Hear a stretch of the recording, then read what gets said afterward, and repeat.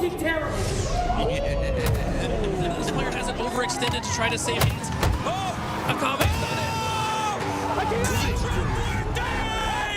And Akame Esports take the win. The Senate has nowhere to go. Shopify rebellion. 4 seconds left. A historical win for the women of Halo. The first time a woman has won the free-for-all. Command Station makes history and claims the free-for-all finals. Look at this. Look at the fucking shit. You fucking cat. One team for what? One team for what? Come on. You fucking shitmonger! Fucking shitmonger! Policy can't be a sweep! Here comes the push from Tony. This is aggressive. He's down to no shields. His teammates have no shields. Just win this fucking whole thing! It's 2 down. Make that 3 down for Eclipse. That's gonna be it. Dark Insider gonna move on. Who's fucking getting go first, bro? I can't wait to see. Now, 49-44 Optic could bring it back to within one, but no! For the first time in Halo history, an ANC team takes down a major champion. Go Yale! That's a fucking chance! Make me move! Make me move! I will talk my shit however I want! Hey, what are you doing? You're 5 and fucking 15! 6 and 12! What the fuck are you guys doing? All they need is a trade. Fucking go! Fucking go, baby! Job not done.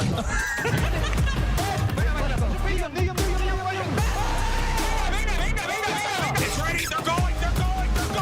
Austin, he has to hold on to. He gets the first. Bomb is in. They're in the base. Second to win. Oh, history! After years of turmoil and disappointment, they've finally done it!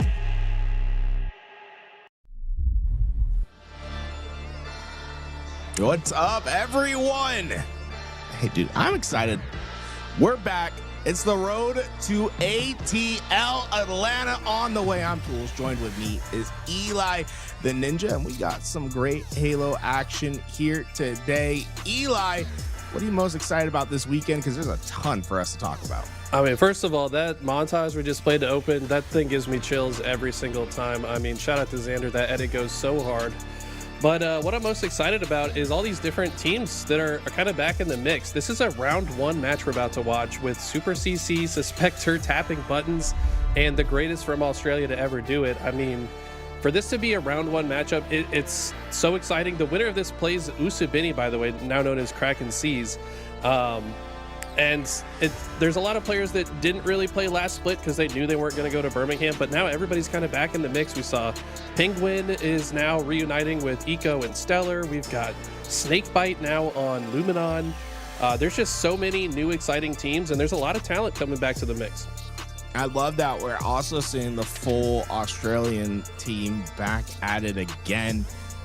This time, I believe Plasma playing in the roster with Scoob and Rice, and I believe it's Barcode, right? That's going to be our 4th here today. No Barcode. No Barcode. So who is the 4th? Scoop, Sways, Plasma, Rice. Oh, Sways. Hey, dude, I love me some Sways. So that should be a lot of fun. Obviously, it's a little tough for Australians with the connection, but you're there, you're shooting. Who knows what can happen, right? You just try to go as far as you can, and I'm excited for that one. Obviously, we had so much roster mania that seemed to be popping up out. Like, I didn't expect to have so much roster mania because obviously we had DreamHack Birmingham a week ago, and then you have your open. I was like, maybe a couple teams change here and there, but I thought if the roster mania is gonna happen, it'll be a little bit late. No, just throw it all out. New teams here, new teams there. Like, let's just get everything going. And we got people coming back to the scene. We have Collect playing with the Europeans. We have Snakebite back in the scene. There's so much going on in Halo right now. Yeah, I would say that's one of the biggest headlines for me is the return of Wootum and Glory. I mean, these two guys were really hitting their stride at the end of last year, finishing 4th place at Worlds. Now they're back teaming with Collect. I mean, this is going to be an extremely fast team. You got SLG and Wutum kind of holding down the back line, Glory and Collect wrecking stuff in the front line. It's going to be really fun to watch. Then, of course, this team we got on our screen here, Inconceivable, Penguin, Eco, Sab, Stellar. Now, I believe Bound is going to be the normal player in place of Sab, so Sab will have to find a new home after this event if my assumptions are correct. Then we got a merger here. Yeah, go Europe, ahead. Right? Like I think Bound might still be in Europe. If I had to guess about what Bound's doing, that's possible. I think that might be it. Not honestly, like Inconceivable. I feel like that's us getting a taste of what's going to happen with that roster, right, Eli? Because obviously Sab's great. Yeah. But Bound, the things that I've seen from Bound this year in particular, I feel like he's almost having like his unlock this year. I feel like he's having hitting some his crazy prime. Plays. It's like I don't know if it's like because obviously he was the top player of, you know, he's Bound, right? But I was like seeing him play and I'm like, man, it feels like he's doing things a little bit different. Like he might just be hitting his next level. I think a few players are probably going to be in that category. Like I said, I'm curious to see what Glory does this year. I think he finally found himself as a player at the end of last year. But let's stop talking about everybody else. Let's focus on what's right in front of us. This is probably the most competitive round one we have seen in quite some time. Ice Kid on this roster, I believe filling in for Ryan Noob, who could not play Thursday, so went ahead and sat this one out.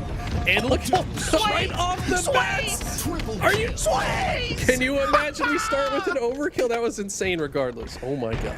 Oh, Sway is one of the best players in Australian history. He's showing Y3 off the rip with the sniper in hand. I don't think the connection's playing too much of a factor with Super CC. Got to get away with that camouflage.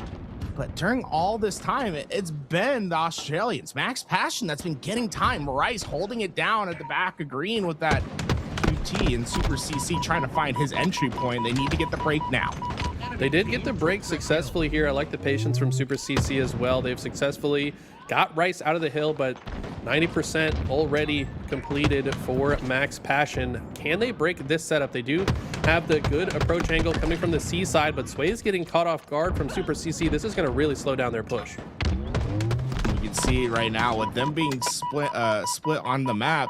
Plasma and I believe that's Rice down there. I think they're just going to try to find a reapproach, but during that it was tapping buttons that had their cutoff, so things going a little awry down below, and it's Flyers that keep getting a little bit more time here, but still early entries. They're not giving up. Max Passion just funneling player after player, but they need to win the fight's about now. Scoop not able to get the last shot on Suspector, and that might just be the hill.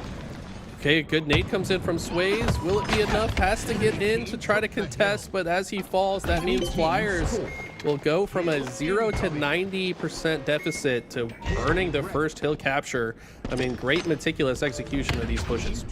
And there's always been that argument of what do you do first on this map? Do you go for camo? Do you go for hill? And what we saw Flyers do, establish camo control first, then break the hill, and it seems to work out that well for them. But you can see, like, you can get 90% of the way there, but the only seconds that count in King of the Hill are going to be those last couple.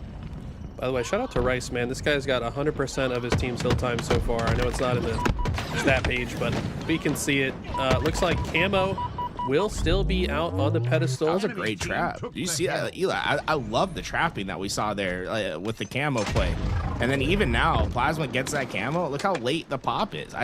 They should have a good amount of camouflage to work with here. Look how patiently Flyers is playing this, though. They knew that the camo player was on the way, so they get out of the hill. They don't want to have any stragglers just sitting out in the open. Insane grenade from Ice Kid, by the way. He was no shields reach out, and he did not expect that at all. That might just secure the map here for Flyers momentarily. Yeah, we know we've been talking about players from Australia on Max Passion, but that's not the only places that are being represented here. Ice Kid, the best player from Puerto Rico in the lobby. So we got some crazy range right now when it comes to where we're playing across the globe. And while Ice Kid's gonna have his turn with the snipe, a double for him. Scoob able to finally get the kill, but it's a lot of damage done to Max Passion, and Scoob not gonna be able to survive as the flanking Suspector comes in. That will be a clean 3 down, and Sniper will remain in the control of Flyers in a power position. Tapping Buttons will take the Overwatch.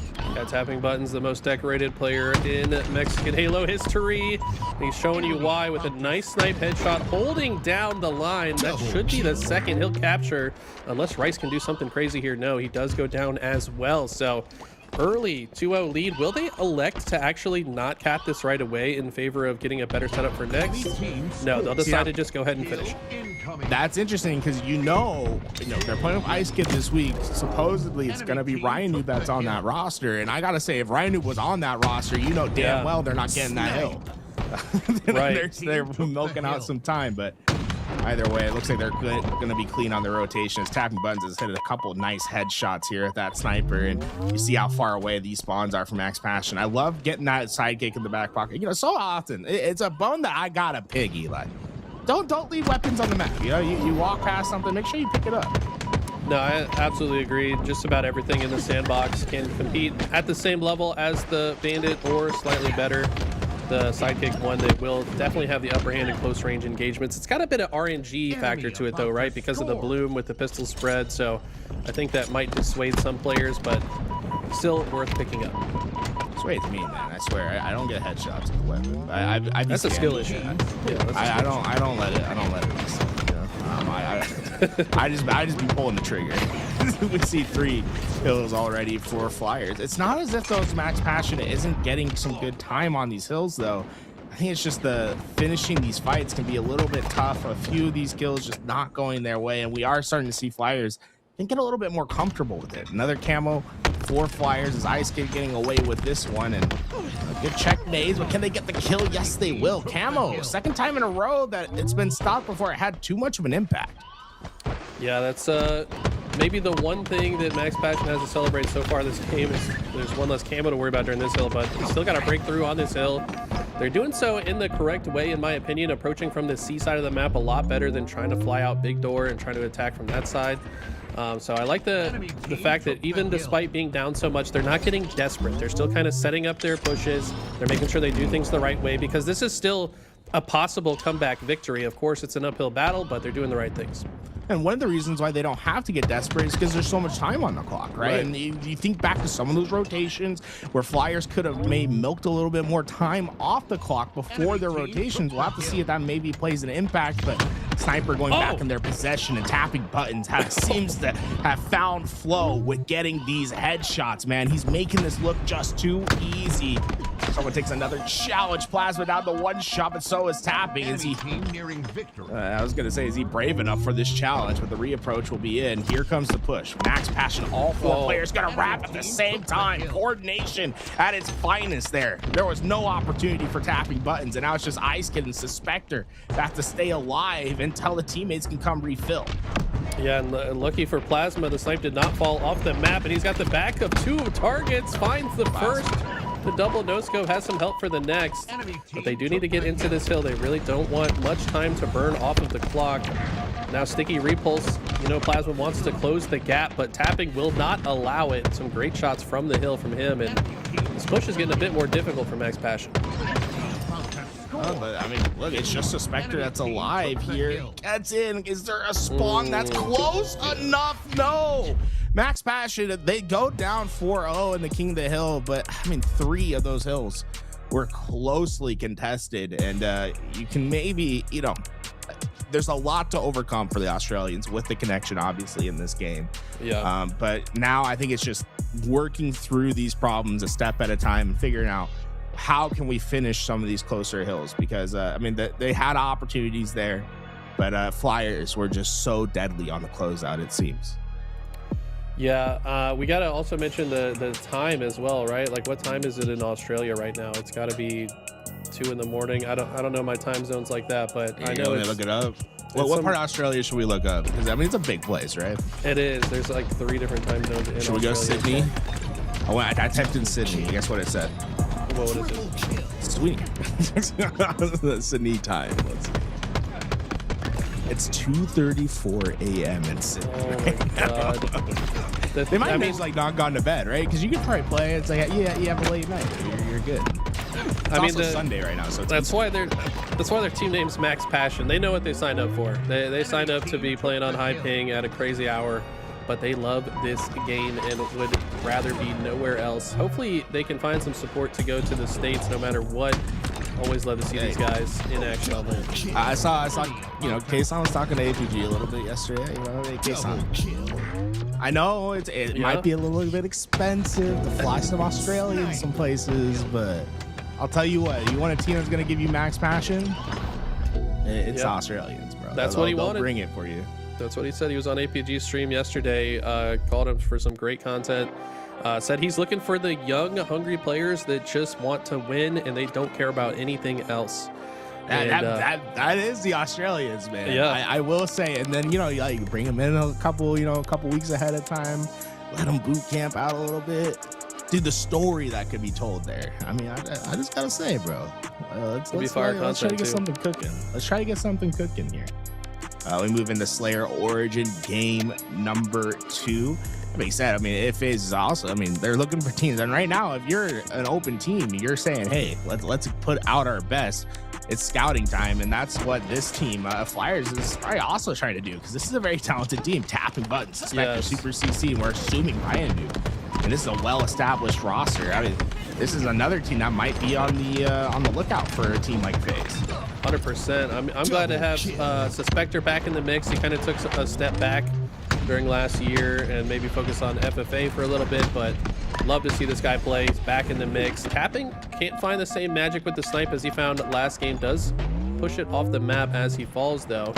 And now Sways with this snipe side control, just trying to put the hurt on his opponents, but Ice Kid's shots are too strong. And once again, we see an early lead for Flyers. I did like the approach from Sways there, but just too much to handle. And with that, him going down, you see the isolated player at Plasma. He's going to have nowhere to go. And that's this map. It can be so punishing if you do not have the help around you. And your timings as a team just get askew because of, you know, going down without trades. Yeah, they have kept it close, though. A few answers back here, which means they should be able to recontrol the snipe side of the map.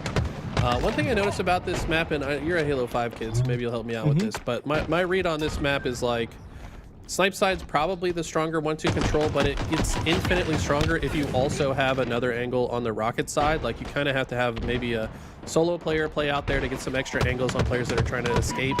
And that looks like exactly the strat that Max Passion's going for. You want to talk about some Kali theory for a second? Well, we'll sure. keep you guys updated on this, but if you're trying to get better at Coliseum, the most important part of the map is right where Plasma's at right here. You got to keep these elbow controls. The rocket side is almost imperative for everything that you do.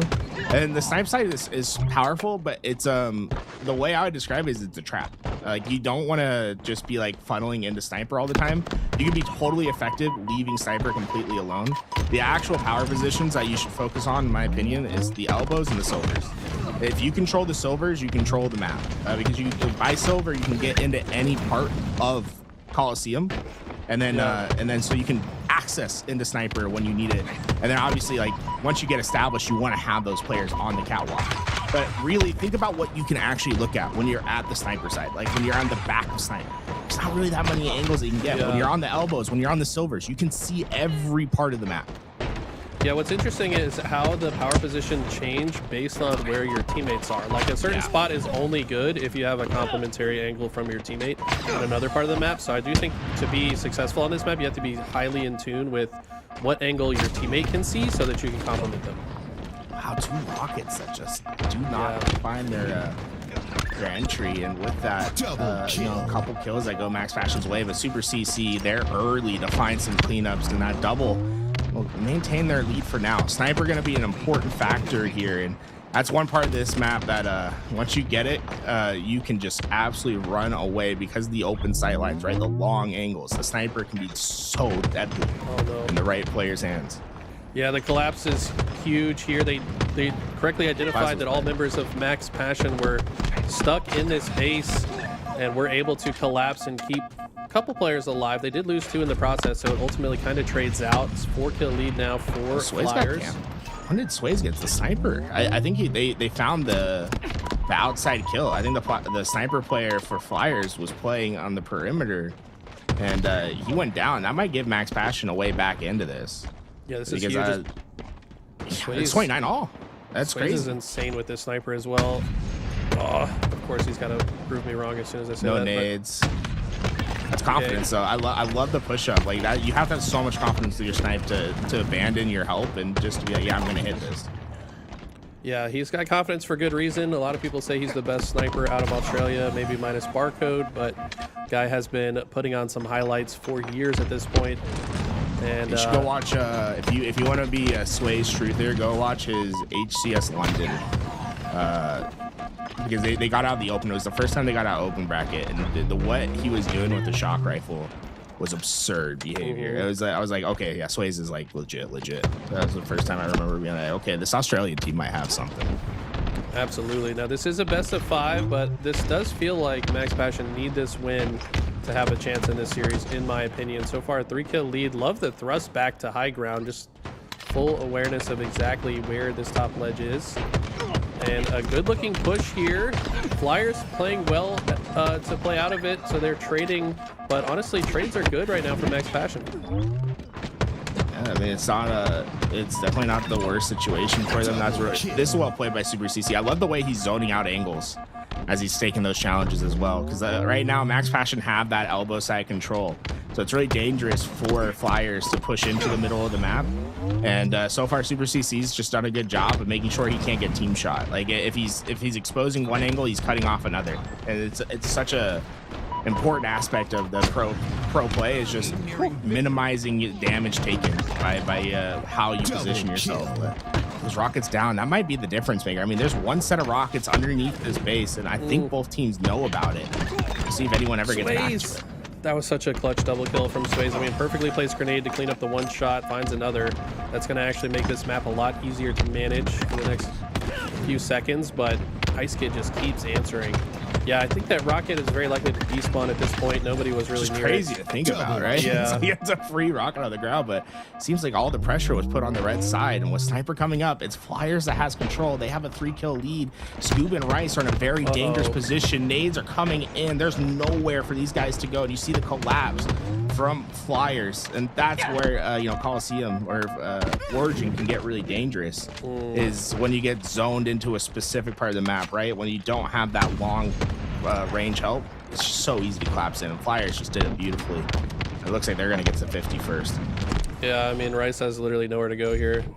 Can either choose to get hit by bandits on one side. Well, okay, Ice Kid finds a great kill to close things out. Ice Kid, by the way, top Slayer in both games. Yeah, Ice Kid obviously very talented. Right now, we presume that he's not on a roster, so hopefully, if he's going to Atlanta, I would definitely be keeping my eyes out. I felt like he was starting to come into his own towards the end of the HCS season. Obviously, he's very, very talented, and he's had some big tournaments where he's made it out of pools. Like he has that he's made it into pools. He has that pro experience. It feels like he's just a player that just wants to develop more and could become even nastier with time. 4,500 damage he does that map. And Max Passion, I mean, they kept it very close. It was 40-41 when they got into the end game. It was just Flyers that came out on top. Yeah, I've been very impressed with Ice Kid. I mean, Ryan Noob's probably watching this saying, you can't play too good, man. I need to get that spot back on this team. That's my spot. But, it'll be that wear a wig. We'll call you Ryan on the land. I mean, even when Ryan gets back on this team, hopefully Ice Kid finds another squad to join, because so much talent in this young man. I want to say he's probably 19 now. Just so I want to make sure when I see it, I tell Louis to give it the good old stop. I thought it was I might have missed it. It's all good. I was like, yeah. There was a moment where Max Passion had, I thought, like a pretty decent setup, but Flyers did a really good job of pushing and then zoning in their fights and kind of cutting off angles, which I thought was really it was really fun to watch. Also, a kind of a strange game of Collie in a way where we're not seeing usually I feel like you see higher assists on this map because the team shot's so important. But I mean, it was all even across the board. Everyone's kind of getting involved, but usually you see a double-digit assist somewhere. for sure as we head into Recharge Strongholds. Classic for Halo Infinite, of course. Not really sure what my read is on this game. I mean, it did feel like Max Passion were starting to warm up towards the end of that game or just throughout that game. Maybe they'll put up a better fight here on Recharge. Keep in mind they are fighting against high ping, so easier said than done. But really going to be curious to see how these teams decide to set up on this map. This is one of the most flexible game types in my opinion. You can hold AC, you can hold AB. You can hold BC, but it's not as strong as the other two options. You can go for trip caps, you can sit back and hold. There's a lot of options to play with here. Yeah, honestly, this might be one of the most flexible maps in like Halo's history, in the sense that like there is like no just one size fits all approach. Like it's very much like you need to understand situation and let situation dictate your play. Yep. You're looking for opportunities, and one of the things, I mean, maybe we'll talk about this after the map, because I'm sure we'll have, you know, some things to talk about. But Recharge, the theory of Recharge is such an interesting one, because the map design speaks to one way, but the way you're supposed to play is like completely opposite of it. It's a very interesting map, but look for dynamic efforts, right? How are you going to find your points? It's never just one approach. You're going to see multiple ways of scoring throughout this game. 100%. AB going to be the first form of attack here from Flyers, but tapping out in the open after capturing B, cannot find his escape route. And Sway is kind of in an isolated 1v2 situation here, maybe a little bit of off timing, and the teammates try to follow up on the damage, but because of the missed timing window, they're actually going to fall, and Flyers will continue to score. It's especially deadly because Ice Kid now has the info on this cross. As long as someone's watching his red stairs to make sure that he gets info. Oh, wow. Even with the info, though, Rice got the kill, and they break through. That's really well done by Max Passion. And notice how they're pushing through the pipes, right? They're trying to collapse all the way in. Their entry point's out red stairs, but their destination is actually this A hill. And they completely flip out this map. And if they keep good timing, what they can do now is apply pressure on C and look for a trip cap if they keep getting these kills. And Plasma's thinking about it, but when he sees tapping buttons go, it's just about getting that information through and just not letting players in tapping buttons. Oh my, he almost was not denied. That was a great nade to take down Rice, and it weakens up their situation pretty drastically. Yeah, honestly, that was a perfect push from Max Passion. They got a little fortunate with the Scoopmeister spawn as well. He spawned perfectly in the pivot position at Gold Pipes in the short haul. But now, just as I say that, Flyers have already broken through their own way, and now they've got AB. So both teams really favoring the AB positions and flipping it back and forth so far. Seeing another attempt at a break from Max Passion. Super CC trying his hardest. I mean, he's in a 1v3 there. He almost gets that trade out, but a little bit too much to ask. And we see the AC hold. And this is the thing where I think in matchmaking, you see a lot of players get nervous about this hold, but this is almost, honestly, it's just as good as your AB hold. You can keep AC and get a ton of points here. And with them getting camouflage early, you see the commitment coming into that seaside push, but they are ready and waiting for them. A lot of damage going down, but can they clean it up is the question, and it doesn't seem like they will. Super CC gets the kill. I've actually been so impressed by Flyers almost never being alone in their fights. Like when they make a push, they're pushing together. And even now, like as one of them falls, Ice Kid's here to try to follow the play. And he bought enough time and space for A to now flip into their possession as well. So despite, you know, Flyers ultimately falling in that, I like the way they played it. And Max Passion has found themselves into a 2-cap situation. For how long is the answer there? Yeah, that was really well done by Flyers to just immediately get over to B and try to overwhelm what was left there, because I think Max Passion actually got some good timing and spawns there to combat that situation. But obviously you weren't in a perfect ideal situation, and Flyers identified their weak point in the setup and immediately found the break. But what we are seeing a lot of is just break after break. We haven't seen like a long established hold. Instead, it's been very fragile from both sides, and this might be a temporary trip cap for Max Passion, and I think they're trying to make a decision here on whether they're going to try to keep going for pressure or not. And it looks like Plasma going to retreat. They're saying, you know, we'll be satisfied for 2 with for now. Rice, good headshot, but they found a break in. Tapping goes down. This is Oh, okay. Double kill. Yo, Eli, it might be time. I see a grapple back there. I love the way that Max Passion's getting their kills here. I mean, this should be a long established hold. Yeah, I mean, just thinking back to this team in prior years, one of the main pain points for them was holding setups. They were always good at breaking a setup, but holding was where they fell short. This is the best they've looked at holding what they've got so far. Super CC does break through and hold Scoopmeister's attention for long enough for the rest of his teammates to push through. Can Suspector capture B? He's known for his tricky movement, survives no shields, and completely survives as tapping will take down the player attacking him. So great flip of the situation once again for Flyers. Spectre able to get that kill, and then you know, a really frustrating situation for Rice where he knows he can get the kill, but he doesn't have a nade to guarantee it. And Flyers takes immediate advantage, get a couple more kills, and with that, it's a 4 down. And we'll see if a team stomachs the appetite for going for a trip cap. Right now, they have them split on the map. They're 2-2 splitting between Pipes and Long Haul, and they're going to go for the trip cap. And you see how dangerous the middle position is when you're getting those splits. I mean, Eli, talk about what Super CC just did there. That's incredible for him. I mean, he correctly identified the only way they can possibly flow from this moment is through Long Haul to C, and he's ready right there to follow up on the damage. Teammates were shooting over his shoulder as well. It's just about identifying, okay, what route would my opponent take if they had the choice to move in this moment? And if you can guess correctly, you can cut off the rotate from so many different parts of this map, including the center. I love how disciplined Super CC is as a player.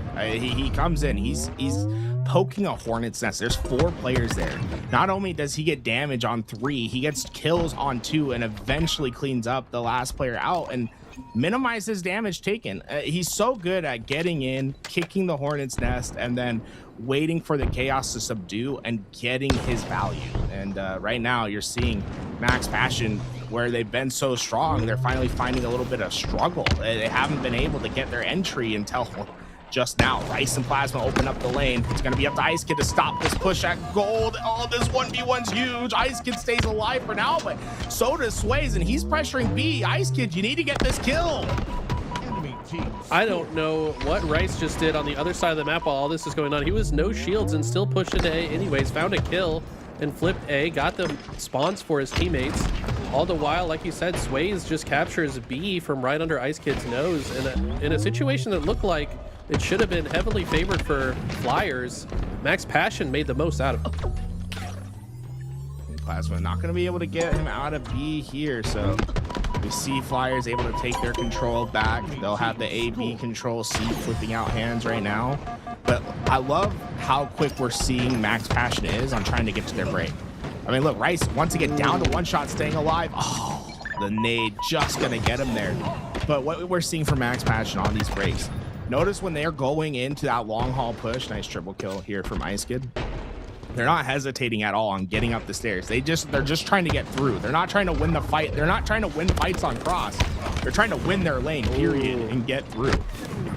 Absolutely, that was a huge shutdown there on a Super CC who was about to get around the corner with the camo.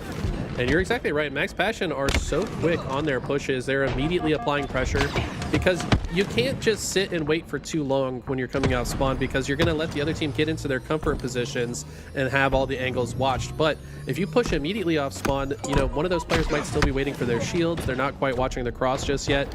You can catch them off guard and find a small opening. Both of these teams have done that consistently throughout this game, and that's why we've seen so many breaks.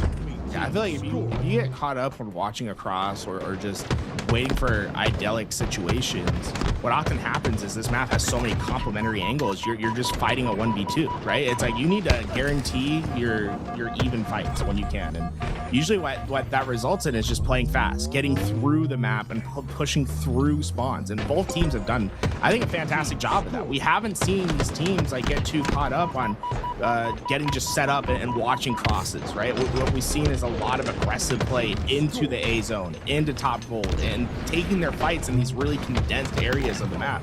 And so far, I mean, I think both teams have had success, but it feels like Flyers, when it comes to these close one-on-one engagements, it's been them that's come out on top. Spectre, talk about making the most of your life. He stays alive, and he'll transfer A because of it. And now Flyers back to their setup and scoring. A lot of the reason Spectre lived there too was because he trusted that his teammates would follow up on the damage. He didn't try to be the hero and try to be the one that gets the kill. You don't have to if your teammate is watching you, and that trust keeps him alive, which means he's more effective into the next engagement as well. It's been a huge part of their success. These guys get backtracking and knowing the push was coming into A.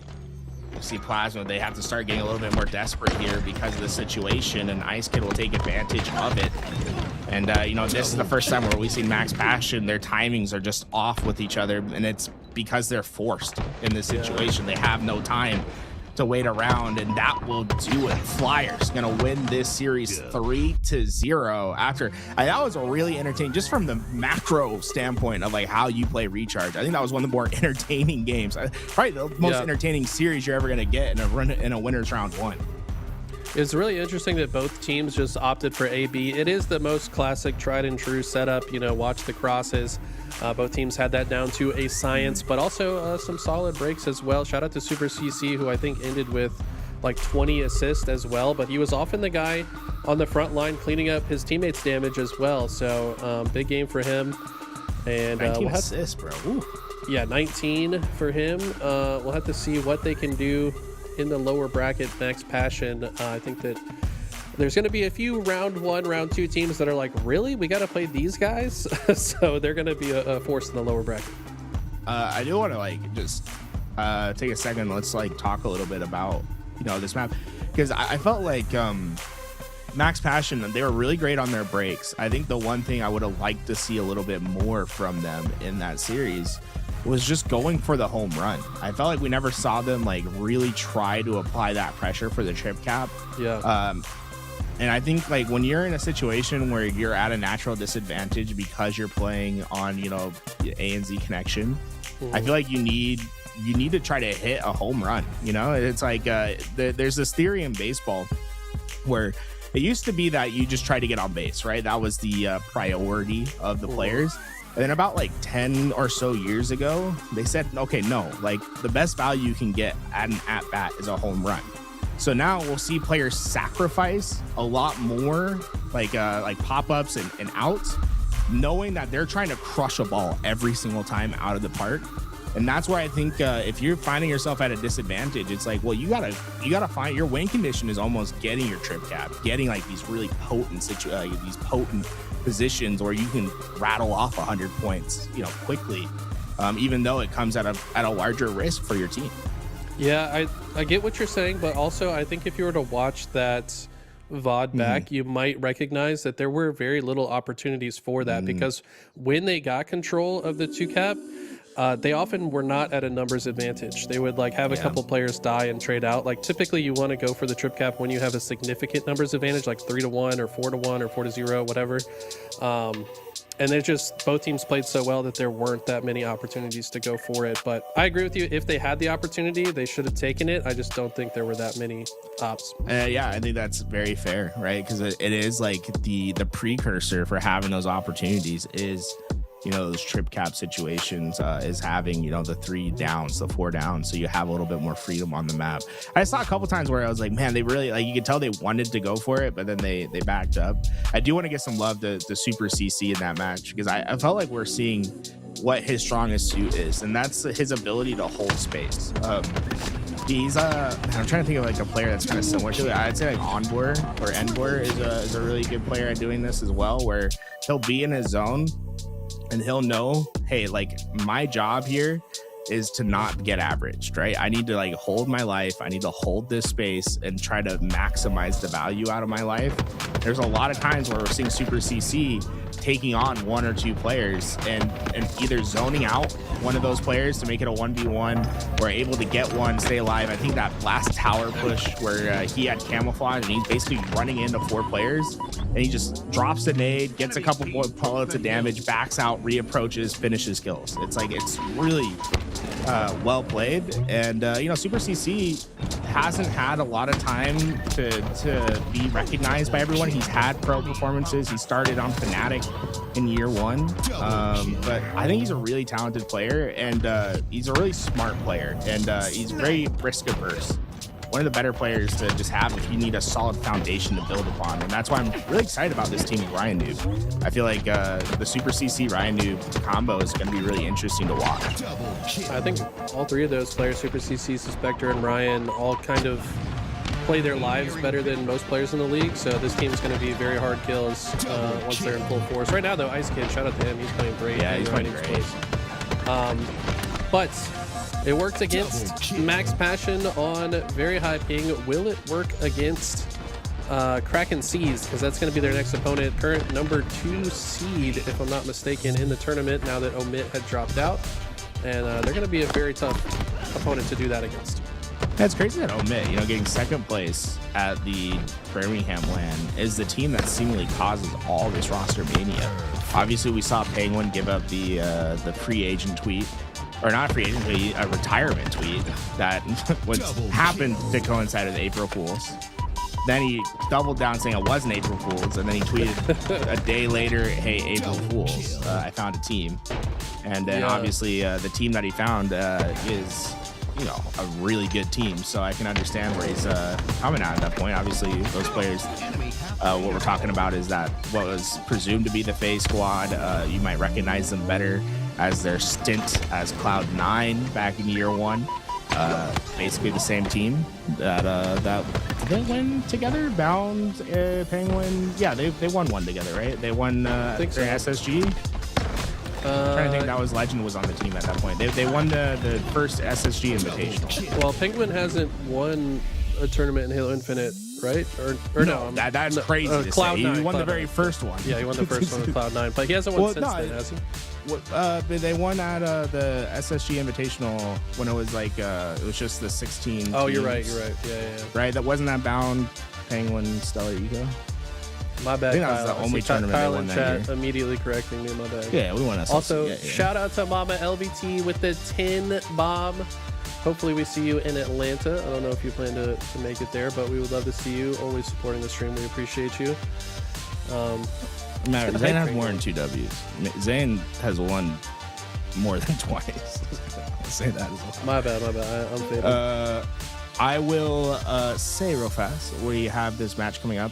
Guys, this year, it's a really big year for us. We have some, a big tournament coming up in DreamHack Atlanta. We're getting stuff prepared. We have a lot more that, we saw what happened at Birmingham. There's, I think that was a fun event, but we know there was some things that needed to be changed. We're working on doing what we can. And one of the ways that you guys can support us and making sure that we get all the things that we want to accomplish for that LAN done is by supporting the way that Mama LVT did right there. Subs go a long way for us to have that continued support. The other thing is just working with our great sponsors. GameSir has been a fantastic sponsor with us this year. If you haven't and you're looking at a new controller, please guys go check out the link !GameSir. You can get 5% off today using code LVT on the website. The 8K controller is available for pre-order right now, and I'm excited, man. I gotta get GameSir to send me one of these, or maybe I'll just use code LVT because I would buy it anyway. The 8K controller is finally arrived at GameSir. I'm very excited, because I used the Razer 8K for a bit, and I loved how 8K felt. I just didn't, the shape of the controller wasn't it for me. The GameSir controller is like where I'm really comfortable. It fits my hands right. I like the paddle placements. I love the TMR sticks. They're fantastic. But that's one way you guys can support. If you're gonna buy a controller, use code LVT. It shows them that the Halo community is dedicated and that it'll help them stay into the scene for longer. So please, guys, if you're wanting a new controller, just make sure you're using code LVT at checkout. Show GameSir that they are the Halo community, because I swear to God, I half the players in matchmaking right now are using GameSirs anyway. Yeah, fun fact, the stat tracker websites, you can actually look at your stats per season. Yeah. I was having fun looking back at my accuracy stats per season, and no joke, before the GameSir, I was at 55% overall accuracy. Now I'm up to 61% after crazy. hitting. So a 6% accuracy increase just from switching to GameSir. We should say that, if there's an Onyx player out there that is not using like a new, isn't using a new age controller, like 1000 hertz, it's just on a normal controller, it would be really fun to be like, all right, we're going to give you coaching from Eli. We're going to give you the GameSir controller. How much better is the GameSir going to make you?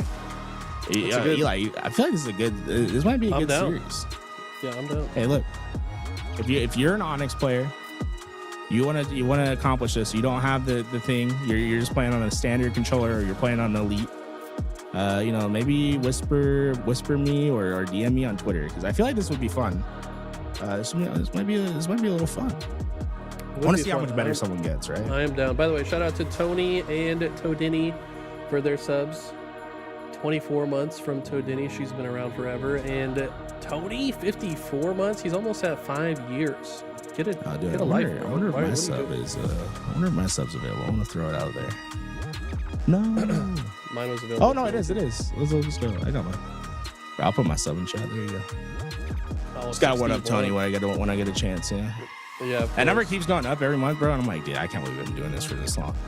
You know what's crazy is we haven't missed a tournament in that entire time. Like, we never if there's been an opportunity for us to stream a tournament in these last 5 years, we've done it. How crazy is that? That is crazy. Elamite with the resub. All the goats are out today. Callus as well. Everybody's got their sub. Callus is one-upping me. How, bro? What? Bro, Callus is subbed longer than you. There was a month where I think I had to feed myself, bro. I was like, I had to cancel all my Twitch subs or something. Understandable. Sometimes you got to make the adult decision. You know what? Maybe my Twitch subs are less important than food. That's 62 months. That's crazy, bro. That's insane. That's some OG support, because Laz didn't start working with us until year 3 of Halo Infinite. So it's been Laz just always been in the background, kind of supporting. I mean, we did have Laz as a caster one time in Halo 5, and I thought he did a great job. And I was like, yo, you should be my co-commentator. He's like, nah, I'll keep doing what I'm doing, because obviously he was coaching at the time. Yeah. Well, to be fair to Laz, he was coaching, and then I think he can't, that was before he was on pro team, and then he got second place at a LAN coaching. So I was like, I think he made the right decision to keep coaching at the time. That's why he's a great observer. He can watch the gameplay and see what the hell's going on. Respect. Has been supporting since beta, bro. Woo. We got 61 months. Fun series on our hands here. They're still sponsored by Kraken Seas, no? I don't know. They're playing under Usubeni, so okay. Maybe it was for that tournament, but I do still, we should get some love to Kraken Seas for helping the boys get there and getting us some support. They had some great jerseys. We'll see if maybe that comes again. Usubeni could be a team where you're talking about passion, wanting a team that's just gonna perform and show excellence. Usubeni would be one of those teams. For a team like FaZe might want to come in. Acid, I gotta say, I think there's a conversation. We're talking about Tapping Buttons being the most decorated Mexican player. I think Acid might be taking that spot now. I mean, top 3 at Birmingham. That's the best placing in a tournament. Now, obviously, I think there might be. I think you put a little bit of an asterisk on it, right? Because it's we didn't have all the top teams available, but I still think that to me, I had them top 2, so I was like, they were gonna do it anyway. I think Acid might be coming for that spot though. Yeah, no, Acid.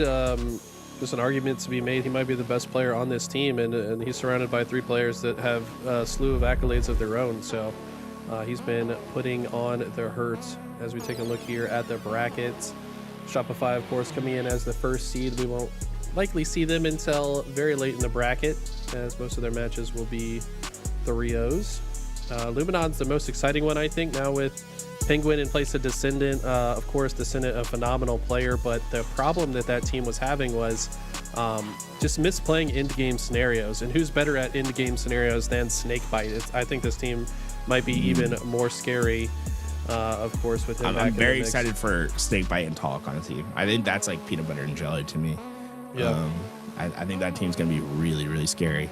I was a big fan of the original, cherished Snakebite, Talik, Trippy. I thought that was going to be an incredible team. Obviously, that's 3/4 of the team already. We're just cherished and precision getting swapped out. And I think those players, I mean, you'd be extremely happy with either of those in the 4th. And that being said, I mean, Descendant is the player left out in that situation. Do we have any news like where Descendant's going? Like what team kind of picked him up? Well, he was trying to sign up with Suppressed, APG, and Sirion, but they had some sign-in issues, so they were not able to get into the tournament. But I imagine some kind of like Suppressed, Falcated, maybe Sab and Descendant would be a crazy squad. Sab's playing with Stellar's team this weekend in place of Bound, so Sab will be on a different team after this. Yeah, I could see that. That would be like just all the crazy shooters in one team, right? Yeah. Yeah. It's literally like everyone you trust to win a one-on-one, like in a team. It's crazy. That's extremely valuable in this game. I mean, 1v1s are very important. Of course, it's a team game, but like if you can win your fight in isolation, that gives your team the upper hand in almost every situation. So yeah, I guess like that would be an interesting team composition, because I think you're putting a lot on Descendant's shoulders there, because like he'd have to become the OBJ guy, because he's like the only one. Well, him and Suppress probably, they're like Suppress and Descendant play fast. Like they play up map way quicker than most players. Yeah. So I think Boo would be a good compliment on that team as well. Yeah, Boo is like one of those players where he just like makes the team better, but it comes out like he sacrifices a lot for a team. So then he's like always the player that gets pointed at, because like he's just the way he plays, he's not going to keep stats up, right? Yeah, he's famous for winning games with 0 kills, but it's like, but his value in those 0 kills can't really be identified by the scoreboard. He's done that multiple times, where he just getting assists and running flags and wins the game in 3 minutes. Like, yeah, one of the important parts for like Boo Doo, and I think he probably, I think it's hard to maintain, which is why we see a little bit more of a inconsistency in his play, is just like his timing's on flanks. Like if he's hitting his routes correctly and like on time, he is a force to be reckoned with. Like he is so scary to play. But then on the other end, it's like if those are taking too long, then it hurts a little bit. So see, dude, look how fast they started as soon as he entered. they were waiting. That's crazy. Ready. Said no more leche. Let's get it going. Empyrean game 1. First to 3 wins the map. And we're going back to a classic. Pit CTF. Eli, this thing's been out since 2007. How do you win on Empyrean? I mean, this map is what trips a lot of players up in the new school age, is you can't just hold forward the whole time. You have to recognize when you have to hold your side of the map, get a couple of kills, and then advance forward. A lot of players might move a little too fast. They go straight through the long haul before they have a kill. They fall into a trap and they die. Now the other team's taking over their base. So we're going to see some meticulous kind of standoffy play until 1 or 2 kills gets taken, and then the team that won those kills will move forward.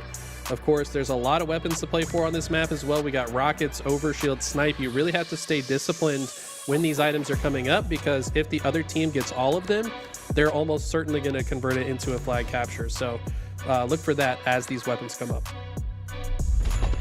Here we go, Piggy, and we've seen this a few times now. A lot of effort being put over into that overshield. We see 2 players committing right away, and it's gonna be Breaking Shot that gets away. Ice Kid will go down because of it, and the overshield, whoa.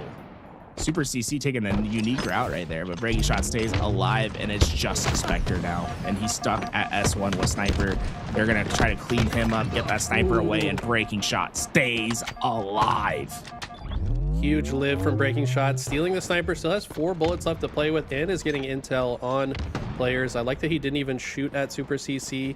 And now really expecting this Mauler spawn, but it's not coming in. Must have had that player spawn behind him.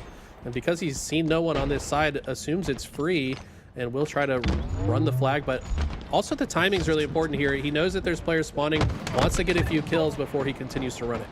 Well, we're a minute in, and finally the first kill is gone for Flyers. It was Ice Kid that got one, and he's hitting an overextend. It happened to be the Sniper player of Jackson, so can that Sniper get the return is the question. Ice Kid knows where Piggy's at, but Piggy gonna take the challenge at the right time, and that flag will stay alive. It's up to Super CC, and he is not in an enviable position. He is stuck behind enemy lines, but he's making the most of it. There's the first sniper coming into play. He's getting onto this return. Is there anyone here to stop him? He gets the return. Wow. Unbelievable for Flyers. I mean, Super CC, right place at the right time. It gets the kills that matter. And look at this. They get 3 dead instantly. Acid, last player alive for Usubini. And he's hitting some shots into Super CC's back, but there's no way he can stop this one. Has to just keep himself alive, fighting in his base, and Flyers will take the first cap. I've talked about a counter, and we talked about how Super CC is really good at guaranteeing his kill when he's in these like deep pocketed situations, and he does that just masterfully. And the little bleed might just turn into a massive swing in this game, because that is the second flag on its way, and Usubeni, they're not even gonna have a chance to fight this until it gets to past the 50-yard line. Okay, they have stopped it though, and they got several dead. Yeah, this flag should get returned, so it won't be a double cap situation. Can they convert it into their own? This is a very fast-paced game so far. Acid kind of isolated on this half of the map, but wants to pull the flag for a couple of reasons. Wants to draw attention backwards towards him so his teammates have more space to advance on the map, and also just put the flag in a position that's easier to grab after they earn these kills. So like what I'm seeing so far, they still occupy the base of Flyers and try to stay alive. Yeah, Ice Kid, I mean, second time he's been able to get over on the overextend and get these rockets away. This time's going to come with a double kill, and he's going straight for this fight. Even though the snipers are coming up, it looks like he's going to trust his teammates to clean up that snipe for him. Usubeni in a very dangerous situation. Ice Kid, nice job staying alive, but they did give the sniper spawn away to Usubeni, but they're getting the kills, and now it's Ice Kid that gets the snipe. Just really well played by Flyers, and that should basically be a guaranteed flag back home. There's no way they're going to be able to get this pressure down in time, and right now the top concern is getting Ice Kid out of their base, as he's just getting kill after kill. These snipers are potent, and it could be a 3-0 because Breaking Shot is the last alive. What can he do with his back against the wall? Nothing. Super CC puts his brains to the wall. Yaxton, nothing he's going to be able to do, as this flag is all the way home. And the body block from Suspector at the end, I mean, that was just perfect gameplay out of Flyers against the number 2 seed in the tournament. Keep in mind, the seed of Flyers is like 34 or something, because they just were not participating in the last split. And now they come out and might just steal the 2nd seed if they can keep up this momentum. And there's something to say about sometimes a game starting too well for you. And I think Usubeni maybe had that struggle at the beginning. When we look at the first minute, they were dominant, and it's like dominant is maybe putting it lightly. That the first kill happens at 55 seconds in the map for Ice Kid when he's able to win an overextend. But what happened during those slays really tells the story. What we saw was almost a paralysis of choice when those players were trying to decide, hey, how do we get going? And they just weren't able to get a flagpole back home. And then we saw the exact opposite from Flyers. I mean, Super CC was decisive on his flagpoles, and we see them get 3 in a very short time frame.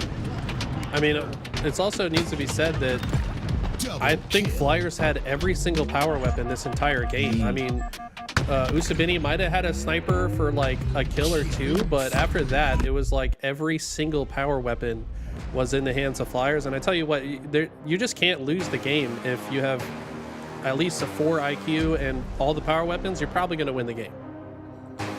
We go into game 2. One thing to say about Usubeni is that don't count them out in a series. They're oftentimes going to find a way to take you the distance, and Slayers were important in their run at Birmingham, able to get away with those game 5s, those game 2s. We'll see if they have similar success here against Flyers. Jackson early to the camo, lots of nades, but not enough to take him down. Teammates got 2 kills in the process as well. Frees the map for him to either go for shock rifle or play for these 2 damaged players. And yeah, just listens to the call out, says I can get those kills. And he ultimately does get taken down by some great grenades, but Usubeni should have control of the shock rifle side of the map.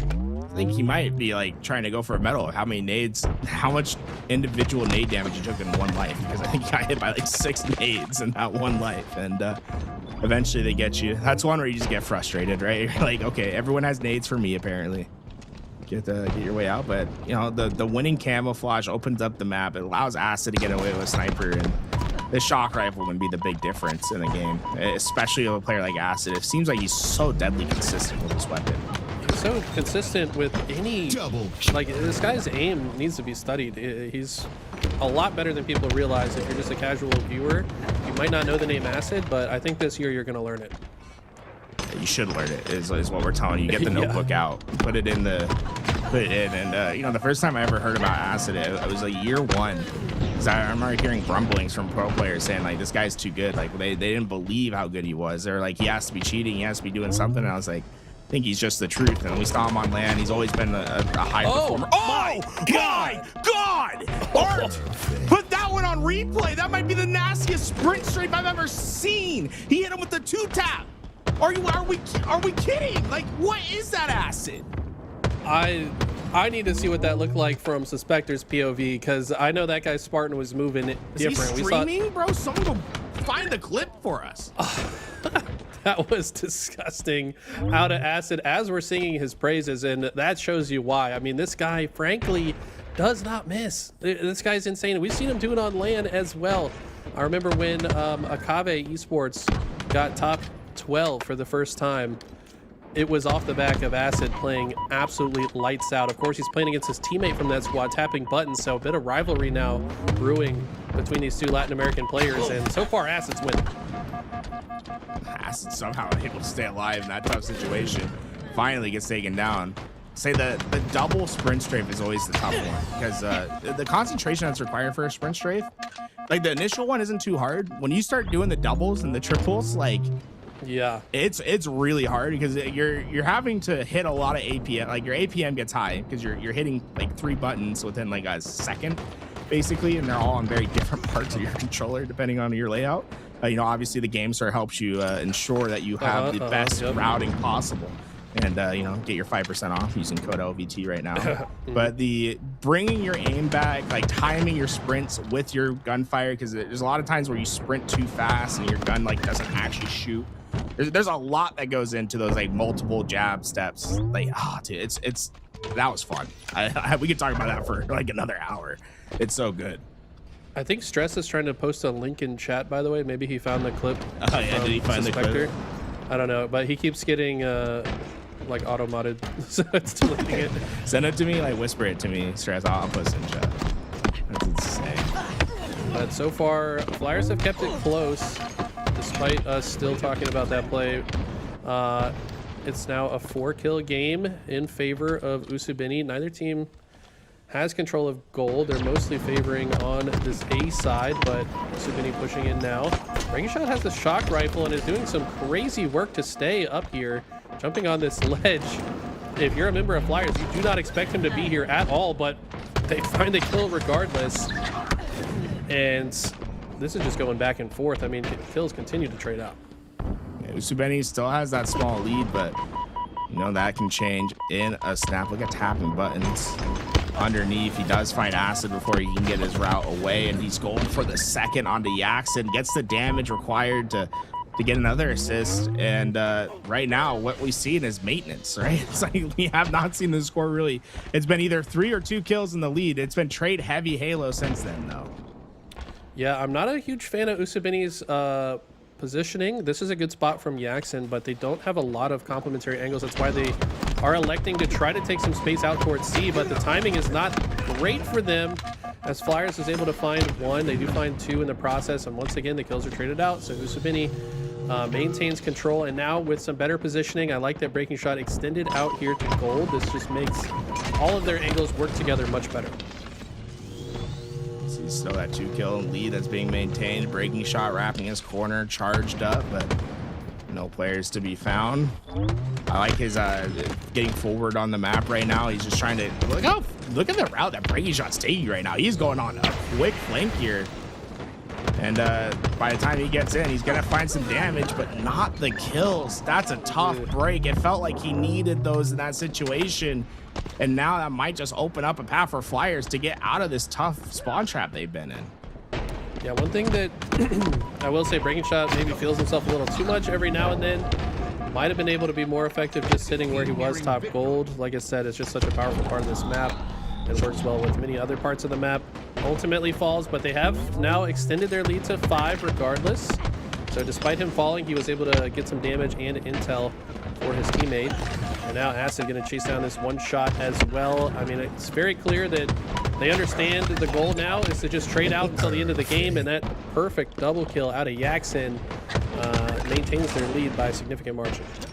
Without being able to find a double though, and this is where it gets dangerous. Look at the spawns. What's blocked? Everything but C plat. So Usubeni's gonna be trapped. Shock rifle switches hands. Everything that you need to come back in this game has gotten into the hands of Flyers right now. It's just down to execution. That's where Usubeni can be their best. Ooh, this is huge. That nade doesn't hit. Piggy trying to stay in the corner, but he goes down. 44 all. That's a 4-kill swing. Oh no. And I feel like if you were the team in the lead, this feels real bad for Usubeni. And look at this, they're all spawning in A, and Breaking Shot's already there. They're gonna inadvertently maybe spawn out one player, and now the collapse is good. They continue to get kills, and Super CC somehow stays alive. This is insane from Flyers. They have a chance to really steal this one away. Tapping buttons, getting aggressive onto the long haul. Piggy spawns. He's trapped over in that back. See the nades? Not good enough. Breaking Shot comes in for the help. 47 all. That's a huge kill, and they waste no time trying to get into that long haul. They need space. That's the #1 priority right now. Yaxin goes down. 48 to 47. Breaking Shot's position's known. Are they trying to bait these players into the long haul? Here it comes. Suspector makes the first play. That nade did some damage. He's going to try to execute on it. Breaking Shot gets the first. 48 all. Camouflage still up for grabs. It's Piggy that's making his way. Piggy grabs and gets away. Invisibility on to Piggy's player, and look at what Flyers is doing. They say they have camo. We are going for white. Oh no, oh no, oh no. They tried to wolf pack it, but they all stayed alive. They took so much damage. I thought for sure that push was not going to work, but all of them stay alive. Look, what? Sometimes the player has you beat. They have pocket aces underneath. And sometimes you say I have it better, you jam it all in, you make them full. That was incredible from Flyers. They say, hey, look, we don't have the advantage. We're just putting it all in. We're committing to this gunfight, and they didn't even trade out. Incredible. Just talk about committing to a play. They're saying, hey, the longer this goes, the higher chance the camo can make a play. Let's just commit now. And they went and executed. I mean, talk about a massive play. The only way they can confidently do that, by the way, is if they have correctly assessed that there's no enemies top gold, right? Because if there's a player top gold, they're just going to get fried as they cross, and they're going to die as soon as they get to top tower. So they must have had the intel and said, hey, nobody's glass. We can cross this for free, and overwhelm them when they don't expect it. They took the game into their own hands, played proactively, and they earned the dub for it. I will say Piggy had 2 opportunities to land headshots on No Shields players and missed both of those DMR shots, which, I mean, that was literally the difference between winning and losing the game. So, I mean, props to Flyers for finding the opening and just running right through it. And now, I mean, look, 2-0 up. Usubeni's back's against the wall, and you know, for the most part, even in game 1, you know, it was a 3-0, but we saw them have a really dominant start. It's 2 times now where we've seen a really dominant Usubeni in a powerful spot kind of lose the plot and eventually lose the game. That's not a great sign for, you know, just the mental aptitude going into a game 3, having both those games stolen out that way. Now it's do or die. There's no second chances in this series anymore. A reverse sweep is needed for Usubeni. Man, and I hope we're gonna break down that sprint strafe after the series, guys, don't you worry. But off the break here, newest map in the rotation, Vacancy. I think King of the Hill the best game mode on this map by a wide margin, in my opinion. This top mid hill, we've seen teams like Luminon have success just holding kind of a straight line through the top. So look for both teams to try to hold that. If you control the position that Breaking Shot's in right now and this red side of the map as Jackson tries to get control of it, these are the positions that'll help you hold this up. Jackson trying his best to stay alive, but there's just too much going on. He'll get hammered from both ends, and with that, you see right now, it's a lot of posturing on these perimeters. And I don't think any team's going to be too comfortable about just trying to get time into that hill until they have control of both red and blue towers. Like you said, that straight middle line is what these teams are looking for.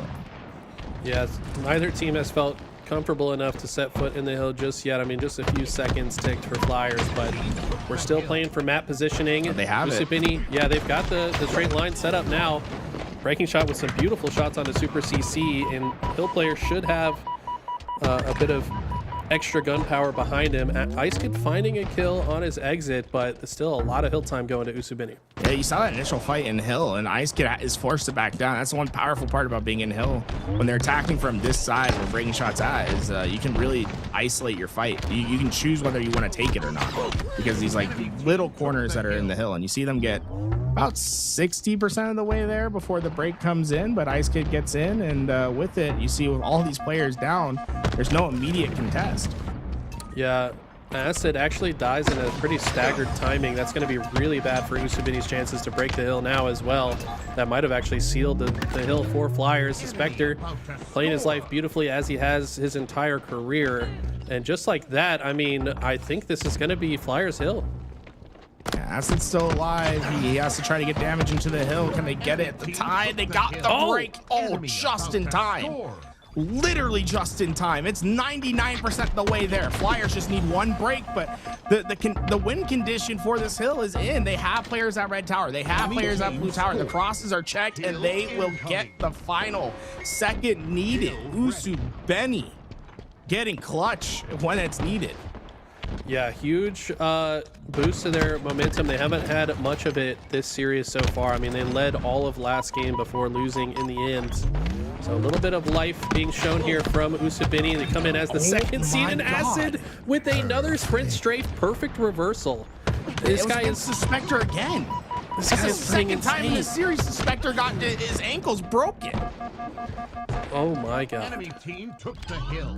I don't even go for that tactic, by the way. Like, it's like you have to spend time practicing that in, like, to get the muscle memory down, because like you said, it's so many actions per minute. When you do the 2 tap, like there's only a couple players that do it. Yeah, you'll see another series going on, Inconceivable going up against 1. We'll keep an eye on that. That's a huge game as well. So we got 2 incredible series happening. We'll keep you guys updated on both of them. But the double sprint strafe is like exponentially harder. It's like, because I think it's very, like, any Onyx level player, I think even Diamond level players, you should be able to put a sprint strafe in your bag. It's not that hard. Like, especially if you have a GameSir controller, right? Because it's just a paddle push over. But it's the timing that really gets you when you're trying to hit the 2, like when you're trying to go left. And then it's also like, it hurts my brain personally when you try to change the direction of your sprint strafe. That's what Descendant's really good at. Is he'll go sprint straight right, sprint straight left, sprint straight right. It's like he's dribbling a ball in front of him. And that, dude, that breaks my brain when I try to do it. I think I've only hit it like once or twice, and it's like, and even then it's not optimal. Like the power of the sprint strafe is your immediacy of it. Like, you can't take too long. You need to be boom, boom, boom. And right now we saw some crazy individual plays so far this game. Yeah, it's like one thing to correctly do the inputs, but you also have to land your shot on a player that's good, who is also strafing and trying to throw off your aim simultaneously. Like, it's probably the highest skill thing that we have in Halo Infinite is to go for that tactic.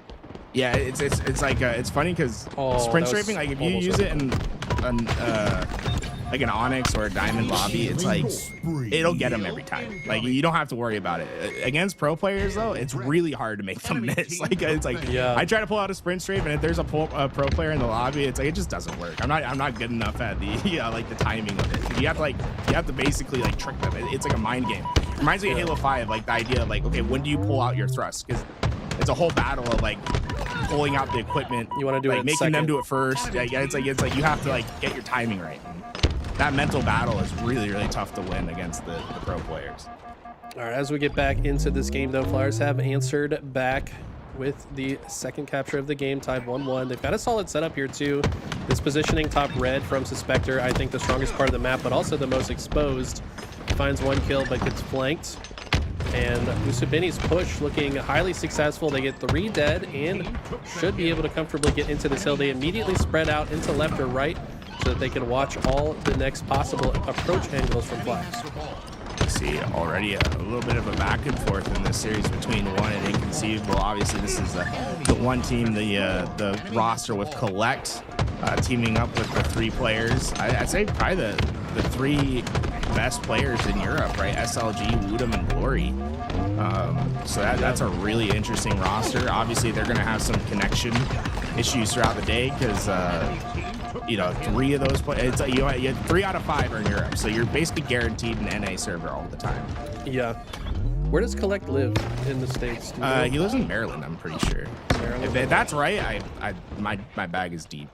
I gotta say I wasn't sure. If it is Maryland, that's like the closest American like state to Europe, I guess. So, or one of them. He's in Michigan. There's no way he lives in Michigan. Maybe I'm getting the X confused. I thought he was an East Coast guy. Either way, that is a close game so far. Inconceivable with the lead in the bottom right of your screen. Meanwhile, Usubini find their second capture, taking the lead 2-1. 2 minutes still on the clock, so this game's still expected to last quite a while in the Flyers versus Usubini. Yeah, we'll be able to get back to that. We see round 1 going to Inconceivable. Usubini and Flyers, though. Series is close. I mean, look, Flyers, they're down 2-1 right now, but you capture this hill and suddenly it comes down to just 1 hill. I mean, I like your odds, right? It's just about getting yourself in that position. Flyers 4 players alive and they're trying to make their push. Breaking shot, able to get the timing down below, but trades out instead of getting the instead of just getting the easy kill. Yeah, both teams fighting for position here. Beautiful shots out of tapping. Had to hit every single one on his former teammate Acid, who has been kind of world starring his teammate throughout this game so far. And a lot of time being burned off the clock here. I mean, already 40 seconds of neutral time burned off during this hill. And Breaking Shot finds another kill, make it 3. Finally, it looks like Usubini might have some comfort to sit in this hill for longer than a couple seconds.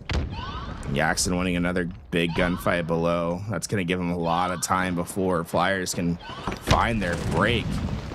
See, Flyers sending 2 underneath. Breaking Shot has the angle, but just too many to deal with. But the nade stuck him. Oh, the frag got stuck in the armor. Yeah, that's something that can happen sometimes. You can throw a frag that'll get stuck in like the knee pit or like the armpit of a Spartan or something. I feel like the lower you throw the frag, the more likely it is just to like stick. Like sometimes I feel like it's like a soccer ball, bro, and like your feet just keep kicking it forward. Yeah. Great long range grenade there. Usubini looking good to take a 3-1 lead here. Might be able to extend this series, but Flyers not going to make it easy. Yeah, that's a good break. Now they should read the spawns here that the red side spawns are happening. Suspector's blocking the back spawns for now, so they should know that the forward push is happening. Piggy's trying to get in early, but he goes down, and it's tapping. An Ice Kid last alive, but this hill is still up for grabs. Won't be for long. They need to get in. Can he get in? No, that might be back-breaking on this map. Yeah, well, especially with just 45 seconds of neutral time left. Hill's down to bottom center now, which, to be honest, might be the easiest hill to like lock down. I mean, obviously you just hold here and you watch the 3 choke point doorways to get down here. The only way to break this hill typically is to like try to go through multiple doorways at the same time to catch the player's bottom mid off guard. For now, though, Usubini just going to break it and then opt to take space around the outside of the map to make Flyers' life more difficult to get to the hill. Yeah, at this point, like 20 seconds, it's going to feel close to impossible to get to your break in time. Say Flyers is in, but bottom mid's also like the easiest hill to contest because of the different angles you can take in the nades to get players out. This looks like an impossible situation. Yeah, they are in it. They paused the timer, but they've got to not only get this one, but then chain it into the next. with players already in position. And if Jackson can get this kill, that might just end the game. Okay, yeah, that's probably going to be it. Yeah, 5 seconds left. Typing buttons only has one option, and I think he's waving the white flag. They know that this one's over. We're going to game 4. Live fire Strongholds will be the occasion there. We head back to Inconceivable versus 1 while they get that game set up. All right, so far it looks like Inconceivable won round 1, but 1 are leading in round 2. I hate this team name, by the way, because I'm saying the word like one for many other reasons. But we can say Uno. Yeah, no. No, you don't like that one. Ball dropped. Team Collect. Yeah. Collect's team, SLG's team, you know, we'll do our best. Here we go. One immediately get into that ball and Inconceivable. I mean, down to just 2 players, and Glory's doing a good job just staying in the pocket, right? Making sure he has a player to his left and right. Once he feels that pressure, throwing that ball out, getting his bandit up to help in that gunfight. And the other part that's really helping in this engagement is just they're up by 3 times the amount. They have a little bit more freedom to keep that ball on the ground when they want it, and to play this prolonged game of Slayer now. Sab got a great kill there, but he falls as well. I did want to just shout out Wuchum real quick. He actually had taken a break from Halo to compete in the finals. Very fun game. Has a competitive scene as well. He was actually sponsored on the Gen G roster, if I'm not mistaken. I think his mom might be in chat to correct me. Gen G, one of the best orgs in the world. But I guess there just wasn't enough tournaments there, or maybe he just missed Halo. He had a bit of unfortunate luck where the basically the esports program got axed just like a month ago. Yeah, like right before Birmingham. So I'm sure there's still like a competitive community, but they're like trying to figure out how they're gonna do tournaments and stuff from what I gathered. Interesting. Okay. Either way, he was you know, putting his skills to work there, and I think found some success. But this guy is a generational FPS talent on MNK. Glad to have him back in Halo. Yeah, it's cool that he's on Gen G. That's an org I wouldn't mind being back in Halo. Yeah, right. They got a really cool organization there. They have a really great Rocket League team. So we see round 2 going over to 1, and Inconceivable 1 will go into that determinative round 3. Game 4 still getting loaded up. We'll keep an eye over on that. But let's head into our final round of Oddball to start the series in between Inconceivable and 1. Yeah, having SLG back in the mix, also huge dub. In my opinion, this might be one of the smartest players in the game, period. Also incredibly individually talented. I don't think this guy gets talked about enough. And he's just a great leader figure for a roster that plays extremely fast. All these guys are going to be hyper aggro. Udum's so good at just like, he's like a max damage type player. Yeah, it's just like no matter where he's at, he's just, where can I get a couple shots in? And obviously it's really fun to watch with the mouse and keyboard. Colette gets the stick and he is not stopping, sprinting straight at the eco and was able to get that kill. But during all this time, there hasn't been any ball time that's been accumulated for either side. It's just been a lot of fights on the perimeters trying to get the position to eventually pick up that ball. Yeah, one thing about this map is where the ball is, you kind of want 2 dead or like a 2-player advantage, a 3-to-1 situation, 4-to-2 situation before you feel comfortable enough to grab it, just because it's so exposed. But finally, Inconceivable. Yeah, exactly. So they do finally get control. Stellar doing stellar things, but he gets assassinated by Collect, and now Sab in a position where he's going to have to play this ball out. And Collect is going to see if he can take over the fights. Oh, man, Collect is scary. When you get him in these fights and you see him, he is clearly feeling himself. He has 34 kills to his name, and he's been really capitalizing off this situation. And he's just never stopping. He's so smooth with the grapple too. I love watching him with the grapple. He's one of those players that is probably timing it so he can get it back as soon as it respawns. He ultimately did get taken down. Ball has reset. Still a very low-scoring game, but 16 seconds is the lead so far for Inconceivable. Oh, it's been a bit of a struggle for teams just to have open opportunities to grab the ball. I mean, when we have seen kills, it's been very trade-heavy. We haven't seen a lot of simplified game states yet. and the complication's going to keep arising. I mean, look at Collect cleaning up all this, but his team went down in the process. So it'll be Inconceivable that actually gets the ball time despite the damage that Collect was doing. Their only reprieve right here is that they have better positioning for camo, but they still need to get some slays in order to get that camouflage away. By the way, take a quick look at the scoreboard. Collect has 37 kills and 2 assists. Yeah. All of his teammates have 12. I feel like you'd expect that because they're all Europeans. Like they're probably like really struggling on getting the last shot, and Collect is probably, you know, he's like, you know, maybe it is a nice team with Europeans. It's like everyone's just one shot on the map. I don't know why. That's true. I think it also goes to, it lends credit to Collect's movement too, though, because the only way you can have that, like, to clean up that many one shots is to be extremely fast on the map. And we know he's one of the fastest guys in the game. See, the series has started back up again. Game 4 between Usubeni and Flyers, and right now it's Ice Kid. I was able to get the sniper. Usubeni got the initial time though, finally getting on the board, but that sniper might be enough to bring them back. Inconceivable keeping their strong lead thus far as one, and struggling on winning the simplified game states. Yeah, that's one of the more important skills in Halo. Just know how to come ahead in each of these different types of scenarios you can find yourself in. Acid with a nice kill there will secure B. Grabs the QT as well, so he'll have a get out of jail free card for his next engagement. Unfortunately, he's traded out though. That's a big trade from Scoob, so he can't get as much value out of the QT. And on the bottom side, we just saw Eco win a nice fight there. Strong lead for Inconceivable. Stellar starting to get his engine rolling too. He's at 31 kills. Collect has surpassed the 40 kill mark as well. Oh, brother. The perfect reversey from Stellar was absurd, but Usubeni back in scoring position on your top left, and with that breaking shot gets camo, and that might just be the beginning of a long sprint here for Usubeni. I mean, especially breaking shots able to survive this engagement. The nades are trying to get him.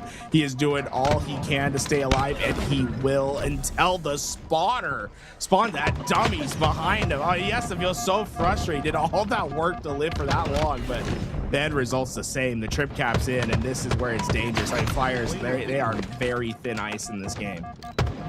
I don't even think he's frustrated by that though. Like, yeah, you don't finish any of those kills, but you keep them busy long enough that your team can control the entire map uncontested. Like, I'd be frustrated. I'd just be like, bro, like I did all this work. Like, let me stay alive. Bro, you're but up. As a you're team, up 150 to 7. How are you frustrated? Like, you sound like my matchmaking teammate that gives up when we're in the lead. Yeah. Like, bro, chill. No. Chill. I'd be like, hey, it's all good for my team, but like, let me pop off. Like, let me get mine. I'm not trying to sacrifice for the team. They need to sacrifice for me. All right, brother. The dub is all that matters, and so far, Usubeni are looking primed to send this to a game 5. Beautiful shot there out of Yaxon. Flyers have gotten into scoring position, but I suspect it might not be for long. Never mind. Ice Kid, clutch kill there onto the sniper player, puts the snipe into his own hands, and now Flyers have map control. See, it's been a pretty dominant round for Inconceivable on the bottom right as well. They got that 88 to 11 now.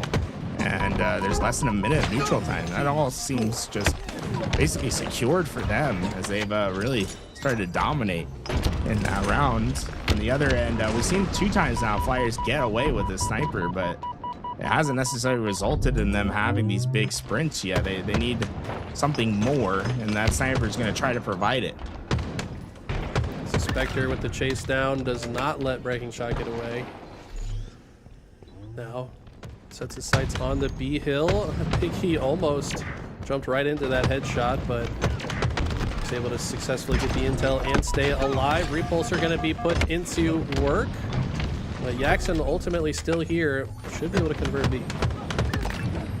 Yaxon, nice damage over there. We see the last few seconds in between Inconceivable and 1, and that one looks like it is over. Inconceivable gonna take game 1 as collects 44 kills. Not going to be enough this time around. Eco and Stellar dropping 37 bombs a piece. That stick from Super CC caught him right in the gankle. Yeah, beautiful stick there with the camo. Super CC's had a lot of camos this series already. Definitely prioritizing one of these power-ups here. And when he can sit here with camo, he's kind of just like pulling attention to this half of the map. Finds a stick as well. We don't need to talk about where that one landed. But that was, I think, his second stick on Piggy in a row. Yeah, I got Piggy real excited there for a second. That's one happy pig, I'll say that much. Big P as it were. That is his service tag. Super CC finally goes down. And Sniper back up, but this time it looks like Usu Benny's going to have the first opportunity at it. Piggy going to get it, and I think right now his priority just getting this one away. See how he immediately turns to the other side, but there's no exit route for him. It's going to come down to this fight, and it's a nasty shot from tapping buttons, but can he survive? Acid, the last player alive, he has him in his sights, but too much to handle. Tapping buttons, great plays with the Sniper. I mean, this comeback would be phenomenal. They would love to not go to a game 5 if they have the choice. And they're kind of doing everything they need to make it happen as they get a few more kills, and they've gotten into the trip cap. Can they convert this into more? Super CC is top tower, and if tapping can line this up, they might be able to stop the capture as well with the jumping snipe headshot killing spree out of tapping. The trip cap continues. This is looking rough for Usubini.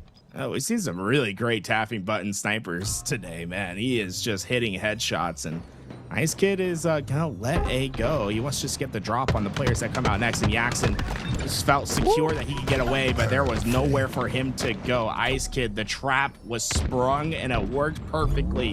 His team now trying to put that pressure back in for the trip cap. The noob combo gets the damage onto the first. The hill does transfer, but they need to get the next. The Spectre wins that one. The double kill, and the trip cap is still in effect. Camouflage coming up in just a few seconds as well. This could be it for Flyers. How long can they maintain? Yeah, this is a tough spot for Usubini, even more so because of the camo. They feel pressured that they need to go for it. It could be their break into the game, but Flyers had it trapped. They're able to get the reset and should have the camo as well. Tapping button's gonna grab it, and things have gone from bad to worse. Usubini needs to find a way back into this game. They got the reset once again, and now Usubini, I mean, they're gonna have to just live with them losing the lead here, because the spawns are going to take a long time to come into play, and they are all at tower.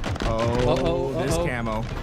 That's huge that they didn't let it reset. They were just trying to buy a little bit of time. Usubini got the 4 down, and you know, they lost the lead for a second, but they look to be in prime position to take it right back. I mean, that is about as ideal as you can get, getting the 4 down in that way. The Flyers may have just flown too close to the sun, maybe feeling themselves a little bit too much, fell into the waiting hands of Usubini. Go 4 dead without Usubini losing a player now. Go 3 dead again. So Usubini just need to hold off about one more round of slays, and they should close out this game. Tapping Buttons took a dangerous challenge there. He was last alive, and he had a potential of maybe staggering out his death, but was able to stay alive, and we'll look for his reapproach. There's only 10 more seconds for Usubini to win this game. I mean, they got to get in now. Flyers need to fly. Tapping trades. I like this push. They're in B, and this player gets right in front of him. Okay, B will capture, so they maintain life. This is going to be real mixy going into the end game here. They should know where these players are, but do they know Yaxon is sprinting with the sniper? I don't know if I like this play. Maybe a little bit too aggro. Yes, he has to back up, but he's going to be punished for that play nonetheless. Could have maybe taken his time a little bit more with that sniper and found more value. There's the push. It's breaking shot. It's breaking shot that's going into B. That melee's nothing. They're transferring melee. The clutch kill. Just in time. The reset's in. It's up He's to there. B. He has a sniper. He gets the stick. Oh, this 3 dead for Flyers. What are they going to do? They're going to contest B or C. Is anyone close? Super CC maybe? No. Whoa, game 5. Here we come. Oh my. What are we watching? This is an insane series so far. On the other side, Inconceivable and 1. As we wait for that game 5 to come together, we'll take a look at this series. 29-15. Inconceivable kind of running away with the Slayer here.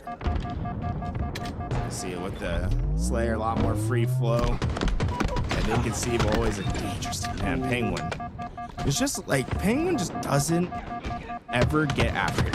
It's incredible to watch. Never. Like, He's always so present every single play. Woodham making that look crazy. I think he's doing you think that's just lag, or is he like hitting tiny little tap strafes there with his keyboard? I mean, he definitely has a very twitchy but precise aimer regardless, but the high ping theater combination is going to make his screen look even crazier. Yeah, right. But I mean, Sab only hit him twice in that fight as a perfect. I think Sab might have been reloading, but either way. Sab might just want to run away whenever he sees Woodham for a little bit. Just give up on that fight for a second. I feel like Woodham's getting a lot of energy right now. Dude, look at his slides too. I mean, he's clean with it, bro. Dude, he's so good. He's just doing whatever he wants, man. But it's still down by 10. I mean, you've got to do even more. He's 12-9. Collect struggling in this lobby so far. Interestingly, the lowest ping on his team probably. But he just can't get a go in this game. Great patience by SLG, just waiting for the help in that gunfight. Hits it at the right time. Eco though winning his, and I'll say I think Eco is obviously, like, we always talk about how criminally underrated he is, but I feel like he's like really this last year. I feel like his slays have increased. Like, I feel like he's realized that he needs to be in the conversation on the, like, just getting his trade, guaranteeing those kills, where he's always been, you know, everyone wants to talk about his like EQ, IQ, all this, but like sometimes you just got to be that guy, and I feel like he's stepping into being that guy once again. You know, it reminded me of a little unlegit back in H5 on his old tag. I remember running into that tag in Halo 2. I mean, this guy's literally been playing forever. I need to ask you, you said EQ, IQ, his equalizer and his intelligence quotient? EQ is like emotional, right? Like, leadership. Emotion. Like, but what's the Q? Like, IQ stands for you said it earlier. Quotient. Well, yeah, I think it's the same. It's just emotional quotient, no? Emotional intelligence quotient is literally like you're dividing the age by. Yeah. I think EQ's a word. I've heard it. I'll stand by it. in sound design, not in no. intelligence. I've heard it for like, it's like your ability to like keep your emotions in check. Like nah, you just be like your ability to be a leader. But I feel like you know, it's like I'll have to stand by it. I swear to God, I've seen this before. All right, I'll let it slide, man. I don't know what the hell you're talking about, but 6-7 is the scoreline here. Now a huge fight breaking out over the shoddy lane, and so far pretty much traded out. I feel like Chad's like 50-50 on this.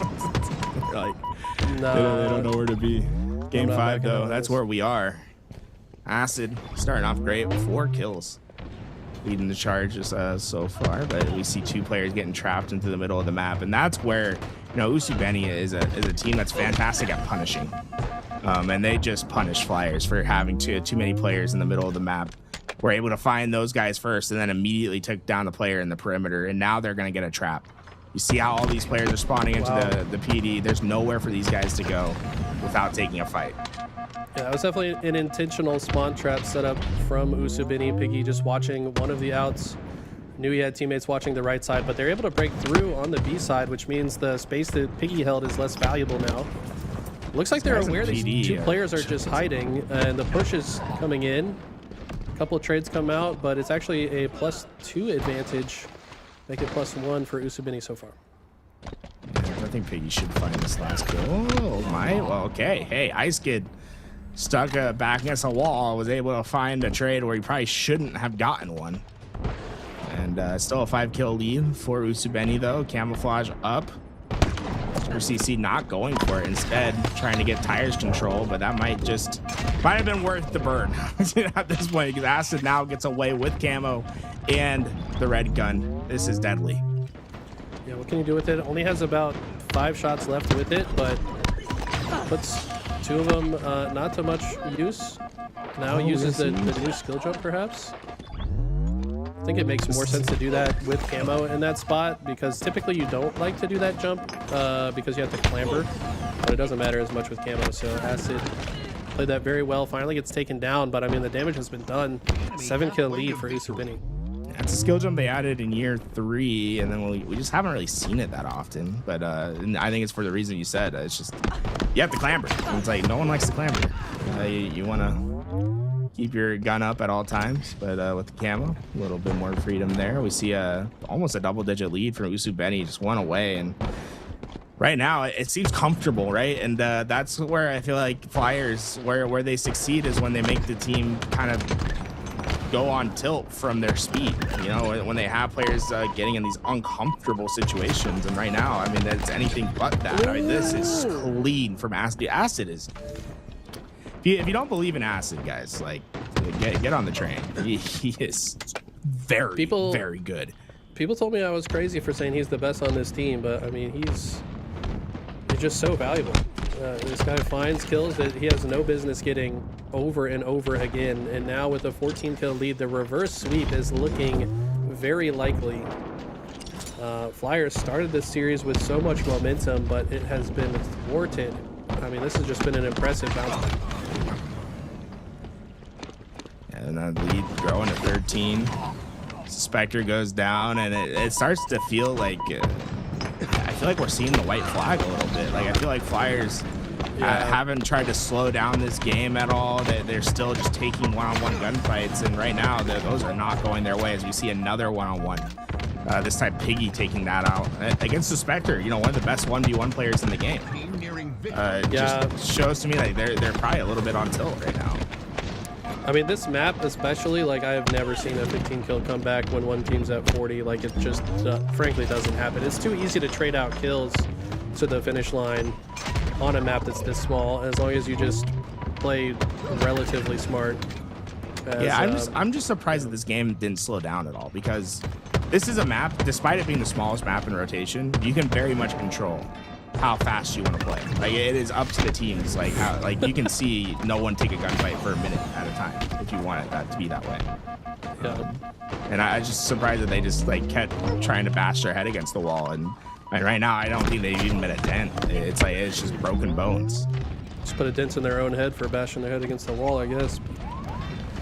But yeah, 46-29. That game is done and dusted as far as I'm concerned. In the bottom right, one versus Inconceivable, one putting up a fight here. They're about to put in their second cap, it looks like. Oh, never mind. Maybe a flag standoff situation. Yeah, they got to return their own first. But Collect has bounced back.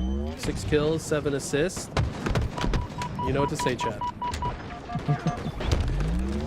Do the hands at home. We're not on cam, so I couldn't do it. I'll have to get a dedicated cam whenever we see the score. It's just like required. See number 49 come in, just one more away for Usubeni. Looks like that third flag might be coming home right now for a 1 as well. It's SLG on the run. And he gets it. Wow, 3-0. Okay. Some signs of life here from EU squad featuring Collect. On the other side, the reverse sweep has completed. Usubeni finding their form when it matters. Wow, hey, look, props to Usubeni. Game 5 is how they had success at DreamHack Birmingham. Looks like Game 5 is going to be remaining successful for them. Very tight series. That Strongholds, man. It felt like Flyers had it. They had the momentum. I think that 4 down at Tower is probably something that they'll think about and think about their reapproach. That might have been a situation where you're like okay with turning your trip cap into 2. And I'm sure they'll be thinking about it. If Ryan's on the team, that game plays differently, right? Like Ryan probably calls for them to slow down and like just hold what they've got to the finish line. But with, you know, Ice Kid loving to play aggressive, maybe they decided to push a little too hard there. Ice Kid and Mr. Noob are very similar players. You think so? Oh yeah. I think people vocally I disagree, but yeah. I think people like to think that Ryan Noob is like. I think Ryan Noob is low key like a top 5 fastest player in the game. He plays super fast, but my point is like, he does slow it down occasionally. He will say something that causes the team to play differently, not just play style wise. That's true. I just like, man, it's like Ryan can get very, very aggressive. It feels like his ethos of like how you play Halo has changed pretty dramatically the last couple of years, because like that complexity team last year was like they like to go all gas. And obviously it got them in trouble sometimes, but when it works, man, it's like you see some crazy sequencing because of it. Absolutely. as we descend into game 4. Will we have 2 game 5s in our first block here? We'll have to see if one can continue their momentum they had in the last game and find themselves a dub here. Lattice King of the Hill is the playground. Wootum going to go straight for the sniper, and as his teammates get a couple of kills, thought he might get away with it, but the sniper's going to sit precariously top snipe for now. See already just engagement. The repulse into a thrust mid-air. He said, I'm not going away. I'm coming right back. That's the most Halo Infinite fight that the Halo Infinite fight could be right there. The only thing we're missing was like a sprint straight. Yeah, Collect tries to get a little tricky with his movement mid-fight against Penguin. Penguin going to hold that down and be just fine. Now, Inconceivable have the hill. They've got a lot of map space. Curious to see how one chooses to approach this. They really need to secure one side or the other.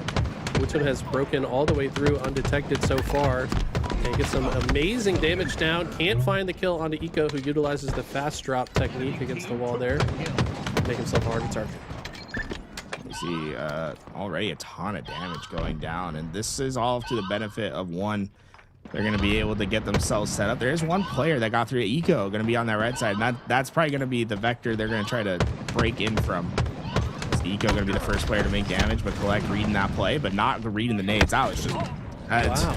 That's excellent. How did Eco live that, bro? It's the kill. That was crazy.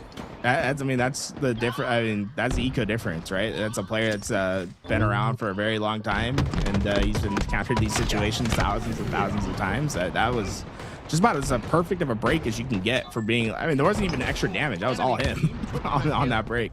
It really was. And they've now taken control of the map. They forced these blue spawns. I want to say they have a player Cargo. Guarantee nobody spawns there. SLG, I love this aggression. He said, let me just cut down the spawners in the back line so the front line has no cover. And they have completely flipped this hill into their favor. Sab was the last player trying to make a hero play. Not going to be enough, though. This hill will go to one. Oh, man, the nades were close to getting there in time, too. Sab almost bought the time, but at the end of the day, you need to win your slays, and that went to one's possession. See, more time getting accumulated early. I mean, but the break, Stellar and Eco, this is a really good break from them. Who's in the back line right there just letting this happen? Like, is that a player that was dead, or is there a player back here? Player back here. Glory just went for something crazy. That would have been sick if he found the back smack, but yeah, unfortunately, they had the early hill time. They just didn't have anyone watching this ice side, which a lot of pros do favor as the entry point to cross this map, as there's just more cover through the bottom ice. Like, you feel like it's counterintuitive, it's low ground, but to cross through the high ground is a death sentence unless you have most of your enemies dead on the map. So gotta be watching that ice. Collect's execution on like just individual plays is some of the best, right? And the way he hits a jiggle peak, like, he just, the confidence, right? And the execution that to always kind of is like always hit the shot is pretty insane. Allows him to apply a massive amount of pressure, and you see already he has 10 kills into this game and led the charge for this break that eventually comes to fruition. Inconceivable on the other side, they're trying to get that ice side push to work again, but this time it looks like there's players ready for it, and they're going to get the 4 down. Yeah, I like this little corner here. This is a very hard spot to be grenaded from. He can choose to peek out and find intel as soon as he wants to, and good timing to get out as well. Knows that the pressure is mounting, finds the kill onto Stellar. Collect just doing everything he needs to do here to keep his team alive for this hill. Wootum able to get that snipe, but can he get this hill? It's going to come down to this fight. Not able to get that. And the hill open for both as those nades cleaned up everyone that was there. It's going to be this fight in the mid-map, but Eco having the better position for it. Collect having the better shots, though. Is it enough? Hill captured. We're tied 1 apiece. Okay. This was a huge breakthrough from Inconceivable in a situation looked like one had it. Now Hill moving over to the blue side of the map. Inconceivable's location known, so have to be certain that members of one will be looking this direction as they attempt to cross.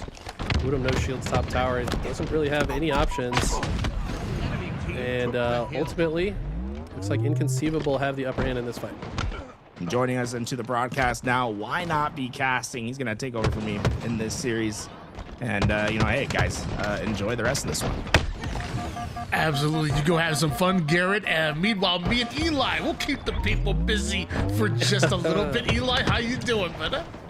Doing good, man. This has probably been the most insane opening matches we've seen in quite some time in these tournaments. Typically, there's a lot of blowouts, but this has been intense so far. We got a lot of new players and old coming back into the mix. Yeah, it feels like with Flyers not having almost any points whatsoever this going into this FACEIT tournament, and then kind of the same thing with one. You know, Collect was playing COD Challenges for how long? Bootsum was playing the finals as well, so not a lot of points for some of these squads, which is really making, I guess, the top team sweat a little bit. Oh my gosh, what a backsmack. Yeah, Stellar, I don't think even knew that second player was there, but he'll take the back smack regardless. Sometimes you're like, oh all right, sure. I'll get a double kill out of this. And with Repulse left to be worked with, takes his way back tower, the back step to avoid the melee from Collect. Stellar's playing lights out so far this tournament. That he is in a 2-1 lead now for Inconceivable, and moving over towards this middle hill, which is so tough to capture. One can say if Inconceivable are able to weather the storm a bit and capture this next hill, with how much time it's going to take, next hill could possibly win it. This middle hill is so tough. This is super hard to capture. New snipers there as well, so whoever opts to be the hill guy will receive a present, as that's going to be Eco. Actually, it likes to not pick up the sniper, interestingly. Okay, Sab was nearby. That makes sense. One of the best snipers in the game. But can he find success with it? He's taking some pretty aggressive positioning here, confident that he won't just get lit up. And so far, they're totally content to just keep one away from this hill. Even if they're not in it, any time burned off the clock when you have the lead is totally fine for them. Right now, Sab, just being as patient as ever. You gotta be mentally ready to hit that shot. Also emotionally ready as well. EQ have to be at least level 5. As Sab finds a few shots onto Collect, not able to get one, but Penguin does come up with the 5, eventually being taken down. 3 down, go Inconceivable, mean a whole lot of time for SLG. Meanwhile, the 2 IGLs duking it out a bit. SLG and Eco, which were the low ground. Here comes Stellar now. Ooh. Yeah, that's a trade that might not have come through on lower ping for SLG, but trade's better than just dying outright, I suppose. Sab now from low ground, seeing if he can apply some damage as well. And a lot of hill time here for Inconceivable. They're not really stressed to close it out. Like we said, they're in the lead, so should take their time on this push. Big 1v1 win from Collect. But Penguin has gotten all the way through the back line and gets another kill. I mean, it just feels like every single time one person gets a kill, they fall shortly thereafter. Finally, Wootum, last player standing on this side of the map, will elect to get into the hill. And understands there's really no time to waste whatsoever. Wootum gets right in that hill almost immediately, and now gets to mark Penguin from across the map. Eventually gets the melee that does end up to clean up, but Penguin with yet another clutch kill, and 3 down go 1. They cannot afford that. That's a 4-squad wipe, actually.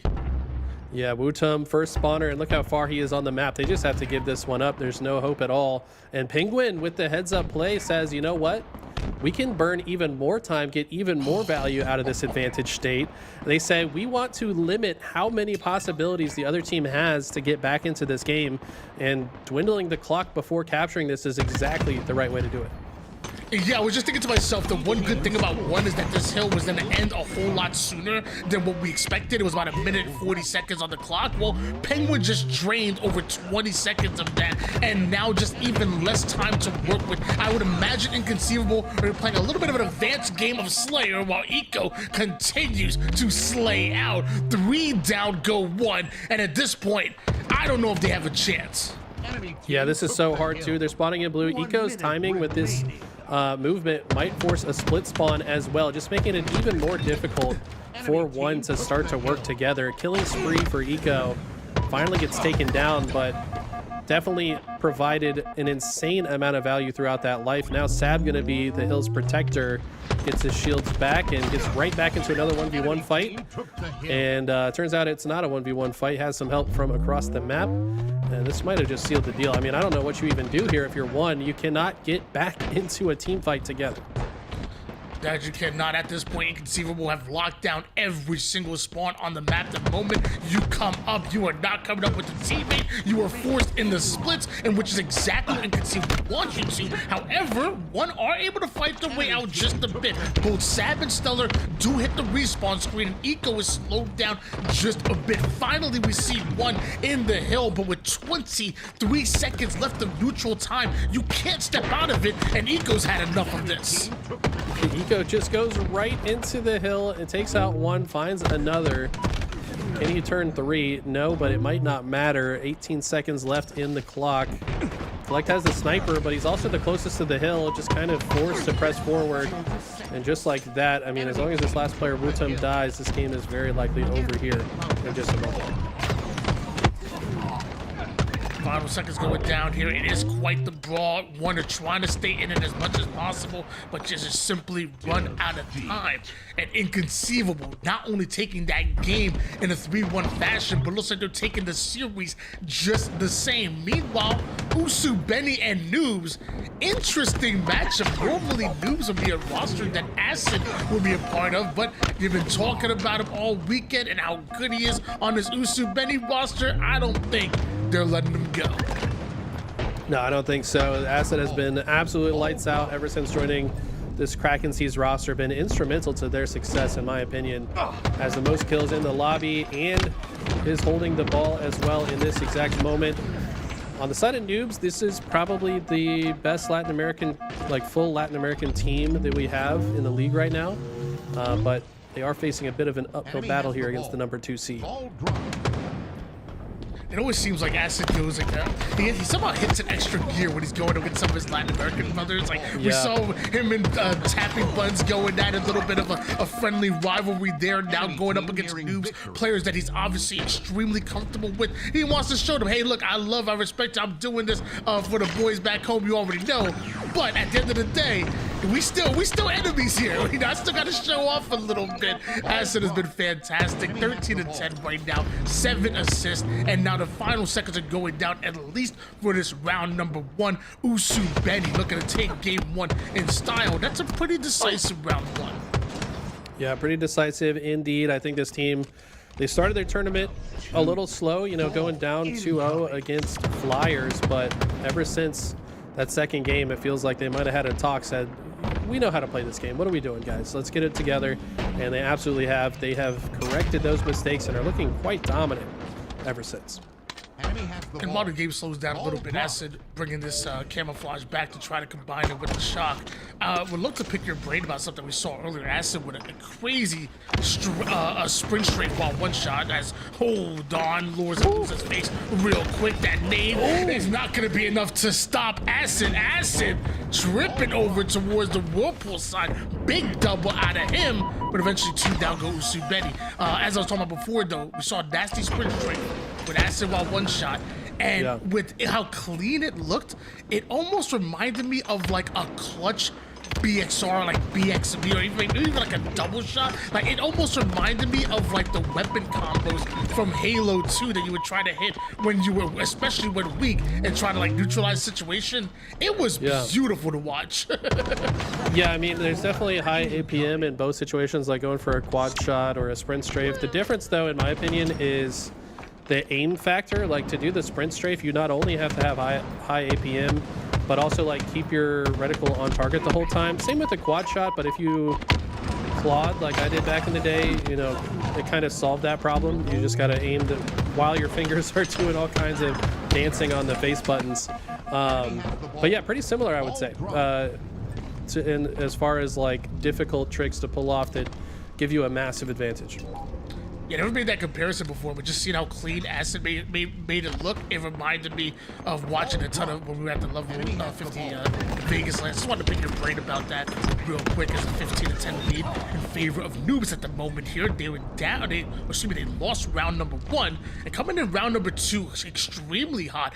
Not only did they have the setup, but they strike first in the first 2 down, Golden Wave Usu Benny, and finally when Usu Benny starts to get into rhythm, start to find their footing, it looks like a ball rotation through the white side might have actually been stopped.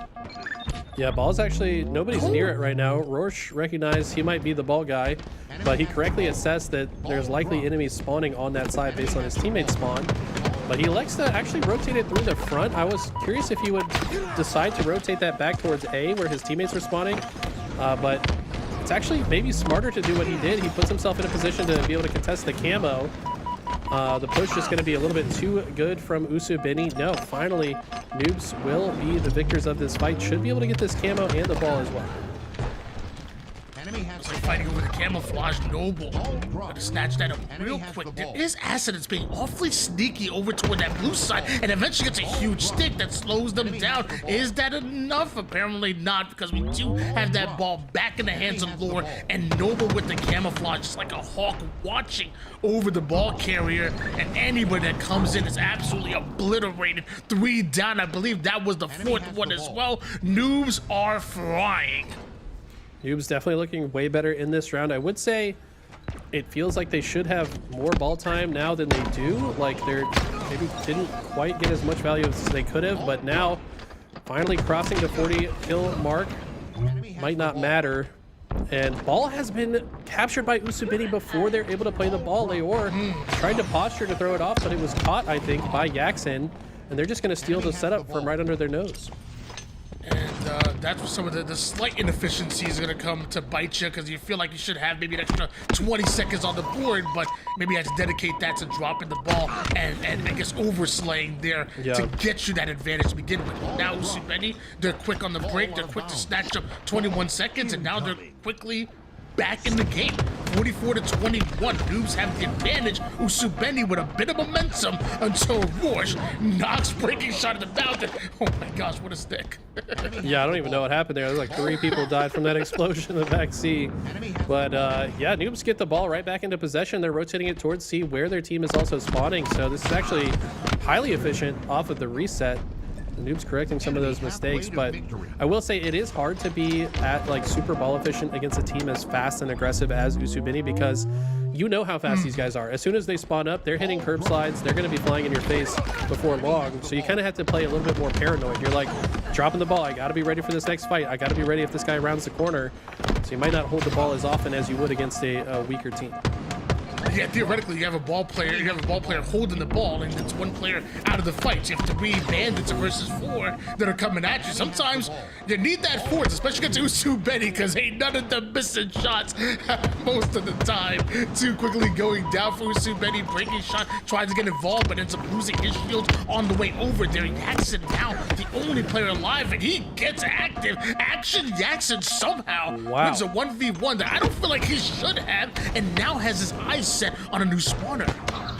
Yaxin has had no shields for what feels like the last minute. Somehow stays alive and is still doing damage, using the shroud perfectly here on Leor. They've gotten the map control back in their favor, and Yak understands he's the furthest on this right side of the setup, which means it's his job to cut off players on this C side of the map. On the other side, Usubeni has control of the pipes with Piggy. So I really love what I'm seeing here from Usubeni. They've got a good chance to hold this ball for quite some time. Yeah, I gotta point out Yaxin's grind a little bit here, because I raided him last night, maybe like 2:30 in the morning, and then went to sleep immediately. He was awake before me competing in this tournament. He was awake longer to be grinding this game and awake before me in this tournament. My man hasn't put in the work, and clearly it's showing. 24 kills, 13 assists, but a big double coming out. Noble almost turns it into a triple from downrange, but you still have Yaxin and Acid to deal with. Is the green good enough? Well, it's an awkward fight here. I like the way Noble's playing this, though. He recognizes if he advances too quickly forward, he's likely to get fried by those players on the C platform. But because he's backed up, that allows the space for Usubeni to push forward. But a great flank from Leor finds the perfect onto breaking shot, and they've got themselves in control. They just need to hold this for about 15 more seconds, and they'll close out this round. 86-61 lead here still for the Noobs, but you notice Usubeni also getting knocked down left and right. They have to find their footing right here, right now. Less than 10 seconds. Piggy wins that 1v1 against Noble. A huge nade. Ends up stopping that ball time for just a bit. 5 more seconds is all that Noobs need, but it's going to be the hardest 5 seconds in the game, as they've just gone 3 down, and Usubeni are now in a full setup. Yeah, they got the call that these players were rotating through the tower. Piggy shoots the grenade, does a lot of damage to Noble, doesn't take him out. Now, Paul's rotating back. This is a scary spot if you're noobs. Yeah, you have just 5 seconds to go, but you've got to get through the setup of Usubini and still have enough numbers alive to hold the ball as well. And I like the way Yaxon's holding this in long haul. He's facing very little resistance. Yaxon. Oh, Noble not able to get out. Yaxon gonna make his way over toward the bottom side. Can't give up any free time. Actually, it's active and takes down Lure over toward the trip stacks. 2 players over towards goal, but that means nobody's on Yaxon at the moment. No. As he rotates it over towards the back blue, he's looking a lot more safer than noobs would like him to. Usubini could steal this round right here, right now, because there's nobody in sight. Lure's trying to get there, but he's being marked. Striking with the curb slide, wrong one shot, but you don't have the shields to fight. Usubini steal yet another one. Unreal, and that's where some of the early lack of efficiency comes back to bite noobs. They should have had at least 5 more seconds, you know, from the earlier parts of that round. Usubini taking advantage of it to the fullest and come all the way back. I want to say they were down like, what, 70-10 at one point. And Noble was going crazy this game. 31 kills, just 16 deaths, 18.0 KDA, but it's not enough to overcome Usubini. Yeah, and it's really tough, you know. It's hard to blame noobs in situations like that, you know. Like, you're talking about a team like Shopify and Bunny who are so good at multitasking, you know. They're not going to be the ones to put down that ball in situations when they're facing a 3 or 4 man push. But, I mean, sometimes you need that extra bandit, right? Like it's like sometimes you need that. So it's a tough situation, and I just got to give a huge praise to Usubini because you never gave up, no matter what the score line was. You knew you were in it. You saw your opportunities. You were able to create that, like the one break you mentioned earlier, where there should have been a play ball. They were so fast. They stole like what 19 to 20 seconds right then and there before they ended up playing the ball off the map. Little situations like that add up in an oddball round, and ended up in the Usubini win. So just want to give them the praise they deserve. And after the hard fought battle they went through last round, going through another one against the noobs, Usubini definitely have been tested early here on Saturday. And Elamite in chat makes a great point that the noobs actually outslayed. They had more slays but lost both rounds. I mean, that just goes to show the efficiency out of Usubini. You don't see that very often, especially in oddball, but it does play into what we talked about, you know, maybe a bit of paranoia on the side of noobs. They want to keep more guns in the fight. They want to keep fighting. They're not as comfortable to hold the oddball. And that's what happens when you're against a good team. Off the rip, Acid grabs the snipe. We've seen how effective he's been with it all day. A bit of an awkward situation, but will trade out, and Sniper now in the hands of Strikey. He's the last player left. And he's able to take down one on top of that. Yaxon not able to survive. Meanwhile, the rest of noobs attacking for the dummy side. Love attacking camouflage from both sides. Almost guarantees it that you're able to get away. Pinky avoiding all the snipe shots, but can't do the same for the bandit. Acid ends up getting headshotted right before Striking goes down, but still 3 down are noobs. Usubini winning out on those trades. Yeah, solid 3-kill lead. They had this snipe tower side of the map as well. Yaxon gets into a fight, but not confident enough to finish it. Says he'd rather back up and call him out. Love to see that patience there, and a very interesting fight here through the rat tunnel. Actually, noobs end up with 3 out of the 4 kills, and Yaxon doesn't have a lot of intel about who is fighting next. Might be able to get this 1 kill, but have to imagine the rest of noobs will be flanking here shortly. And so far, Yaxon, I mean, I think he's been fantastic this series. It feels like he never makes the wrong play. It feels like puts himself in good opportunities, does a great job of putting down shots, staying alive. 5-1 in this game at the moment. It feels like since last game, Yaxon has just been playing damn near perfect Halo. Finally gets taken down due to the caster's curse, not due to the bandits and noobs, obviously. 100%. It's always your fault, Tony. Every single thing that goes wrong is your fault. But we've got still maintaining a slight lead here from Usubini. They're now extending it to 6, so 50% edge on their side. Breaking shot, seeing what he can do off of the map. Yeah, I think he expected the lip on the outside to stop him, but was moving a little too fast for his own good. luckily for them, they have a 6-kill lead, so you can afford to jump on the map a couple of times here to wouldn't make a habit out of it. But 3 down go Noobs, and Usubeni looking like they just have more pure firepower here on live fire. So yeah, I guess you know what? Why not run into a grenade over the camel side? Breaking shot, not having the best of luck so far, but camouflage is available. It's like Acid and Usubeni. They want every last bit of it. Yeah, Piggy was able to grab it due to the help there from Acid, and I like this rotation from Piggy. I think a lot of players would have just held forward into A, but I think that's what Noobs were expecting. So when he does something that's unexpected, finds himself a bit more of an advantage, finds a little more value out of the camo. This player has no idea where he is, and Piggy's positioning with this camo has been flawless, really putting the hurt onto Noobs.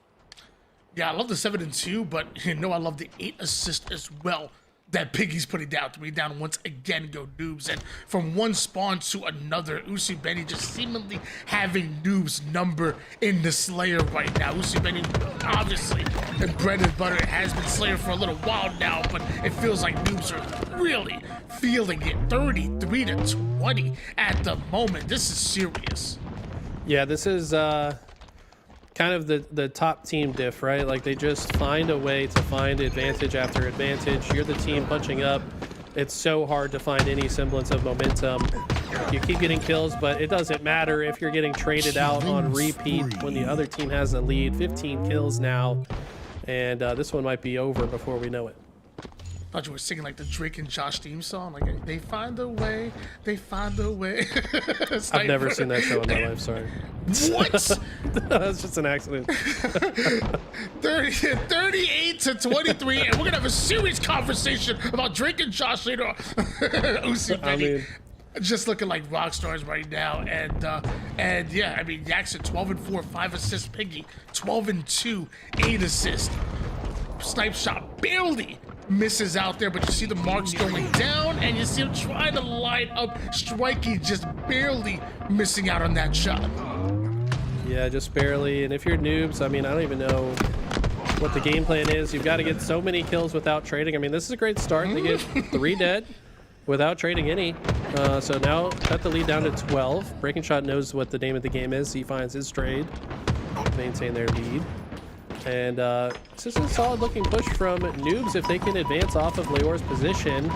Unfortunately, they go pretty weak, so they can't push as fast as they would like to. But this new camo, I think, going to be consequential to the outcome of this game, and it will go to Jackson. And yeah, this one looks like it's probably over. This was one of the win conditions for Noobs, was to get this camo and find a lot of value. When they lose that, it's going to be very, very difficult. Yeah, there was a spectacular conversation, and I was kind of in the mindset you were, where it's like, it's going to be really hard for them to come back, and then we saw 3 kills go the way of Noobs. It's like, whoa, hold on, and then eventually we see Benny answer back, and now it's kind of no turning back from here as they're looking for the final 3 kills, a little bit of damage here. Nobody on the map is going to give any free kills to Noobs whatsoever, which is how we're going to make the situation even harder as another trade goes down. And looks like Acid Usubeni flying just a bit here, and when the trade out. Oh, but no trades happening. 3 down go Usubeni.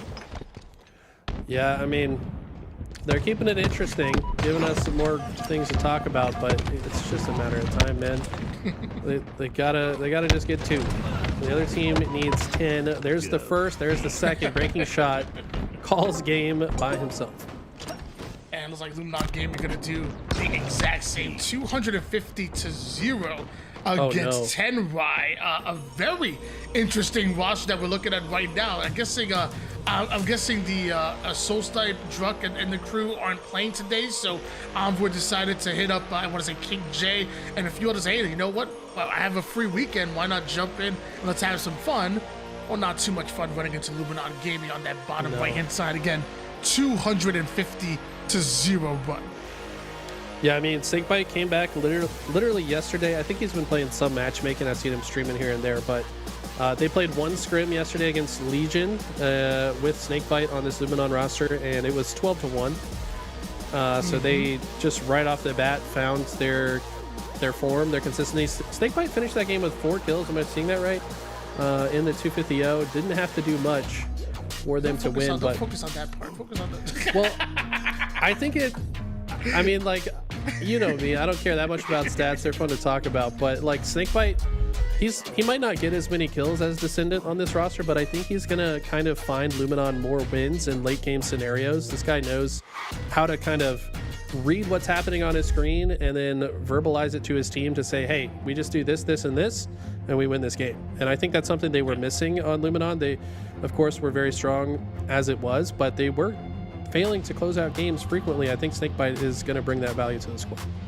And maybe people at home may not understand it as much, but if you think about Strongholds, when you're actually in the setup portion of it, whether it's holding a double cap or even a triple cap, like, would you say that just your presence and your life alone in the position Yes. and manning an angle is more important than the kill itself? Maybe nobody's going that way, but somebody has to watch it and give the information that, hey, nobody's going X, Y, and Z angle, so we need to change our focus to, you know, A, B, and C.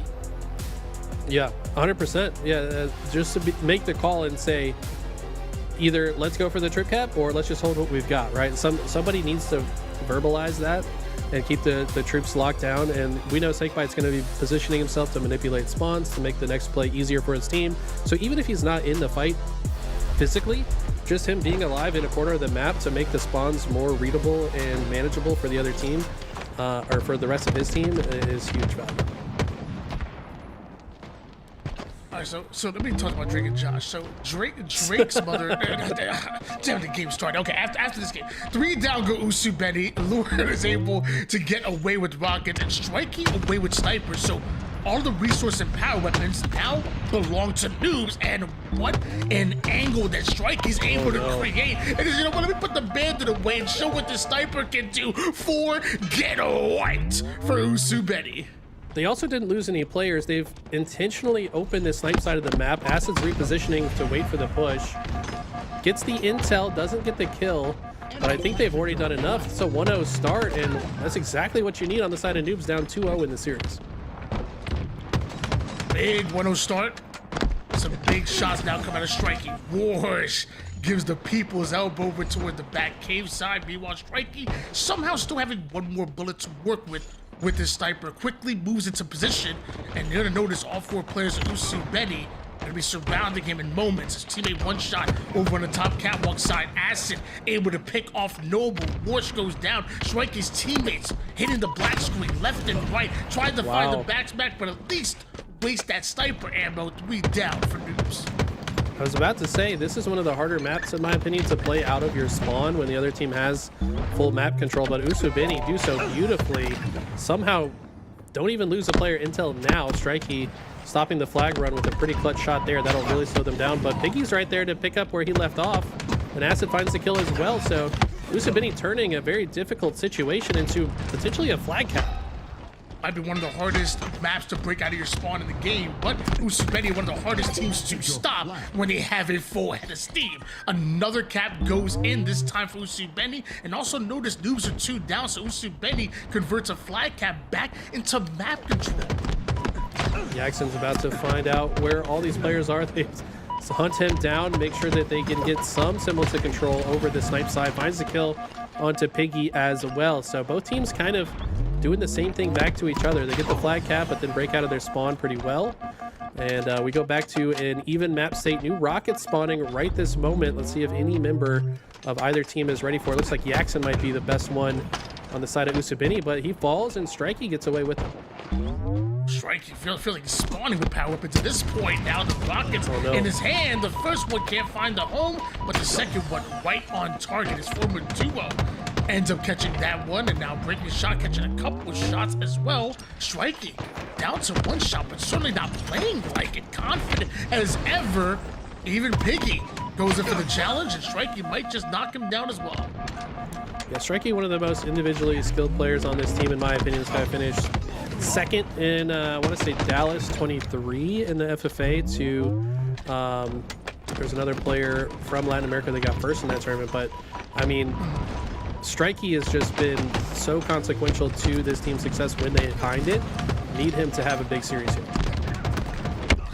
Sadly, Strikey may not have any time for the free-for-alls because they're both making it deep into tournaments now. That's I feel right. like personally, as in on this Usubeni roster, as he goes right at striking once again. Seems like he has a personal vendetta against him. Another body shot with the sniper lands right onto Noble. Pulls Noble out of the fight for just a bit, but now a double push over towards the mid side. Breaking shot with the 5. Noble now with the snipe. Needs to be patient, and Piggy turns the corner.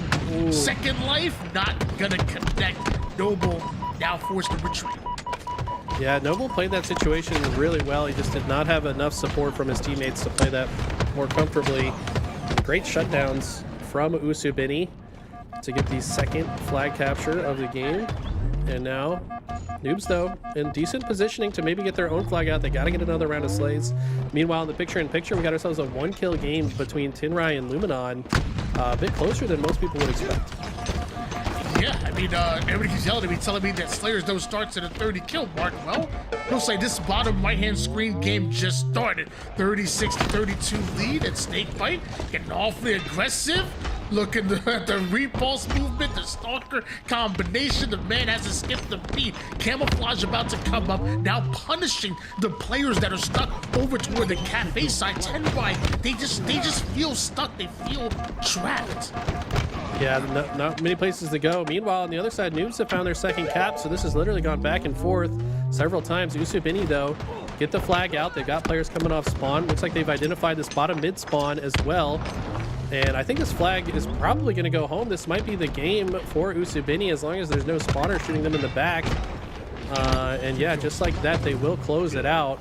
Impressive bounce back from Usubeni. They now close the series 3-0. Random player just hiding in the trenches, one shot, not in the play, can't stop the flag, you're still going down no matter what.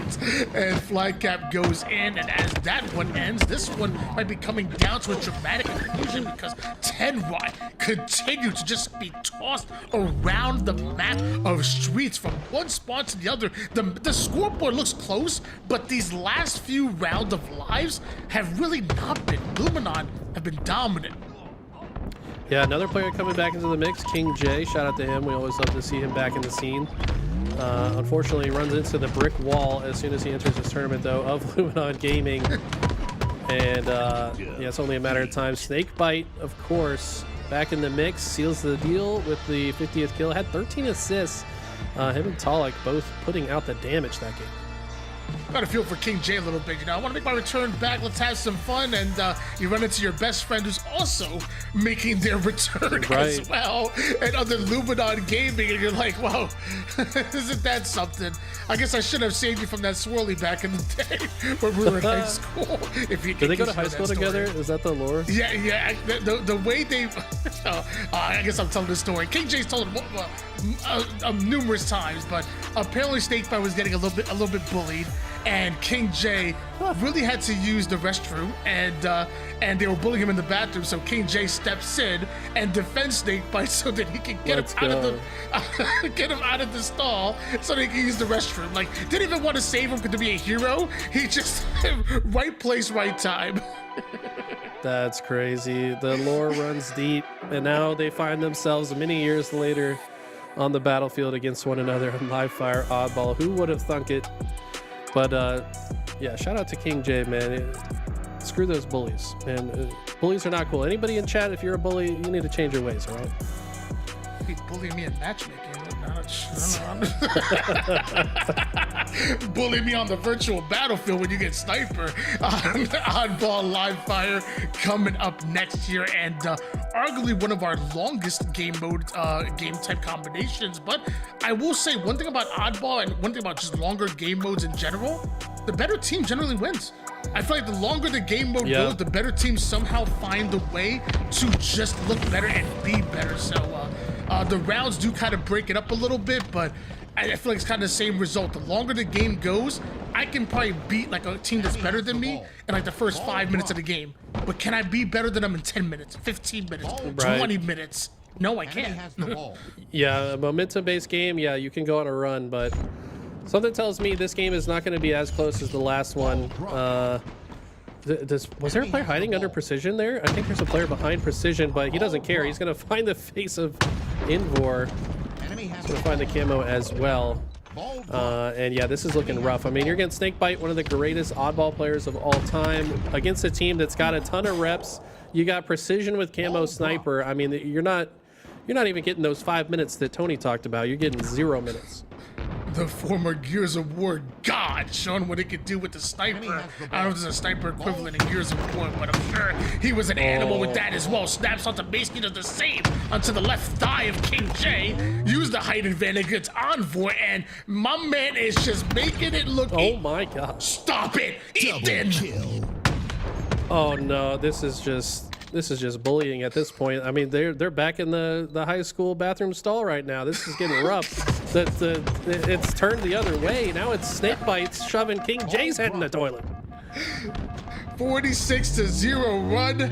What a start to game number 3, and the way it's looking, it's gonna be the last game. Maski, Whisper, King Jade, Envoy, 4 very capable players, and obviously made it this deep into the bracket for a reason, but you ran into a brick wall, and their name is Luminon Gaming. Luckily, you're finally able to force the ball reset, but man, what a start by Luminon. Yeah, this is impressive. This is the question, though. How do they approach the push? Of course, the normal trio, Precision, Trippy, and Talik, they've talked through how they want to approach the situation. Snakebite understands through all of his experience in Halo how to approach the situation. So far, though, they did not get on the same page. They failed the first push. They're going to have a few more attempts, though. New camo coming up. It's going to change the way they form this push. They want to do so from the camo side. Trade comes out, which might open the door for them to advance forward. But so far, so good for Tenrai to bring this one at least a little bit closer. That was a big double push coming out of Snakebite and Trippy right there. And as somebody who kind of got to see the behind the scenes a little bit, I got to hang out with Wes, hang out with Lottie. I saw the friendship start to begin between Snakebite and Trippy. Like, they were quickly becoming like real friends, like best friends. And I am not surprised that they are back on this roster together. And they look damn good, I will say. Precision 7-3 at the moment, fighting with a sniper. We saw what he could do with it last time, but Tenrai definitely trying to keep it away from King J, trying to get his revenge, and a little jiggle peek, but Precision gonna catch that sniper right out of the sky. At least burned 4 bullets before dying, meaning Precision can't do quite as much damage as he did last time, but he's already found Maski, caught with his pants down, and is gonna spawn kill King J as well. Luminon right back into control. Love this advanced position from Precision. This guarantees the spawns on the back A side. And now pushing forward, he's going to be able to get another no-scope onto that player. And Luminon are just looking comfortable already. Yeah, specifically Precision. I mean, if he has a snipe in his hands, let me tell you, just freaking duck. Because my man is going for headshots with him. Love this angle that King J is able to create. If you can't have the height advantage over your opponent, get it right under him, make it hard as possible for them to hit you, and a couple extra shots. And King J, where have you been, brother? Yeah, who knows where he's been, by the way. I'm curious, was he must have still been gaming. I think I saw him playing some Call of Duty, if I'm not mistaken, or maybe some other games. Either way, this guy has a gunny, and he is ready to show it off. But Luminon in a position where they just need one quick round of slays, and they should win this round. With 2 dead, this might be their opportunity. Yeah, as much as the praise that we were giving Tenrai, some of the individual plays, they haven't been able to turn into much points, and with them going 3 down, the final seconds are going in. Luminon Gaming have looked dominant so far in this entire series, and no different here in game number 3, at least in round number 1. But we do flip sides, and oftentimes in matchmaking, I just say, they had the better side. Now we have it here in round number 2, so... Unfortunately, I don't know if there is any good side against Luminon. This team is... They know what to do from any part of the map in any situation. That's what's made them so dangerous. They're one of the most flexible teams I've noticed. They're able to change their game plan on a dime based on what is happening on their screens. And they just had a beautiful opening, which puts them right back into that tower setup. Did not matter which side they started on. Envor. And we get a huge win against Precision, which let me tell you, that is not an easy one, man. Just like his name says, he's precise with the shots. Everybody, though, dropping like flies, trying to go for the camouflage, and somehow it's Envor that's able to get away with it. So, sniper, camouflage combo, Luminon, you may be the ones getting punished this time. It's a huge pickup for the sniper, by the way, because Snakebite, after he got stuck, tried to throw the snipe off the map. But I think just the blast from the explosion kept it on the map. Envor finds a nice headshot into body shot, but will it be enough for his team to get map control? Guess who's got the ball back into his hands, back top tower. He has lived here this game as Snakebite. I will say one thing. Oh my gosh, Precision. I will say one thing that I just saw Talik do that I feel like was kind of underrated was those couple of shots onto Envor with that sniper. Envor was gonna snipe that ball on the rotation. I feel it. He was definitely gonna stop that ball midway, and Talik just put a couple of shots into Envor. He doesn't really snipe because of it, but I feel like Luminon got this setup as I guess more efficiently just because of that from Talik. Just a little something I noticed. 100%. They're also getting these setups. Yeah, off the back of Precision, 17 and 7. This guy has been a machine this game. And look at Snakebite's ball time, by the way. I mean, this guy, it doesn't matter what team he's on. He's going to find a way to get the oddball in his hand, accumulate that ball time at the same time that he's 12 and 7. So having himself a game. Trippy, high deaths, but you know how this guy plays. He's in their face constantly. He's making sure that they have something to worry about so that Snakebite can hold that ball more comfortably. I mean, every part of this team is really jiving together already. 21 seconds so far in time here. Luminon now trying to advance this ball back over toward the tower side. Not only have you lost one player, but you just lost your second as well. Precision has to go high flying mode. Little bit of sprint strafe there. Able to keep him alive longer than expected. Trippy also staying alive in order to grab a hold of camo. It was Luminon Gaming that were on their back foot, but apparently they're moonwalking. Yeah, Trippy now with this camo calls out for Snakebite to grab the ball once again. Now just serves as his invisible bodyguard. Trying to gather some intel here. It looks like players have noticed enemies coming through on the cut side. Trippy trying to put himself in a tricky position. Guarantees that his team can get one kill, but dies shortly thereafter. And now Talik, look at this, stays up for long enough to get some damage down, but ultimately the push from Tenrai a little bit too strong. 68-0 run, and it feels like multiple times we've talked about Tenrai playing individually, even in round number 2, and doing enough that you would imagine they would have at least 20 seconds of ball time. But Luminon, they've been so damn efficient. They've been so damn annoying. Precision just stayed alive for 45 seconds longer than he should have, just jiggle peeking the dummies, and Luminon Gaming aren't allowing Tenrai any free points. Beautiful back of the head, quick scope headshot out of Envor. Trying to open the map and clear it, but looks like they need more of his help. Bottom mid finds another quick scope headshot onto Precision this time and says, fine, I'll just take the ball myself. King J, take this. I need to peel another head off. But never mind. King J says, no. You hold that ball. And Envor's going to die instead. 3 down go Tenrai here, and we do see a few seconds go the way of Tenrai, but we also don't see that ball played off the map. So Luminon getting what feels like 3 points here as Tenrai now coming off a spawn and trying to hastily make their way over towards this ball player. May Ski on the other side able to take down Talik. We see Whisper over toward the low side, catching the commando of Trippy, and also the elbow being caught as well. Somehow Tenrai have numbers over toward the tower side, and Envor throwing a bit of a dangerous grenade, but King J already went down anyways. Precision dropped the ball and just no-scoped that player in the head, and look at what he's doing. He's just messing. He's about to win the round by himself. Are you kidding me, Precision? What did he just do to them? That was disgusting. I didn't see the drop on no scope. I saw the nade flying in, and I saw King J drop before the nade went off, but dude, that must have been nasty out of Precision. And all I can say is I'm happy he's back, man. You know, Call of Duty's cool and all, but Halo's where you belong. Bro, I was just watching it. I was like, okay, surely he plays the ball here. There's 3 players attacking him. But he navigated that. He drops the ball, no scopes one in the head with the last bullet in the snipe, because then he dropped the snipe right after. And then just kind of plays with them. He's just jumping around, pretending like he's falling, but hits the late jump and wins the round by himself. That was impressive. Man, absolutely incredible work there, and you're just seeing what every player on Luminon Gaming can do at any given time. Man. Meanwhile, on the other side of things, we have another matchup for you. Stellar, Sab, Eco, and Penguin. Definitely excited about that roster. And going up against the Legion Gaming boys, you know, you got the Uzi twins, you got Common coming in, and also Little Gators, who rounds that out formerly of that BTH roster as well. This is going to be a fun one.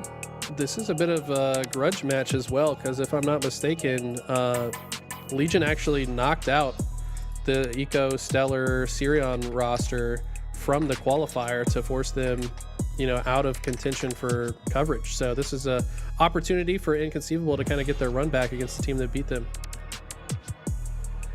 Fantastic. And you know, Eli, you've been working pretty hard so far. If there's anybody that can imagine deserves a little bit of a break, it would probably be you. So why don't you go grab something to eat and what? You can still keep watching. You know, you got to go home. We got to get the hell out of the Discord call because I'm gonna bring in Garrett. Go get yourself some food. Enjoy your weekend so far, and I'm sure Garrett's be coming in real soon. In the meantime, what's up? Here. I'm here. Yeah, What's up? I'm gonna go eat. You guys. Apparently, y'all could hear me typing. I was like, my noise gate's not on right now, so any noise I make comes out on the broadcast. What's up, Tony? I'm feeling good, but I'm feeling good. What a great start to the tournament it has been. It's been fun to watch. Yeah, it's been a fantastic tournament thus far. It's been great. I'm very excited for Legion versus Inconceivable. This is going to be an awesome match to watch. And, you know, dude, I feel like this bracket, we're getting some crazy good games early in the bracket. Yeah, we kind of mentioned it earlier, but we talked about how a lot of these teams coming back after Birmingham and just not having any points whatsoever, which is really making things mixy because they're going up against top teams a lot earlier. We saw Flyers who barely had any points at all. You know, we saw Wootsum and Collect making their debut so far this year as well. So they ended up matching up against, I believe, Inconceivable a lot early. Like a lot of these newer teams that have formulated late or after Birmingham might be throwing off the points a little bit. Yeah, right? It's like, man, it's crazy to think how different Atlanta is going to be from Birmingham, and just the teams that we have competing today, how different they look from what we saw just an event ago, and how that can completely change the fabric of what we're going to see at the next event. I'm very excited about it. And even like, you know, this Inconceivable roster that we're watching right now, this isn't even their final form. Obviously, Sab is a fantastic player, but he's only filling in for Bound right now. And I'm very excited to see what this team looks like once we see Bound joining the fray. And by the way, Rice asking a very good question in the chat right now, asking, is this a 2-day competition? And if so, when is the second day? And so I believe with tomorrow being a holiday, I believe our second day is actually going to be Thursday. So remember back in the day, we had like the Saturday, Thursday competitions for a little bit. We're kind of returning to that format for a little bit. Correct me if I'm wrong. Actually, well, producer LVT already on it. You can see it's Thursday for the next competition, and then we'll be going back to those Saturdays, Sundays. From there, the 18th, 19th, those are the important matches to keep in mind, as that's going to be what determines who gets travel coverage and funding to go to Atlanta. So that's going to be the big one. The top 4 teams from that competition will move on. Ladies and gentlemen, we can stop yapping about all the games that be happening around us left, right, and center, because we got an important series coming at us right here, right now. And Eli kind of mentioned it before. I didn't even think about this. A little bit of a grudge match. He said that Legion Gaming actually got the best of this older iteration of the Inconceivable roster. Well, an entirely new look right now coming in, and man, am I excited to watch and be able to cast over them, especially Strongholds Recharge. Strongholds Recharge going to be the one where I'm expecting to see a lot of pressure for the trip cap from a team like Inconceivable. They love to run at their opponents and just try to make these aggressive like plays. It's right up the Stellar and Eco sort of ethos of how to play Halo. They're hyper aggressive play. We'll see how Legion takes care of that, because on their end they're also another hyper aggressive team. Media trip cap for Legion Gaming early on. Meanwhile, Common making a super rare play with that beautiful shot, rifle perfect right off the whip. And Sab not able to find a headshot of him, but Common still alive with his camouflage and shock. And sometimes your presence is just enough, and sometimes Sab steals away Bravo. With that, I mean, this camo is going to be so important for Legion Gaming, because what Legion needs to do is to maximize their value as much as possible, right? Get that camo out, make sure you're getting it for its full life, and so far, Legion Gaming has done a fantastic job at that. And this is what you expect from Legion Gaming. This is a team that when things are going right, they continue to go right? They love to play with their momentum. My concern is when things start to go astray, what happens there? We know what happens when it goes right, and now we find out what happens. Things go left. Common making sure that he mans the A side, but looks like Inconceivable starts to sneak in from multiple different angles. We have a player over towards Whirlpool, a player now over toward the bottom elevator, and also one right through the front door of the A cross. Somehow able to get a kill, but ends up getting stuck. In the meantime, Uzi winning his fight against Savage. Just like that, Legion Gaming have Inconceivable 3 down. That Penguin trying his best to get into this gunfight and wins it. A huge reversal. That's going to keep A secured for them. And now Legion Gaming going a couple down, opening the door for Inconceivable to get aggressive. And we're now going to try to fly his way over to the Bravo's side. Teammates are there, and Legion Gaming simply are not. 3 down go Legion Gaming, and Susie is stuck and somehow hitting shots. Penguin can't find the one shot. He forced to retreat. That camouflage coming up in just a few seconds. This feels like a big moment in the game, and Penguin has just been winning over at A, securing this for his team, but this fight's gonna be a big one. The trade outs are in. Who gets the spawn advantage? And got that Stellar coming in from the middle of the map, contesting at B, hyper aggressive, trying to get that stop. I thought maybe he'd wait a second for that camouflage, but instead got very aggressive, and Common gets his second camo of the game instead.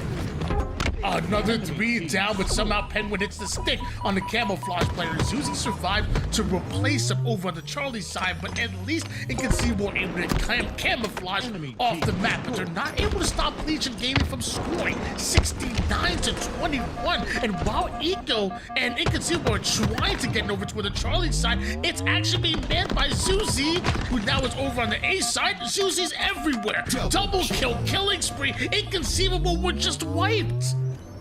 With that, I mean, they could get even more aggressive once they get B. I'd be trying to keep the pressure on. Do not let these players move, and they're doing just that. Zuzi, no hesitation at all onto this challenge. In and all, Eco wins the big gunfight. I'm telling you right now, Zuzi, he might have made the play of the game. There was in a 1v2 defended C and Alpha by himself. That's actually insane. That's Eco. Ends up winning a fight over to the Whirlpool side. Little bonus damage onto Zuzi, who ends up getting another reset. Finally goes down. Eco's gonna survive, at least momentarily. Now gonna try to use the environment. And, ooh, okay, Eco, I see you. At all, but with Uzi going down, Sab can just grab B. I don't think there's anyone really in a position to strongly contest until Little Gators hits some crazy technique, gets in, gets the slides, gets the damage, and more importantly, gets the reset at B.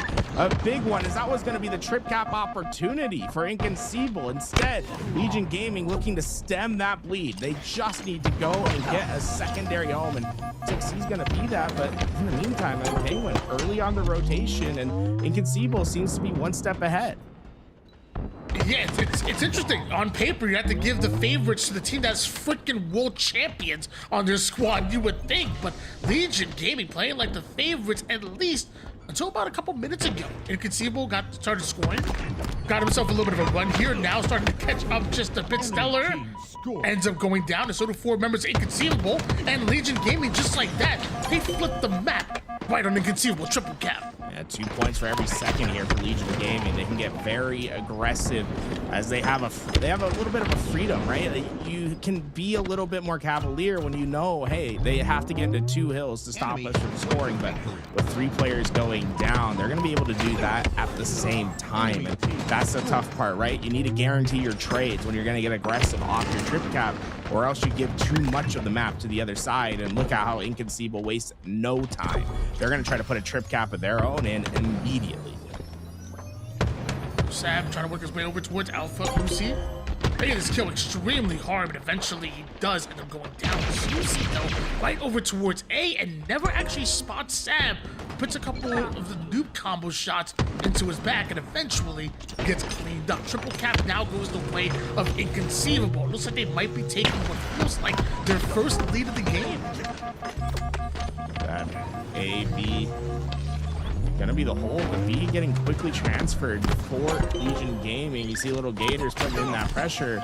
Inconceivable also feeling a little bit of pressure over at C as Uzi gets the kill, but Stellar's here for the cleanups and he doesn't get one, he gets two. Oh my, Stellar putting him on notice, but oh, yeah, that looked absurd from Stellar's POV. Common hits the slick shock rifle shot, and things are just getting more and more chaotic in this game.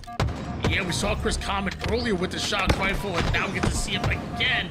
Absolutely ice Stellar, who was on a complete roll there.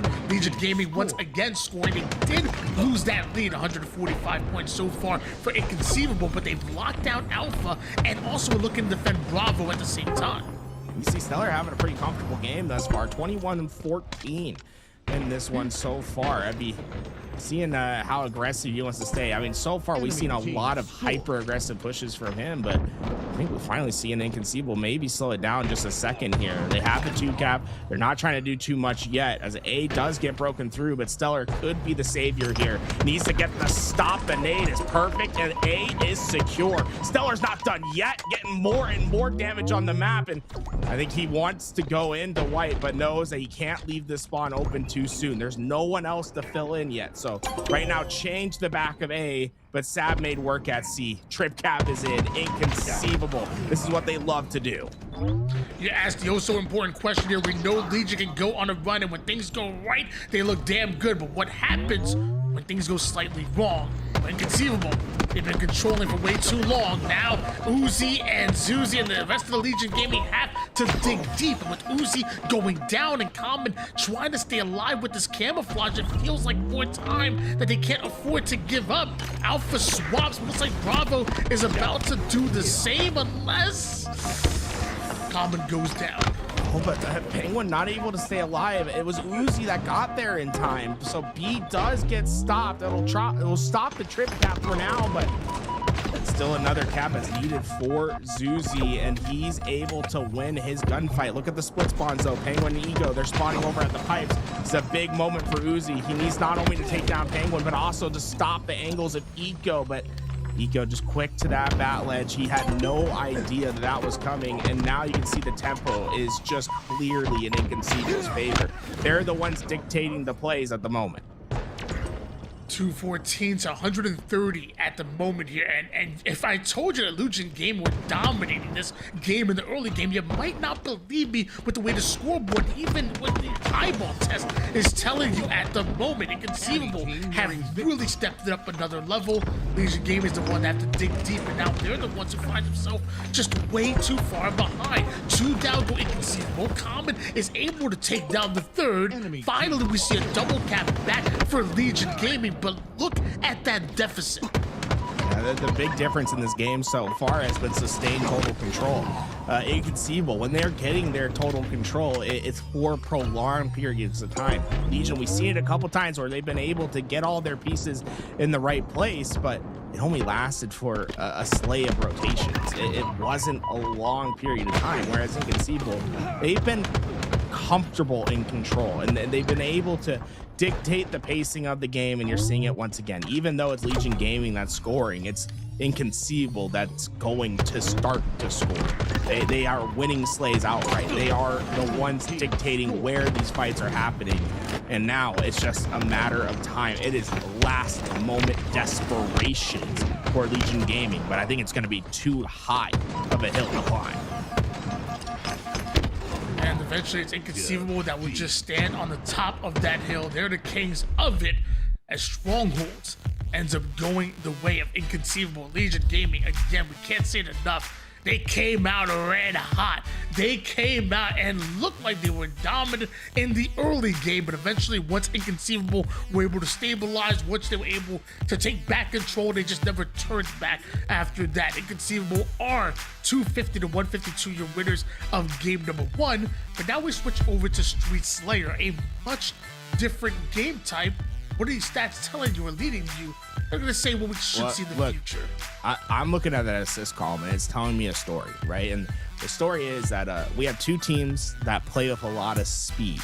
But what I'll push back on is I think we have one team that likes to play fast. Inconceivable and Legion Gaming know how to hit their curb sites. They like to push. They like to be aggressive at all points in time.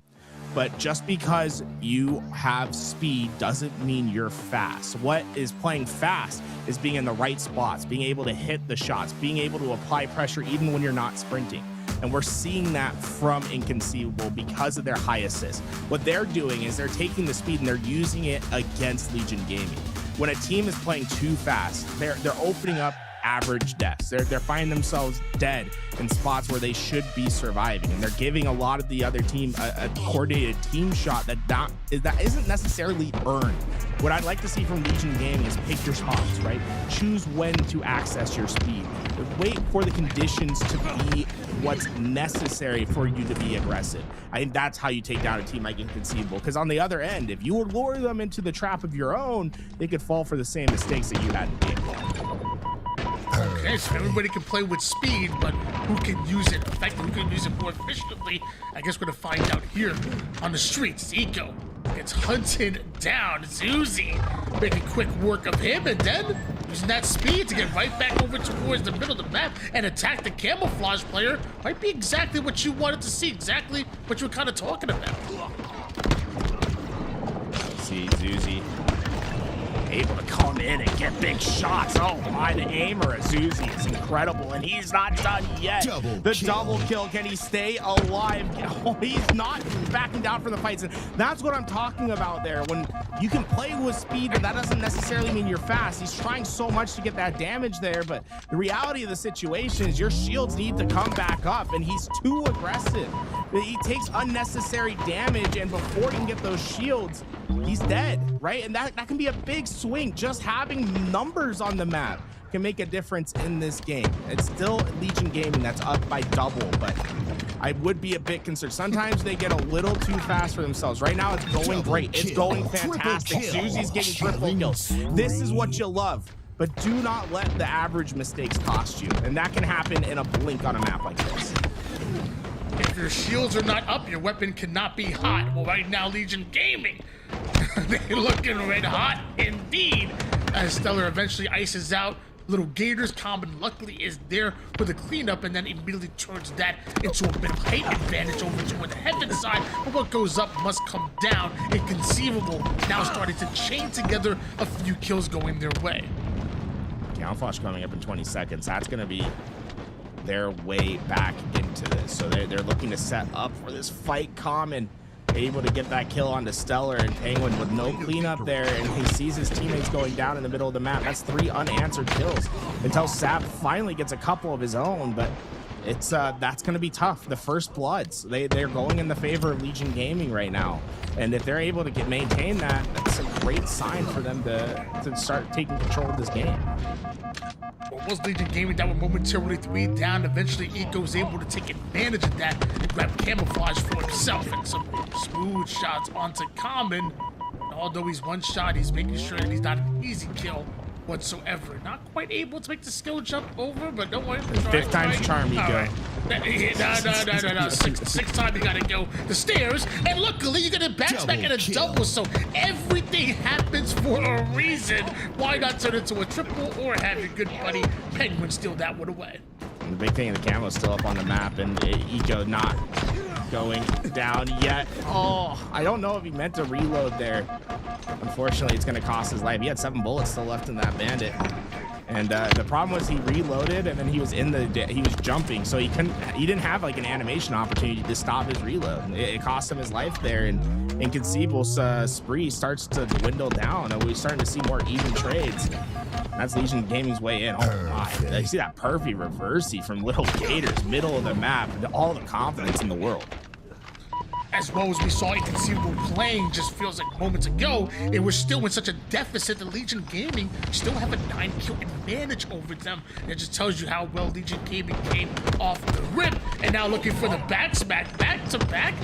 Were they over to the tires window? Never seen a strat like that before, but Stellar's one shot still hitting shots. Penguin being one of the tougher kills in the league here, 40 to 33. Inconceivable slowly clawing their way back into it. Look, I mean, this isn't over yet. Right now, for Legion Gaming, it's important for them to get these untraded kills early on, just put this game away, and they did a fantastic job at that. They got 3 without an answer. They'll be able to dictate these next spawns. As long as they trade out from here on out, they're going to be just fine, and they're doing that perfectly so far. Kill after kill, just 4 more to go, and Zuzi's been leading the way, 19 to his name. It just doesn't seem like anything's stopping him today. 3 more kills needed to make it 2, make it 1. As back-to-back kills almost immediately for Legion Gaming and Stellar. There ain't nowhere to go but the respawn screen. Legion Gaming able to win the fight for the streets. With that, hey, look, Legion Gaming able to use that speed to their advantage that time. I like the aggression that we saw. I love the first bloods. I think that made a huge difference in the game. In the recharge strongholds, it felt like they were oftentimes the first player to go down. This time around, it was the inverse. Zuzi dropping 19. I want to take a look at that damage dealt if we get a chance real fast, lads, because I want to see 3,800 between him and Uzi. How the twins come in to fight this time around. And they did take a look at the damage and the accuracy as well. You got Little Gators and Uzi both shooting above 70% accuracy and firing about over 100 bullets for each of them, which is just absolutely crazy out of them in that game number 2. That was swing game number 3 is on our way. It's Oddball live fire. We saw this be kind of that ultimate equalizer in the previous series, and we could see that again. Swing game number 3 means a huge win here, swings that momentum into your favor, and kind of makes it a favorite. Expect chaos. That's all I gotta say about these two teams. You can see they're not backing down from each other's strengths. They like to play fast. They're gonna start being in each other's faces. Expect a lot of speed, and you can see that right off the gate. Look, it's 3 down on either side. That only happens when teams are just flying and trading with each other. And oh, whoa, Stellar, he's like, hey, I'll take this. And to run into his team over toward the A side, so knows that right behind them is lurking as Legion Gaming. Legion Gaming immediately going 2 down, and Chris Common forced to play that ball off the map before being with a little pancake battle over toward the tower side. Inconceivable take early control. Legion Gaming have the early lead, and Stellar's taking some early faces. Yeah, I'd be concerned. That first shot is basically setting the stage for Stellar. If he's given half a second, he's gonna line up the shot. Lines up 1. Back is good.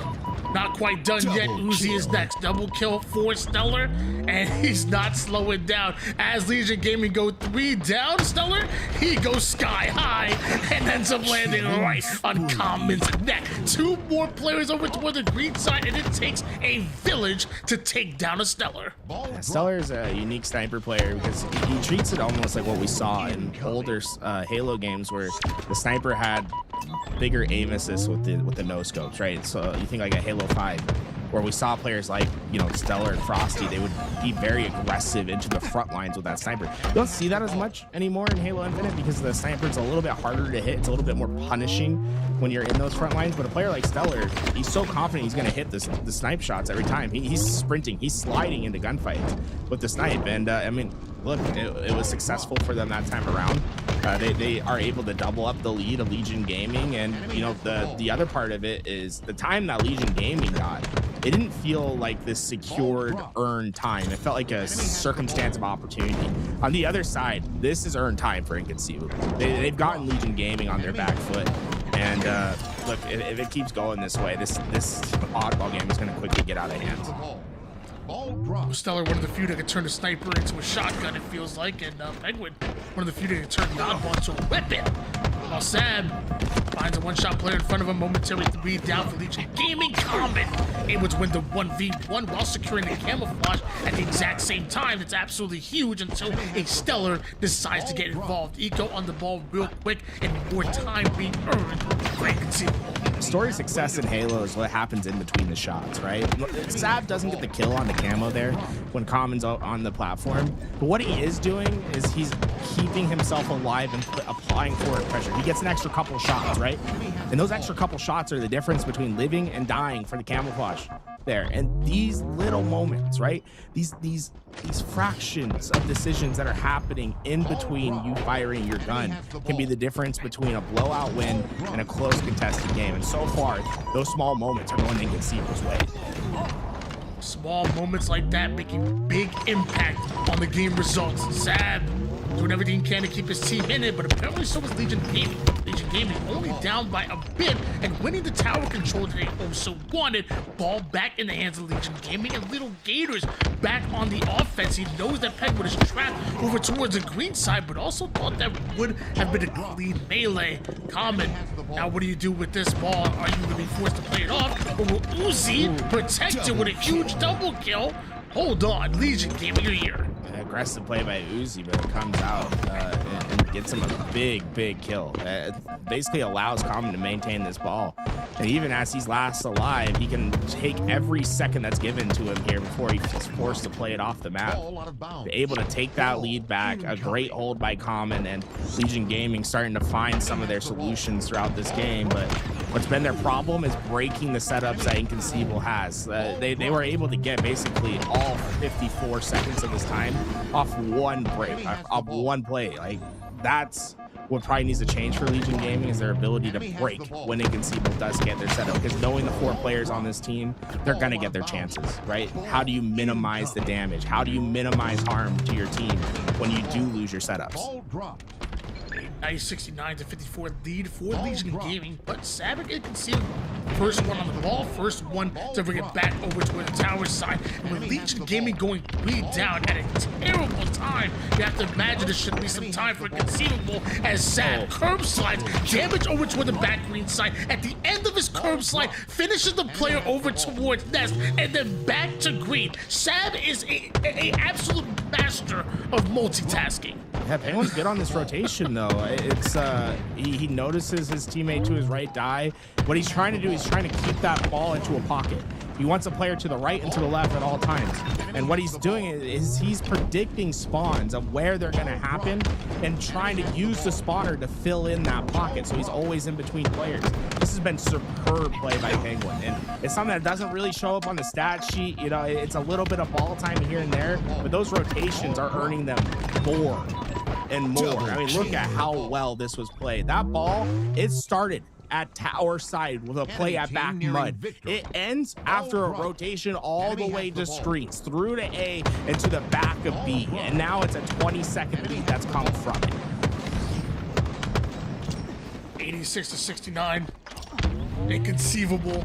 Have control here, but no, they also need to get Legion Gaming off of his green side as Legion Gaming starts to win some of these battles here. Little Gators after Penguin Common now gonna challenge Stellar. Stellar one-shot surviving with Sniper, forcing the play ball, but Legion Gaming getting awfully close to mounting a comeback. And this is the yin and yang of Inconceivable. Stellar's got the sniper. He's going to the faces of the opponents. Eco's got the ball, trying to keep it as far away as possible. How do you deal with both at the same time? And it feels impossible. Finally, a 4 down. But you have no margin for error here. They need a stronghold, but with a full sniper, it might just be possible. Ball dropped. Enemy has the ball. Little Gators feels that there's a player pushing over toward the big toy. It's gonna be Sab. Sab gets his head taken clean off. Now knows that Penguin and Stellar are starting to posture over towards the mud side. But Eco from Sandbags, double kill, ball off the bat. I thought they were going to end it, but Inconceivable are here, and Eco hits yet another trade. 3 down go Legion, and Sab is on the ball. Oh, wait, but the spawn of Uzi's close. He's the only one alive, but he's denied access to this ball. Can he buy time for his team to get here? 1v3, did he get enough? That's the question, and unfortunately, the answer is not one that he likes. Inconceivable. Take round 1. Want to give a big shout out to Eco's play here. You see him get this kill. What was really important was the lead up to this moment. What Eco understands is the only second of ball time that matters is the last second. He waited, stalled at the screens until his team was ready and coordinated for that push. Once he saw them in position, he made the play, and well, the play was game, or I should say round winning. We'll see how this one goes in round 2. And the sniper already hitting some big heads. Yeah, that's a nice little trade coming from Uzi there. Eventually, though, with this Eco, it gets away with that sniper. 4 bullets to work with. Some huge grenades that are going to come before that. Camouflage coming up, and Uzi might have just caught a body shot, or at least a shot to the knee. Eco knees getting taken left and right. And now it looks like 2 members of Legion Gaming surround the camouflage, and this belongs to Common once again. Ball drop. Yeah, I don't think Enemy has Inconceivable's the fretting ball. it too much. Penguins are early on Enemy this has the rotation, ball. so their goal right now is just try to draw out as much of this camouflage as Ball possible, force Legion Ball out of into bounds. B to get that Ball set break, but incoming. I mean, Legion executed it wonderfully. The players got in, they got the kill, and look, the camo didn't even have to reveal his position the entire time. Ball What was looking like an okay situation for Inconceivable turns dark, but there are players that spawn here. Wow, that's an aggressive play by Legion Gaming. They pushed that ball into spawners, expecting to split and win those fights, but you know, with those kills going trade for trade, it becomes much harder to get some ball time here. Feels like Legion Gaming may be a bit too aggressive onto that play. Uzi found himself in the middle of 2 different members. Inconceivable has to portal out, and portals right back into some more danger there. There was nowhere safe to go, despite having the quantum translocator. We switch gears over towards Little Enemy has Gators, the just ball. trying to get some Ball information drop. on Inconceivable. Feel like they could be anywhere here, and as he finds one, it ends up turning into 2. Retreats back over towards Uzi to try to get an angle, but just nothing going the way of Little Gators there. That's going to be Inconceivable right on the ball. Sab able to stay alive.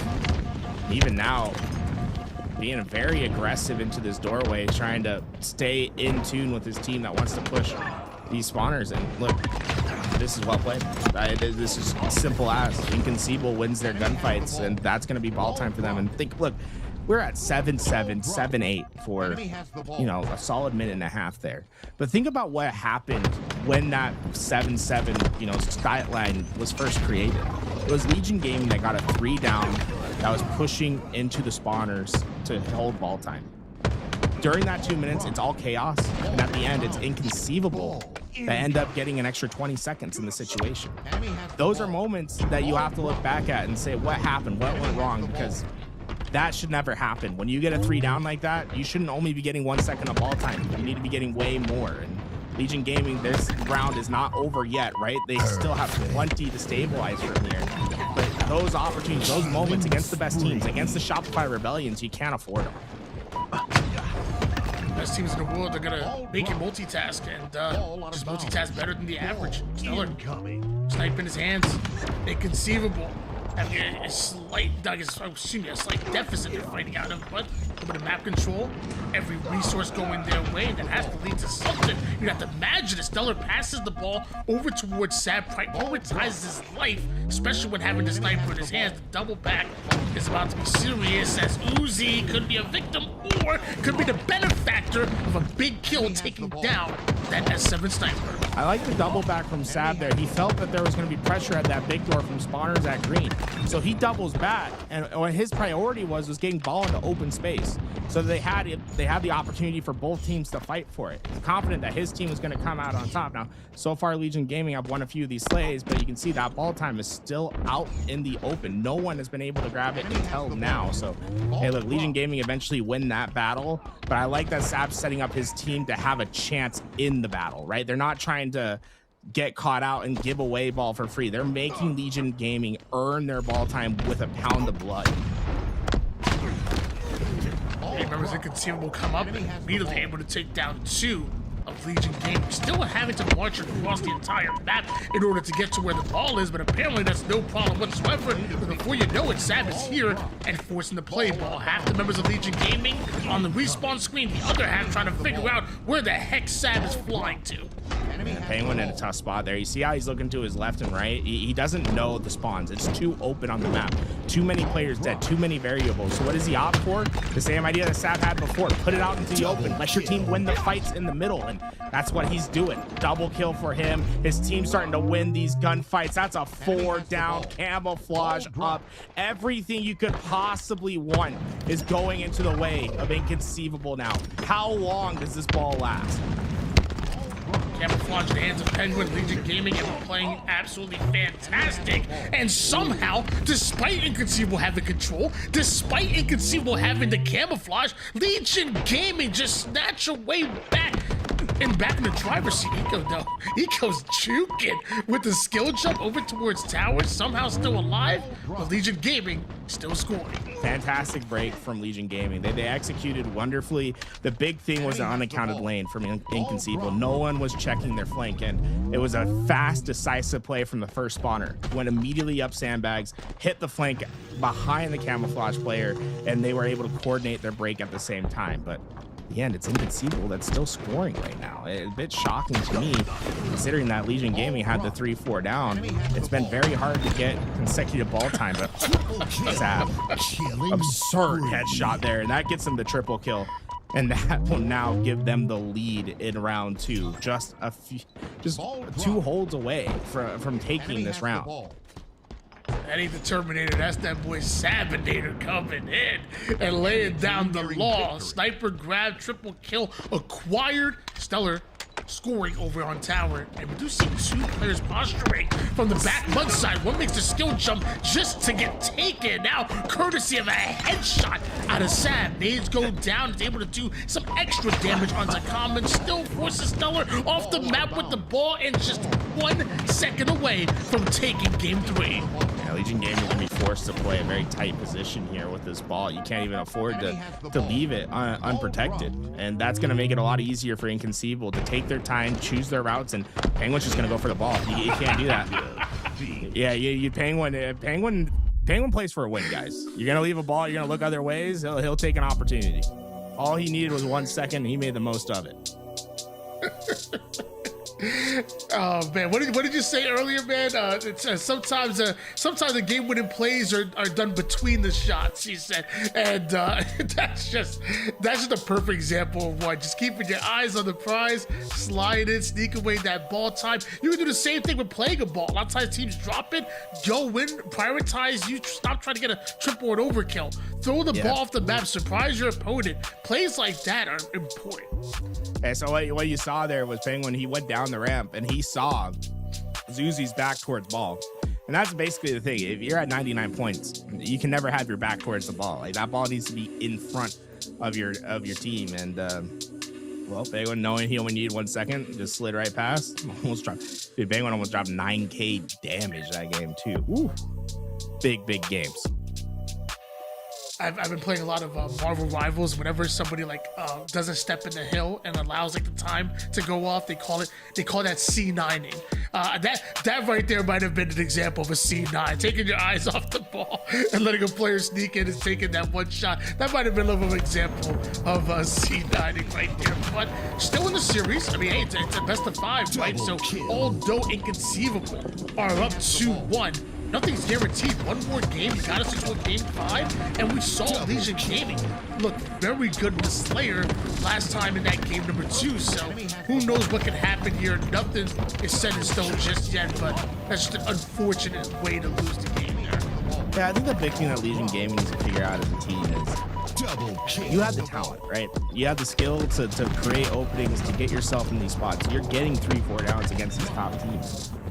What comes after, right? Like, how are you setting yourself up for success once you have all the pieces in place? Because that's where I think we've seen maybe a little bit. It's not that they don't do it. I think it's just inconsistencies from them when they get to these spots where, sometimes they'll have a great hold. They'll get, 40 seconds at a time. Other times, we see them get a 3-4 down and they're getting 1 second. And honestly, off of 3 down, Inconceivable, I think that play at bottom mid, right? Where Inconceivable not only prevent them from getting more than 1 second, but then they also get 19 seconds of their own, right? So on a 3 down, you're going -18 in expected value. That can't be a recipe for success, right? There has to be something different that happens there. And I still think this is a team that is figuring it out, right? This is the first time for, Zuzi, Uzi, Little Gators to be, considered in that pro tier. They have a lot still left to learn. And I'm excited to kind of go on the journey and see how these players develop, because I know from watching these guys, they have the factor, right? It's there. They shoot great. They have fantastic awareness. It's just about getting the little pieces, right? What are you doing in between your shots? Once that's figured out, this team, it's a good team, right? We know what they can earn. We know their heights. We've seen them beat, Eco, Stellar, Bound before. We know it's possible. How do you get back to those heights? Yeah, it's gonna be exciting. I feel like we're all a part of this journey here with Legion Gaming. You get to watch this team go from a top amateur team to now being known as professional players, and their journey is definitely not done. Not today, not tomorrow. We're gonna see them for a very long time here. So hopefully they're still with it though. Legion Gaming.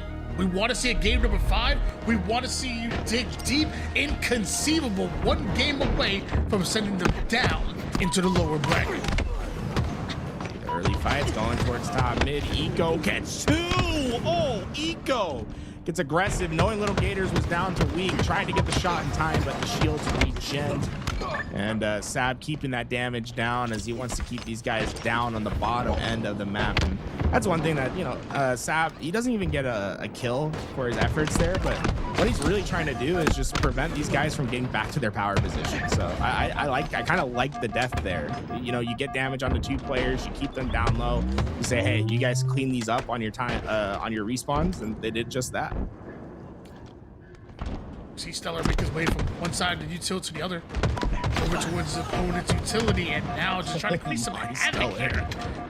Just snapping onto everybody. One fight over toward the shrooms, snaps on that player over toward bottom mid, absolutely tears Little Gators a new one, and now running the flag right through the mid map. You ever play a MOBA? Like a Dota 2, a League of Legends. You have to win your tower, right? You have to push into the tower. Well, the problem for teams playing against an Inconceivable is Stellar is like an auto tower.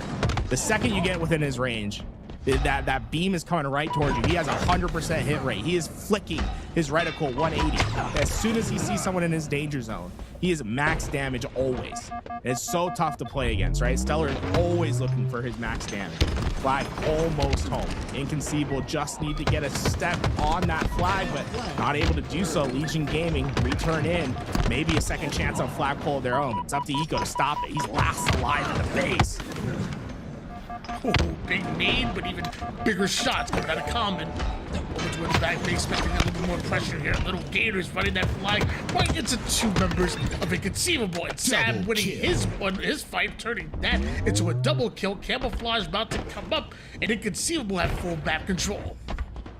That's Sab taking a safe route, trying to get over to the car side, and this is where they want to make their push happen, into the utility. Sab will be the first player in, but a couple players for Legion playing strong defense. I mean, look at all those nades. Those check nades worked brilliantly. Sab down to 1 shot, dramatically slowing them down, but Sab having the last sock. The double that might just turn into 3. He gets damage onto everyone on the lobby. Eco gets away with camo. Now it's a 4 down for Legion. Inconceivable, they'll try their crack at it again, but this time a much more powerful tool in the equipment belt. Eco with a camouflage to work with. Eco over on the low ground to decide to challenge Little Gators, and that was one of the only players that could have been in position to stop the flag. Maybe one more might have stuck through. It's actually Common solely by himself over toward the courtyard side. How much can you do on your own? Apparently not much. First flag cap belongs to Inconceivable. What do you notice from Eco there, right? That's all the confidence in the world that his team's gonna get the job done. He just stayed eyes forward, used that camo to get another opening kill, and he sees an opening. With just 1 player down, he's already got that flag halfway through, and he's not gonna stop yet. That's high intelligence play from Eco. And it's also having the confidence in your team to know that they're gonna get their job done, that they're gonna play ideal. And once they did, he's able to take what was earned for one capture and parlay it into a second one. And I love that style of play. When you're saying, okay, hey, you're gonna give me this, but I'm gonna push you for that. I'm gonna push you for even more. I'm doubling down on my bet. Clearly, both the IQ and the EQ are there, and Eco. A little bit of flag relay race being ran, and beautiful play, 2-0 start. Come out Inconceivable. Legion Gaming, though, they do answer back with 2 immediate kills. So that's going to be a pull now for Uzi. He's let him go right through the middle of the map. Confidence in his team, as everybody around the map might just be a split second too far behind. By the time they're able to react, Uzi already has that flag home. Really heads up play by Uzi. He gets to that window, and what he notices as he's jumping up, they get 3 down. And how you run a flag is largely determined by the circumstance that you're in. When you have 3 players down, that means most of the map's open, right? There's 1 player left. They're not going to be able to watch everything. And even if they are watching it, they're not going to kill you in time if you're fast enough. So he goes right down the middle. By the time the spawners are up and ready to fight, that flag's already home. That's happening. Whereas if you take it a safe route, right, if you're going to be like, hey, you always run the flag towards utility, even if we have a 3 down, well, you might be too slow, right? You might give another team a chance to spawn up and take the fight. Great job by Uzi to recognize, hey, I have the time just to take this thing right down the middle. Zuzi. They're thinking almost exactly the same as his twin brother. Those who were born together think together, as they're right through the mid-map. And again, before Inconceivable can get involved, that flag is already in. Just like that, we're tied up into a piece. Now Little Gators has camouflage and that top mid control. Inconceivable think they have a free flagpole, but it's anything but that now that Little Gators is involved with. Oh, that's not bad. He doesn't make bad plays. He gets in, needs to take down the camo, does just that. And this is the thing, the 2 flag captures that Legion got, they're idyllic, right? Like everything was right for them in those positions. They got the 3 downs, they were in position to pull the flag, and obviously they had to do work to set themselves up for that. On the other side, Inconceivable, this flag is anything but ideal. This has been a rough flag run from the start, but can they finish these, right? And that can be a big difference between the top teams and you know, your amateur teams, or you know, your top 16 teams. When you aren't necessarily given a clear path, how far can you stretch your value? That time they get the flag halfway, the return's in, not gonna go home this time. But Inconceivable, they're always gonna look for those options. Whereas Legion Gaming, hey look, couple down, let's go right down through the middle, baby. They're getting their spots, they're getting their damage, and I love the way they're playing this. My question is, how long can you sustain, right? How often are you gonna get these opportunities to play perfect? Edwin tries to get an angle over toward the flag, but he ends up getting stonewalled over on the card 2 side. Zuzi is there to punch the 3rd flag cap in, but Chad, what did you have to give up in order to get that flag cap? 3 lives and maybe a counter pull going the way of Inconceivable. Sab has the flag in hand, he's already past the 50% push and actually already in their util, and just as quickly as Legion capped their 3rd, Sab does the same for Inconceivable. Sab taking some safe routing there. He had an opportunity to go through the middle of the map. He said no, take it through the util, and Penguin was decisive on his spawn, was able to get that overextension kill right away. And you know, this is the 2nd time now where 1 flag might just turn into 2 because of the plays of Kevin Eco Smith. That's crazy. That's happened twice in this game. Look, 4 flag captures, all 4 have come in the same way. A first flag that comes in, and then Kevin Eco Smith sitting there and saying, hey, are you guys gonna like clear your base and make sure that you're not gonna let me pull a 2nd one? If you don't, I'm gonna do it. And he's done it twice now. That's 2 flag captures that I don't think were exactly earned for Inconceivable. Eco likes their caps and 2s, and they're playing like it. 4-3 lead in favor of Inconceivable as camouflage. Now in the hands of Penguin, Sab duking it out with Zuzi over on the util side. But notice that Eco goes down, and Little Gators right through the mid-map, little high risk, high reward, but not able to pay out. Penguin, as his camouflage ends up being spot out, a little bit of eagle eyes action. Uzi continuing to chase him down, can't pick up the heat wave, and Uzi eventually gets his, but 3 down for Legion Gaming. Yeah, Penguin's probably a little frustrated that he's getting spotted that easily, but Uzi was clearly having the camo eyes in that situation. But even then, right, Penguin knows he doesn't have the advantage in that fight. He pulled Uzi all the way out into the middle of the map and guaranteed that the trade was going to happen. Sometimes that's all you can do in these situations. 3 down, flag is out, Eco, the only player alive, but is perfectly positioned to take care of that middle flag route. And that was a situation where the timing, even though they had the 3 down, the timing's not the same as what we saw with the last couple flag captures. Eco was perfectly positioned, anticipating that middle flag run, and for good reason. All 3 flag caps that they've gotten so far have been from the same exact run. Pass match for Eco. Over towards the opponent, so that nade might not actually hit exactly wanted to, but does enough damage in order for them to come in for what should have been a cleanup for anybody else but Uzi of Legion freaking Gaming. Sab, though, with the follow-up, comes in right here, 3 down. Go Legion Gaming, you're blocking the fridge side, no problem, we'll run it fridge.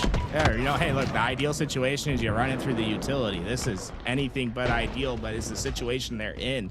Side runs can be successful, but they take a lot more work and they're a lot more dangerous on the back end. It's not as easy to get the flag to the final 20% in the red zone. It can be hard to score here. Uzi was playing goal line defense, but he goes down. A last desperate pull.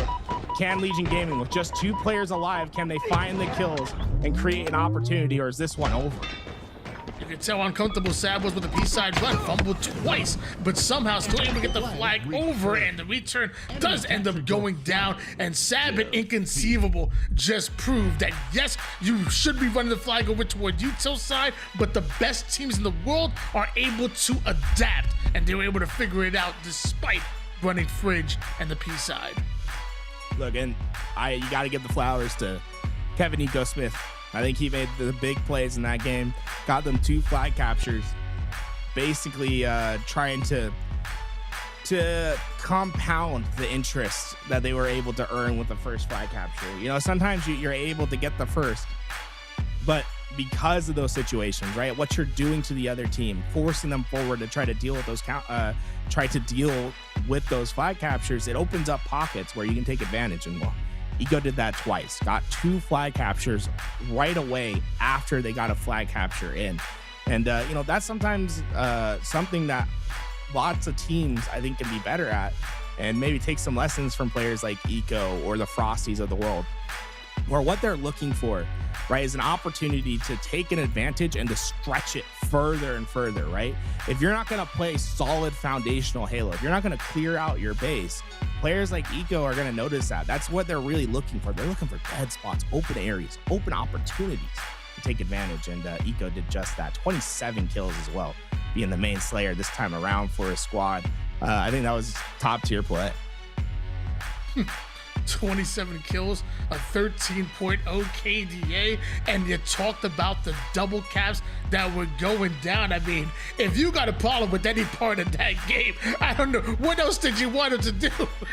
Eco was absolutely incredible in that game and that series, and Inconceivable taking down Legion Gaming, at least in the winner's side of the bracket here. Still plenty of tournament left here, Garrett. So far, from start to finish, I mean, this has to be one of my favorite tournaments. We've had action upon action in every given series.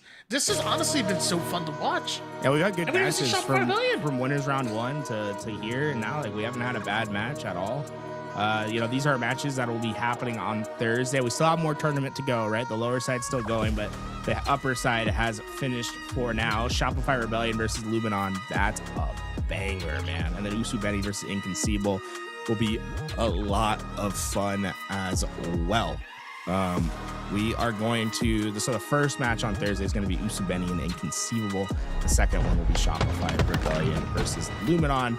And we go back down into the lower side, and it looks like we got Command Station, Frenzied, Nitroxin, and Saves going up against the Australians, and Rice, Scoobmeister, Sways, and Plasma.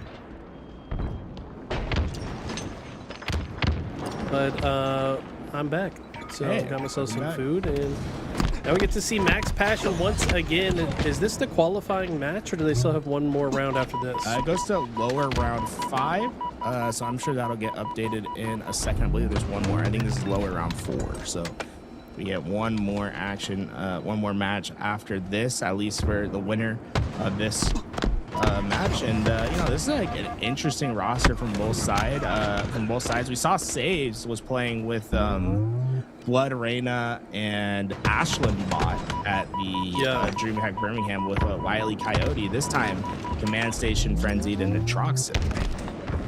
Yeah, different squad here, but we always love an opportunity to see Command Station on our screens, of course.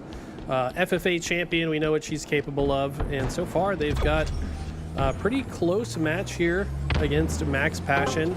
This is a game type we talked about at the beginning of the stream about how flexible it can be. BC going to be the hold for now for Lickety Split.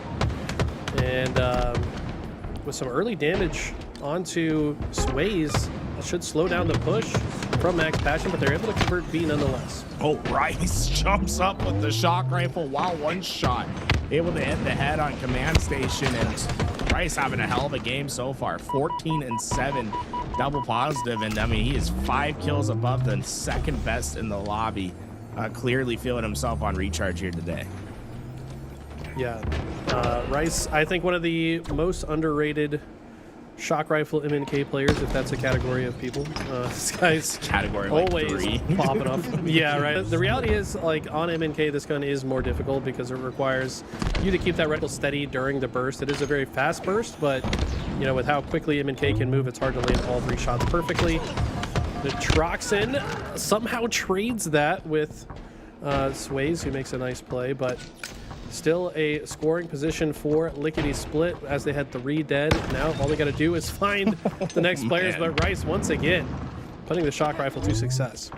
And, you know, this Australian team, any team that comprises of Rice and Scuba, it's always fun to watch because obviously you have 2 mouse and keyboard players, but they play mouse and keyboard in very different ways. And it's the reason why, you know, Rice is one of the better shock rifle players with mouse and keyboard. He plays on a very low sensitivity, does big swings with his hands, right, to get his aim on point. Whereas Scoobmeister, when you notice he's going to be a very fast DPI player, you know, very high, very short, controlled movements on the mouse to make his switches. So it's always really fun to watch these two because it is like playing mouse and keyboard in 2 very, very different ways. It does go to show how much versatility there is within the control scheme, right? Like, just playing MNK allows a lot of freedom that controller players might not get. Of course, there's the trade-off with more aim assists or whatever you want to call it for the controller player, but I will say MNK is definitely better at certain aspects of the game. I think players like Rice and Scoob really take advantage of those small advantages that they can get on MNK. Yeah, there's a few things, and we'll point them out when we see them, but some of the big stuff is like what they're able to do in close quarter fights. The ability to drop a nade on their feet, their ability to target swap. So there's a lot that you can gain from mouse and keyboard. And I do think the ceiling, in my opinion, is much higher on mouse and keyboard. I've been saying it to this day, you know, I understand why players don't do it, but like if I was a Royal 2, I'd be taking this year to be like, okay, let me like really get mouse and keyboard down, because I think like Royal 2's ceiling could be much higher on mouse and keyboard, right, than it is on controller. But I understand why he doesn't, because it's like, why? If you lose a gunfight that you would have won on controller, it's like you probably like, well, I should have been on controller. No, I agree with you. I think Royal 2 might secretly be the best Halo MNK player. He just chooses not to play it because he's more consistent on controller. So, but nonetheless, somebody in chat asked who's on MNK. It's Scoobmeister and Rice. This full Australian roster playing on high ping. Half the squad is MNK. They're definitely a unicorn in the bracket. And they're looking decent in this, but they really need to win more of these fights. They keep losing in these 1v1 fights, and now it's a trip cap for Lickety Split. Can they hold on to it to even further gain this lead? Thinking about making his play towards C. He notices the player lurking at the top of white, but as he tries to exit, there's players watching every escape. Sways eventually gets the kill at the backstack, and Rice from across the map gets that, and that's going to give him an opportunity to reset C before the spawners come up, and they're already inside of A, so trip cap is in with camouflage. Also, look how big this was because of camo. Rice breaks the spawn that you want for camo as well with the play. Yeah, this is beautifully executed out of Max Passion. They also correctly identify the A spawners. They collapse in, they get another set of kills. They're still allowing Lickety Split to spawn in A, and now all they have to do is really watch all the exit points to control. Yeah, that's a huge opening kill. Command Station's going to fall as well, and things have gone from bad to worse. Max Passion now going to convert this to a trip cap, and they've got Lickety Split spawning wherever they want. Yeah, they should spawn them all in long haul. This is the quadrant trap. The only thing I'm worried about is a pipe spawn. Yeah, you see, there's a player to his right. I wonder who that is. That's Plasma. I think Plasma needed to be way more aggressive getting into pipes, unless they're trying to force that split there. But I mean, right now, I mean, Plasma, hey, look, he let them spawn there, and he played it exactly right when you do let that spawn happen. Just immediately applied the pressure. They're winning out these split spawns, and it's just Command Station last alive. And this trip cap just keeps hurting. I mean, Command Station just made a hell of a play there to kill the crosser as you cross and then find a double. She's now backtracked to C and found another double. She is single-handedly willing them back into this game. And while C will get converted, A and B have changed, and now they give themselves a chance to make this comeback. Scoob and Rice working together to break through pipes right now, and Plasma instantly cutting through the middle of the map. That's really well played by Plasma, knowing what he needs to do, getting into the middle of the map, capitalizing on the damage, gets 2, and then the assists onto the 3rd. Max Dammy from Plasma, and that will instantly put them into a scoring position. Yeah, I just got done talking about how Lickety Split had got themselves back, but what an answer back there from from Plasma. And now they have decided to extend it back to C, I guess, just trying to apply max pressure to the spawners. A little bit risky of a move, in my opinion, but it pans out. Command Station has found a gold spawn and will attempt to capture B to stop the bleeding at least somewhat. They're going to need to find another place to call their home as well. It's either A or C, and unfortunately there was not enough time, and that will be the dub for Max Passion. I see a big game from Rice, 23 kills to his name.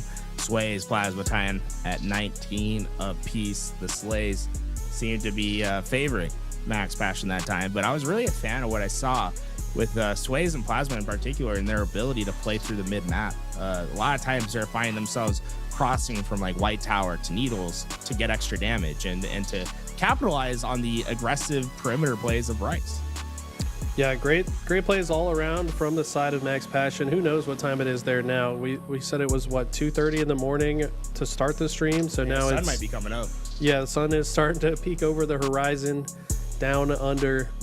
But these guys need to stay awake a bit longer before they can earn the rest. They need to get through Lickety Split. And Street Slayer, definitely one of the more snowbally Slayers. Curious to see if one of these teams will take an early lead and ride that momentum. We've seen some blowouts on this game mode so far today already. Yeah, Streets is an interesting game type. So it's the Slayer that I think has like the most dynamic parts to it. Like you can go from like this hyper aggressive fly to a complete standstill, and it's up to the team how they want to play, which I think it makes it a very fun map to watch. Right, you're not forced by the map to play one way or the other. It's like you can really choose how you want to approach the map and how you want to play, and stick to it. So it's a great map to watch. Looking ahead to the rest of the series, I recall some pretty strong games from the Aussies on Lattice Oddball, which, you know, assuming they don't 3-0, will get to play it. Livefire King of the Hill certainly favors a team that's been together longer, in my opinion, more setup oriented. Really revolves around how good you are at having a cohesive game plan as a team. Whereas Streets is kind of like the Wild West. Street Slayer, I feel like if Lickety Split wants a chance in this series, they gotta win this one.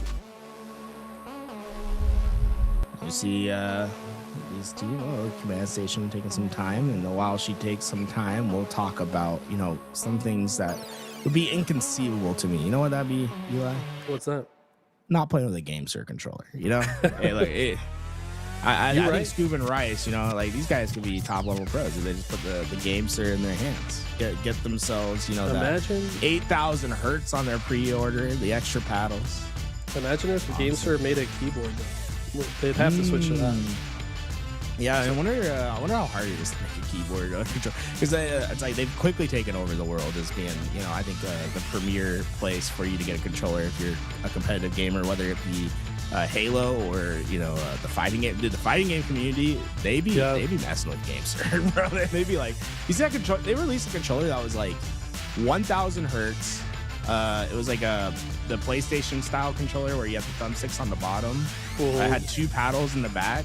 1,000 hertz for $20, bro.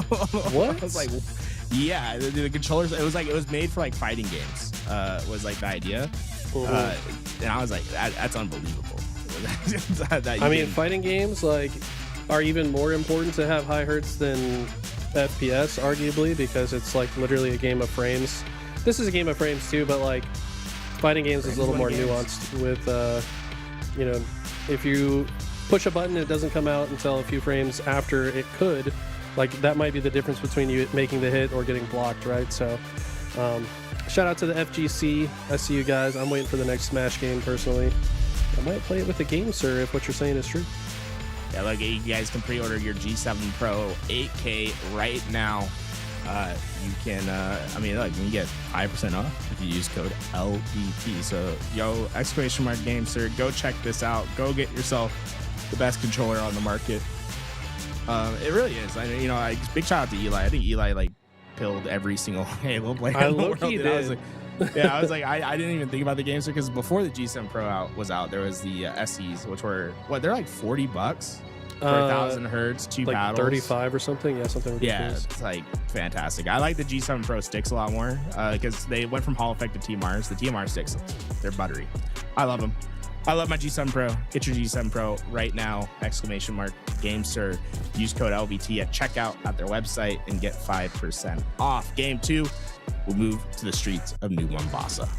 Somebody in chat asked, what's the price? Probably like a quarter of what every other controller company is charging. No shade, but yeah, they're so much cheaper than the rest of the options. But regardless, we set our sights into New Mombasa, like my co-caster so beautifully stated. And Rice with a strong, aggressive start off on this side. But hey, you're in Australia. Your melee cannot reach that far, my friend. That melee will do 0 damage. There was a time where Sways like went for a sniper shot to someone's back instead of a backspack, and I'll tell you right now that they will do that because they are not confident that their melees are going to connect. Yeah. Triple kill from Plasma early on. Sway is going to get away with the camo and the red gun, and that's everything they need to have some success here. Sways certainly loves to have a precision weapon in his hand. You add to him some camouflage, and this is a deadly combination. Opts to forgo the camo to throw these grenades. Let's see if it comes back to bite him. He has been spotted. Going to try to use the shroud to regain his invisibility, but I think maybe played that a little too aggressive. Probably could have played that a little bit safer. They're going to be punished for that. That's saved. Trying to catch Scoobmeister on the push, but Scoob going to be able to stay alive with the help of Rice in the back zone. Command Station trying to do her best to get these cleanups, but it's a lot to do here. She is able to get 2 before she goes down. She'll be the first for her team to get to the 5 kill range. Oh my god, Rice. I feel like Rice is uberly confident right now in some of these gunfights, man. He is just sending it. For good reason. This guy's not missing a shot right now.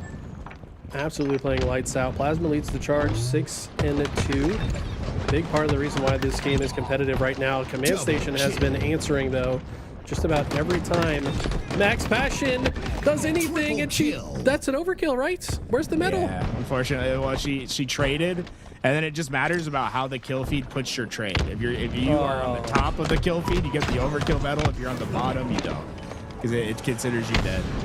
But I feel like, you know, that's like a coding thing. I feel like if the kills are like instantaneous or whatever, it should give you the overkill medal, right? You might be asking a lot, but Command Station, regardless, we'll count it. That's the unofficial overkill in our eyes. And that's a huge momentum swing, you would think, but they still trail by 2.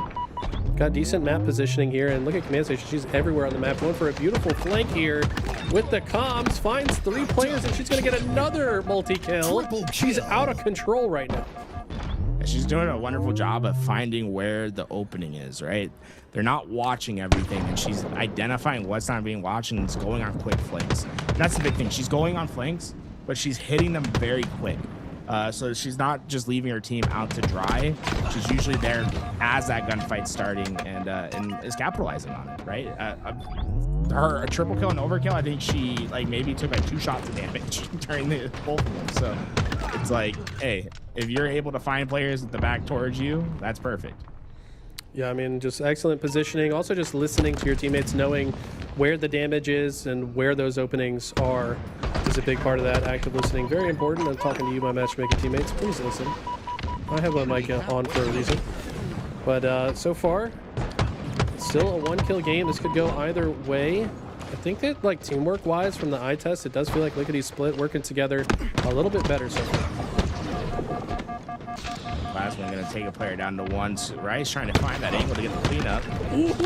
Blast back against the wall. Gets the kill with the perfect shots. And with that, a big swing in tempo. Oh, yeah, that was a hyper-aware spawn trapping right there. Was literally within frames of seeing his teammate spawn cafe, he identified that the spawners would be red room, so they instantly turn. I mean, I haven't seen someone react to a teammate spawn that fast. I mean, that was very mouse and impressive. keyboard helps, right? Yeah. It was funny because it was him and Rice. And you saw both of them do it exactly the same time, like just flicking 180 degrees over. And look, I mean, they've been applying pressure ever since, right? They're in the face of Lickety Split, and they are constantly getting these kills, and it's just slowly expanding their lead. Yeah, Sway's pushed way up, gets maybe a little bit too aggressive there, overheats just a tad, and now this team fights a man down into this situation. Saves gonna aggressively move forward, understanding the numbers advantage. Frenzy with some nice shots with the pistol, finds 2 actually. Double kill. This was a player that was on a team in Birmingham that I wasn't really all that familiar with, but they made a deep run, and it looks like he's getting some more opportunities, so shout out to Frenzy. Frenzy using that sidekick for the best visibility. Yeah, well, you see how deadly that thing can be. Very good in close quarter battles. The other part is, for those that aren't aware, right? If you have the pistol on your hand, you punch faster than someone that has the rifle. Even on the initial, right? If you hit the button at the same time, your punch is going to come out first. And the double beatdowns, your ability to take down players that are down to 1 shot with the punch is something that you really can't underestimate. Absolutely. Look how, see, that's a move you cannot do on controller. The instant 180 repulse. Rice really showing off what this high DPI can do. And it's just so impressive to me, like, when he's capable of doing things that fast, but then in a long-range engagement to slow down the shot and just land some clean long-range shots. I mean, he's playing masterfully right now. 17 and 9, the repulse as well. This guy is playing lights out. Yeah, Rice is on another level right now. And I think that's always impressive to me is, like, right, their mechanics are so good, right? As a mouse and keyboard player, they're doing crazy things. They're doing their crazy repulse plays. But at the end of the day, they're still just playing fundamentally correct Halo, and that's the first step, right, to be successful in this game. It doesn't matter how cracked out you're being. If you're making bad plays, it's gonna catch up to you. And you know, Rice, Scoob, these are 2 players that can do some crazy things on the mouse and keyboard, but they're still playing right. But this game isn't necessarily over yet. Look, Command Station gets number 19 with that kill. They only have 2 Des left. Gets the trade out. It's just 1 more for Max Passion, whereas a full team wipe is necessary for Lickety Split. Dude, Command has to be thinking, what more do I have to do? She's 20 and 11, winning just about every fight. But just like that, it is over. Props to Max Passion for holding on throughout the Command Station, just relentless pressure. But Command Station and Rice had like the same exact stats. It was insane. I say Command Station had a lot of multi kills where she was able to get really good timing and get like she had like 2 triples and like an overkill basically. Mm-hmm. Yeah, can we click in on Command Stations? I want to see her medals. Yeah, 2 triples that game, right? So it's like 7 of those kills coming in a sprint of 10 seconds within the game, and those flanks, very, very effective. We see her and Rice having almost identical stats. Yeah, seriously, across the board, kills, deaths, assists, damage, like, is the Rice versus Command Station in that game. But got the Sway's damage, 4,400 from Sway's. I think that was the difference in the game. I just love this here. Like, obviously she's got a teammate with the exclamation point calling these players out, just gets into the action as quickly as possible. That's one thing that a lot of people don't even recognize through the UI. If your teammate has a little exclamation point, that means they're either shooting or taking damage. And if you see that, that means you should be going as fast as you can to help them out. And that's exactly what Command Station did. Twice in a row, she was rewarded with some big multi-kills for it. Lots of little UI things that can give you info. Double kill. You should be keeping an eye out. Back in Halo 5, it was always the radar because you could see your team Like if your teammate, you got a radar, you don't always see your opponents, but you could always see where your teammates were on your radar, and it made the game so much easier. It's like you don't have to keep track of the players that are behind you, right?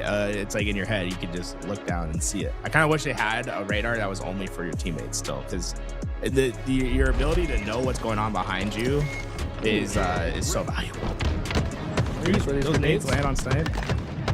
I mean, look at her angle. Okay, that second one hit Rice. So the second one she threw landed perfectly. Command Station has the opening strats on lock and somehow stays alive. And just like that, she finally falls. So once again, Command Station doing as much as she can, but it was not enough. It's going to be a pretty strong positioning for Max Passion. Look at these put R in the hill, but they don't have any good map positioning. And Rice elects to take a look at the camo, but Frenzied will get away with it. Still going to be aggressive towards this tower. Idea you want to get that sniper out of Rice's hands, but he hit Command Station on the rotation. Okay. Ooh. And he gets the camo. Rice, sniper is going to be 2 for 0 on that push, and now Max Passion is going to be able to start focusing on that time, no longer having to worry about the camouflage.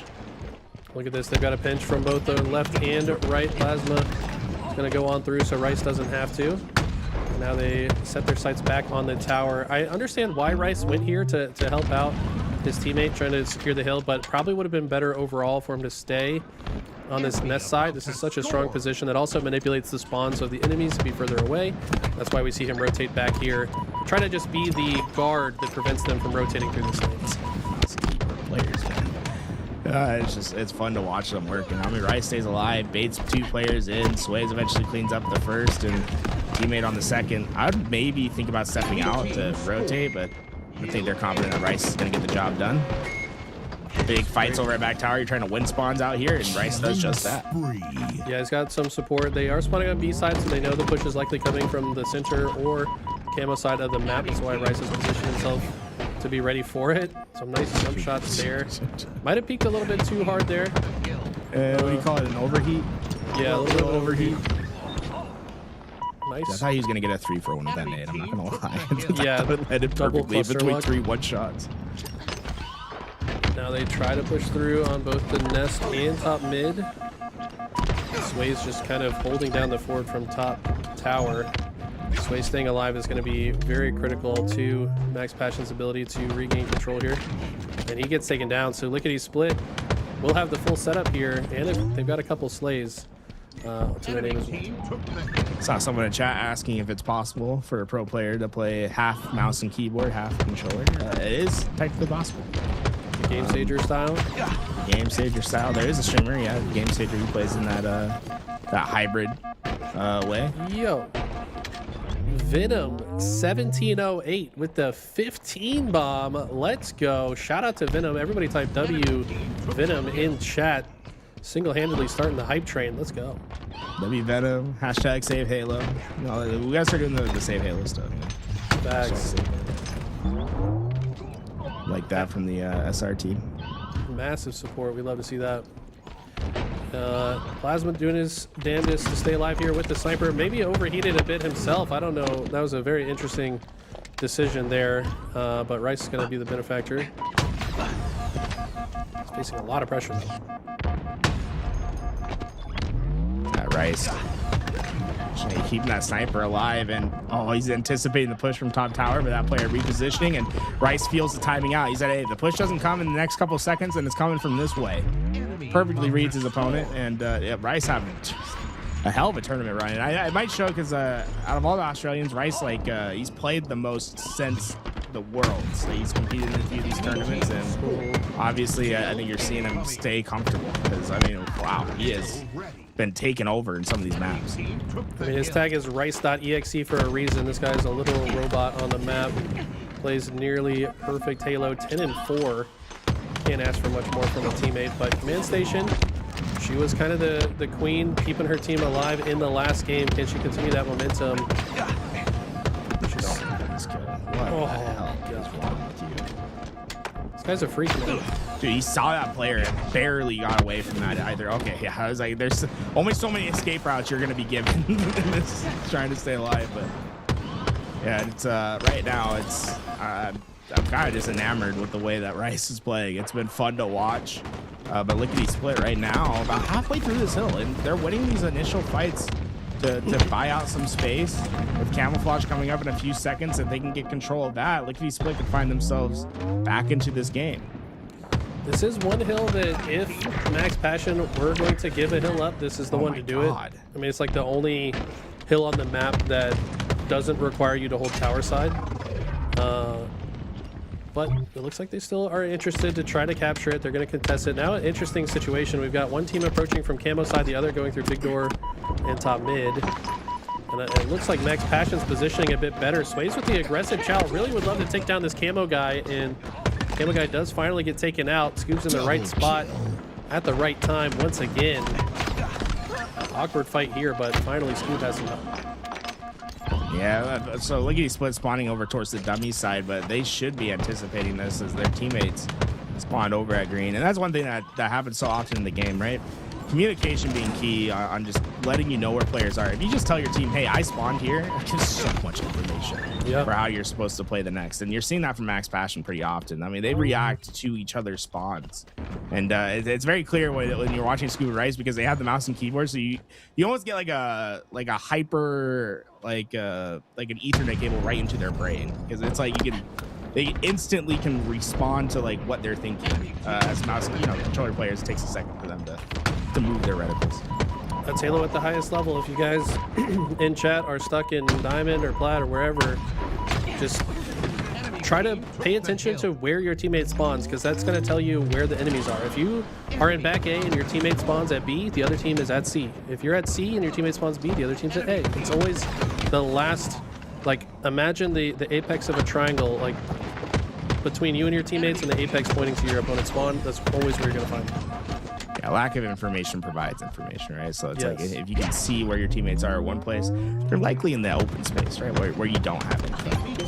And, you can use that fog of war to your advantage. Lickety Split finally able to finish that hill. And Max Passion, they gave a commitment to the end of that hill to try to get that stop, but that might work against them as they go 4 down. Command Station's locking down the spawns, and now they have a great setup on the next rotation. So I think Max Passion could have potentially punted that one away, but on that over challenge, they're gonna have a hill to climb on this break. Yeah, I think Command Station might have played that a little bit too aggressively. She was looking for some intel to give to her teammates and just push a little too far forward. As soon as she dies, Max Passion starts to take advantage of it, but she comes off spawn with a vengeance, with a very clutch kill there, and has successfully gate-kept Max Passion out of this hill. Yeah, she's playing that isolation, right? And I think the 2 rules in my head, one is you play your life, the second is you win your lane. If you give up either of those, then you're opening up opportunities for the other side. But yeah, like you said, off spawn, getting into those hills, so far they have a great setup. Max Passion hasn't really been able to find a clean break here yet, but that might just change. It's a big fight, and Atroxin does get the trade out, and now it's just Scoob that's alive. He wants to get them out of this hill right away, so he's going to be aggressive into that, but he sees 2 players instantly coming back for him. But with him staying alive, it's giving his team a second chance in this hill still. And that was another thing M&K can do that us measly controller players cannot. He ran away and then 180 throws a chase grenade and then goes back. So he's like exiting at max speed while still maintaining some pressure in the fight and stopping people from chasing him. I mean, you're seeing these guys really take advantage of their input. See, I mean, look, Max Passion, they can steal away this hill. There's going to be very little time for Lickety Split to find back-to-back hills. Right now, this one seems... It's so tough right now, because, like, do you play time? Do you play hill? It's like, I think I almost offer the hill, right? Because they only need a few seconds of time. Yeah. It's up to Scoob. Rice. Ooh, they're going to get this one. This is going to come down to a sudden death situation. Where is the next hill? It's top center, and Lickety Split not only have this hill, but they've got the best positioning going into next. And look at Saves. Saves got a big door spawn that they did not expect, and I love this play from him. Rice is reading it, though. They read that. That's actually insane that they're able to figure out that he's there. I mean, that's... I think Rice and Saves were doing the same thing to each other, just in the very different spots. Like, They anticipated the push. I mean, that's a heads up for both of them. But yeah, that's it. I don't think I would make the play that Rice made there ever. Like that's so heads up. That was amazing. I mean, the awareness is next level in that play. Nice Troxon falling, tracking that player, body shots, and maintains positioning here at the tower. Out of snipe ammo, but his team has the best positioning to capture this hill and win this game. Yeah, I think there's maybe an argument to maybe take a little bit of the neutral clock off. Like, you have such a dominant lead in this hill now. You could potentially stop them from having a second chance on the next rotation if you burn off a little of the neutral clock. Enemy team took the hill. Okay, Rice did his best to try to slow this down, but had the QT back in, and I think that's going to be it. I mean, it's not over even if they capture this. Next Passion giving themselves a small window of opportunity, but they're going to have to pry this door wide open if they want to be able to capture this. I mean, they might have just taken a crowbar to it. They just got 3 down there, and it's just Command Station that's alive. And she has camo, which is helpful, but I think Plasma spotted it. Good nade. This fight's big. And there it is. That should be the hill. 7 seconds. Once the hill comes up, the neutral time will play. Rice has to get in right away. The Troxon got here so early, though, and he's making life hell for Rice. Perfectly placed grenade. Scoob's here. But that's going to do it, I think. Yeah, wow. Really, wow. Look at he split down 0-2, fighting 3 hills back to back, and they're going to be able to push themselves into a game 4. Very impressive stuff. I mean, Command Station, like we said, she's been playing lights out this series already. Dropped 20 in the Slayer despite their loss. Now rallying the troops behind her with some nice camo plays at the end of that game. I mean, had she died with that camo any sooner, that game is, this series is over. Take a look at some of these replays, and yeah, I felt like this was the decisive one. I think that nade getting the kill right here was huge on the Scoob. Then able to come in. Sway's not able to get there in time. It's more than that, though. Like, her staying alive also influenced her teammates to spawn back tower as well. It's like, it's so important to just keep one player alive on that half of the map during that hill, just so the other team doesn't spawn there, right? So yeah, they really spawn B. Like, we're looking at a very different situation. The Troxon dropping 7,400 damage for the team. Big game out of him.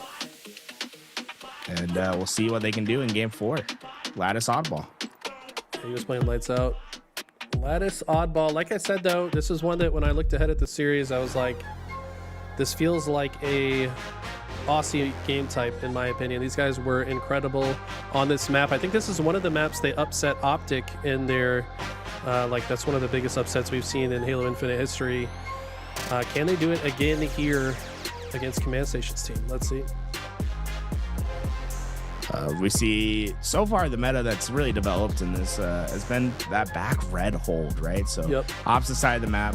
You want to speak a little bit towards that, Eli, and why you think that meta has kind of come to play? It's mostly just based on the spawn design on this map. I mean, there's really only 2 spawn points in the back of red. So that means that if you just have somebody near those, you force the other team to spawn so far away that your ball guy is going to be sitting comfortably for an extended period of time. You can also play the ball out into the ice to force the other team to go out in the open to try to pick it up, and if you're in the right spots, you can prevent them from doing so. So this blue side's still very powerful, but I do think most teams are favoring the red side of the map as well. And one thing I'll say, if you hold it blue, my biggest thing is the benefit, right, is that you get a play ball spot. Right. So if you hold it blue and you don't play a ball, I think we got an issue.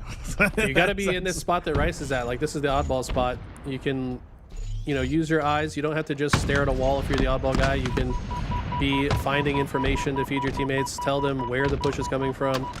But Rice is going to be the one on the front line with the sniper, M&K snipe. Very dangerous.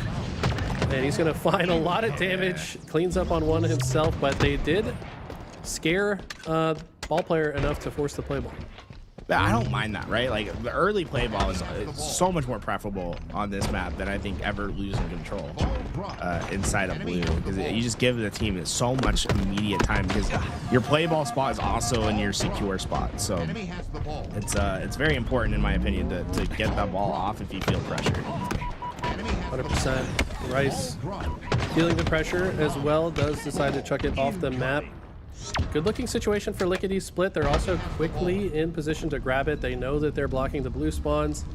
So now Max Passion is going to be tested. They all spawn all the way back red. Like I said, there's only a couple spawn points. I like what Saves is doing, right? This is the difference. I think it's very important for a player to win over at top red. Saves going to win that gunfight against Sways as well. And this is going to make it so they have a rotation option. I really do like that play from Saves. I think it's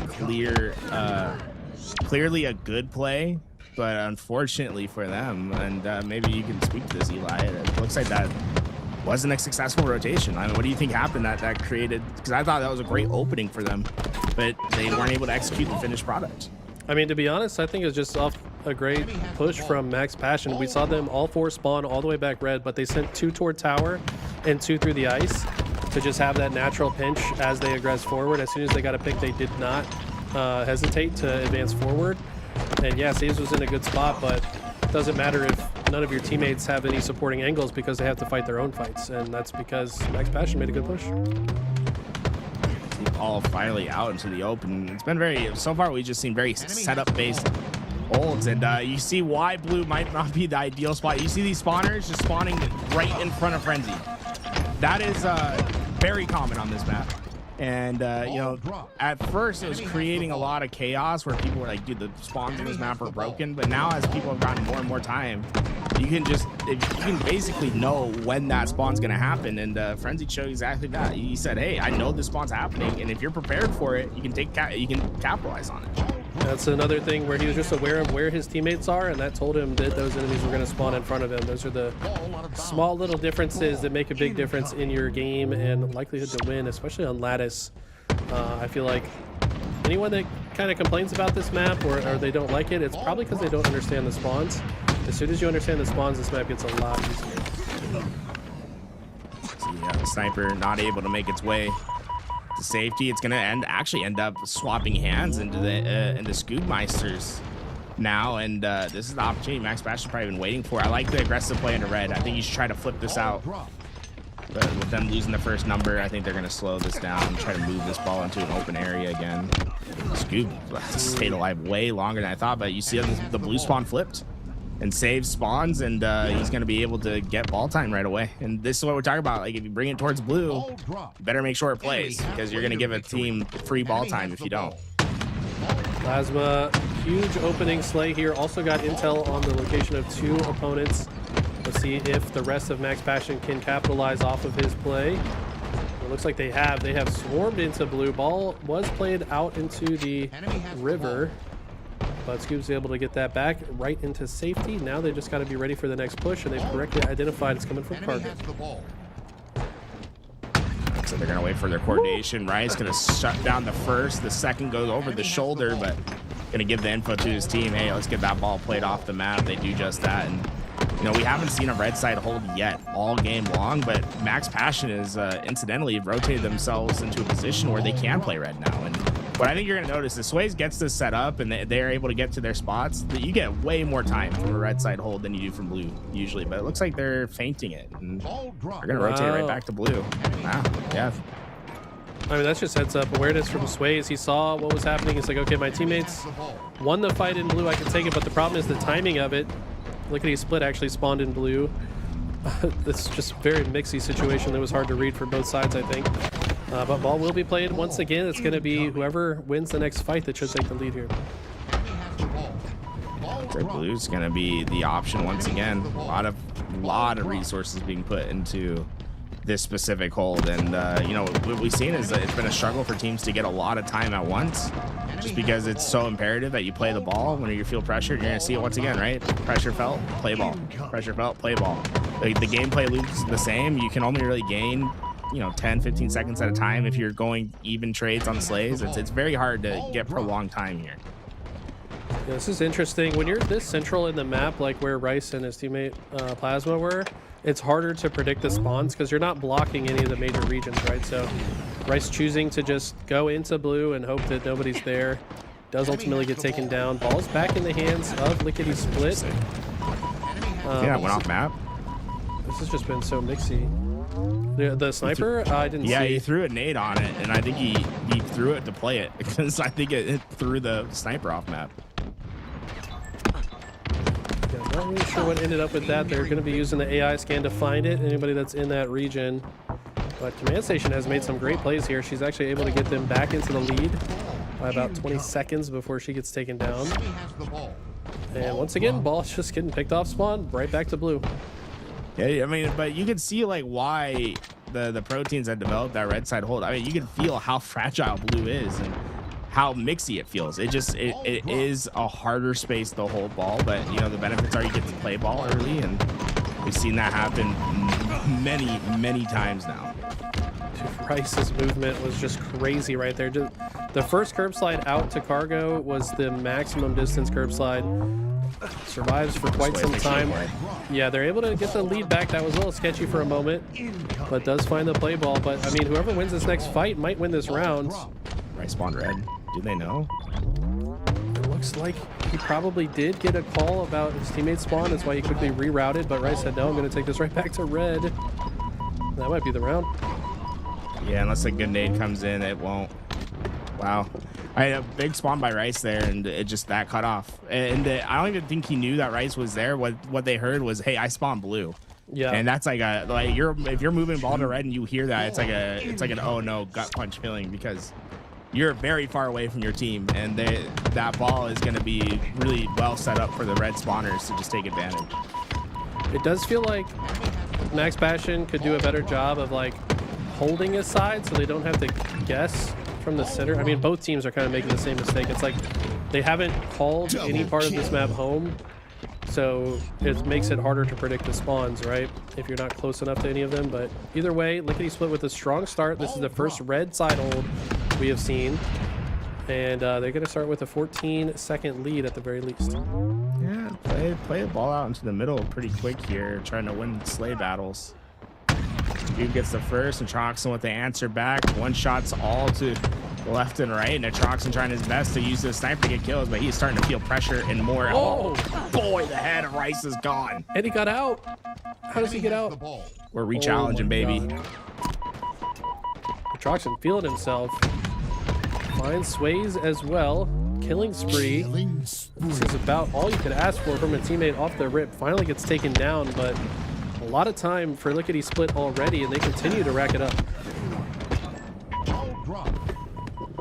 With that, I mean, look, 33 seconds early in this round. Feels like the entire time we saw those blue side holds, we never saw anyone get 33 seconds, I feel, during that entire time. There's so many play balls, and this time around, you get a good hold, you get a little bit of time, you throw it back into the middle, and you try to reapproach. Good prediction A there from Rice. Takes down Command Station, who was trying to get aggressive off of her damage. She's 18 and 14 with 14 assists, so continues to be standout for her squad. But she's struggling to find an opening. It feels like a lot of the time she's getting into the mix, her teammates are already dead, leaving her to make a hero play.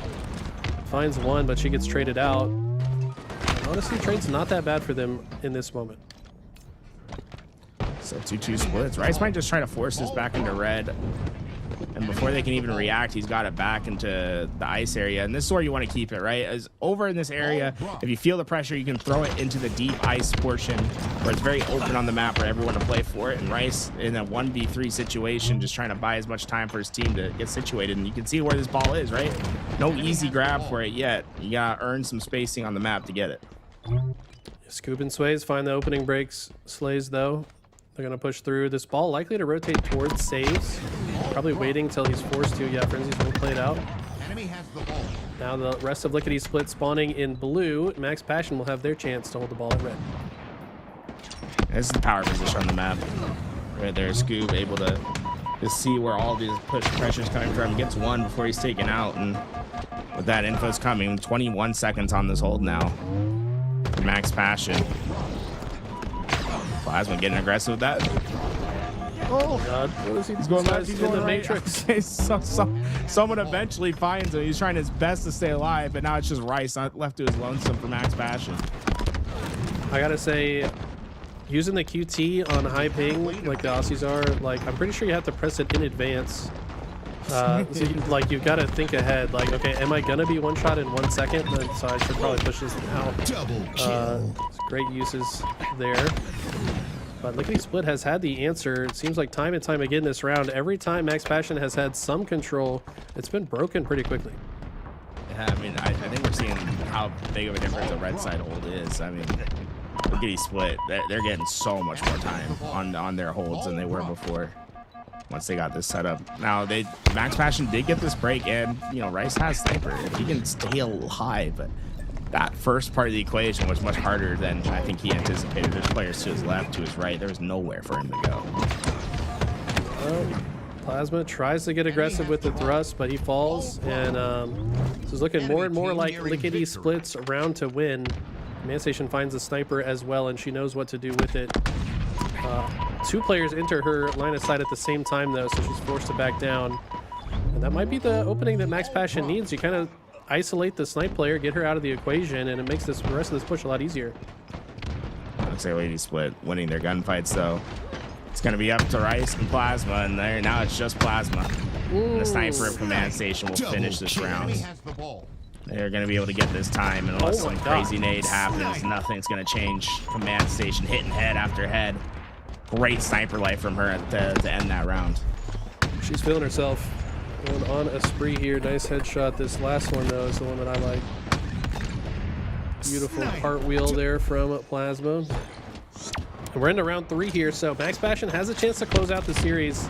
You need to have a strong opening, though. They did not have a good one in the last game, and it ultimately spelled the round for them. The Command Station stuttering her timing there, so just really taking advantage of the situation, able to get those kills.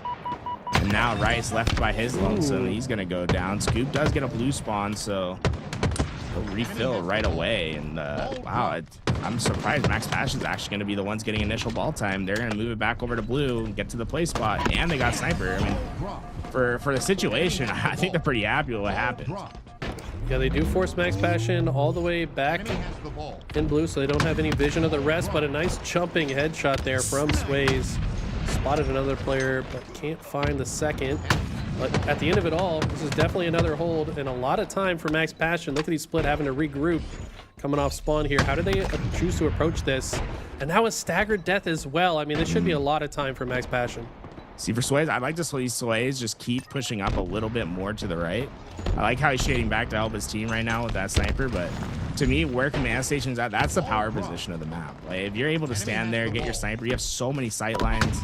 You're going to give a lot of info to your team, and, you know, I love the expanded blue side hold. Now, you're going to opt to play it into the middle of the map rather than off the map here, and Lickety Split going to be able to get right onto it in their namesake.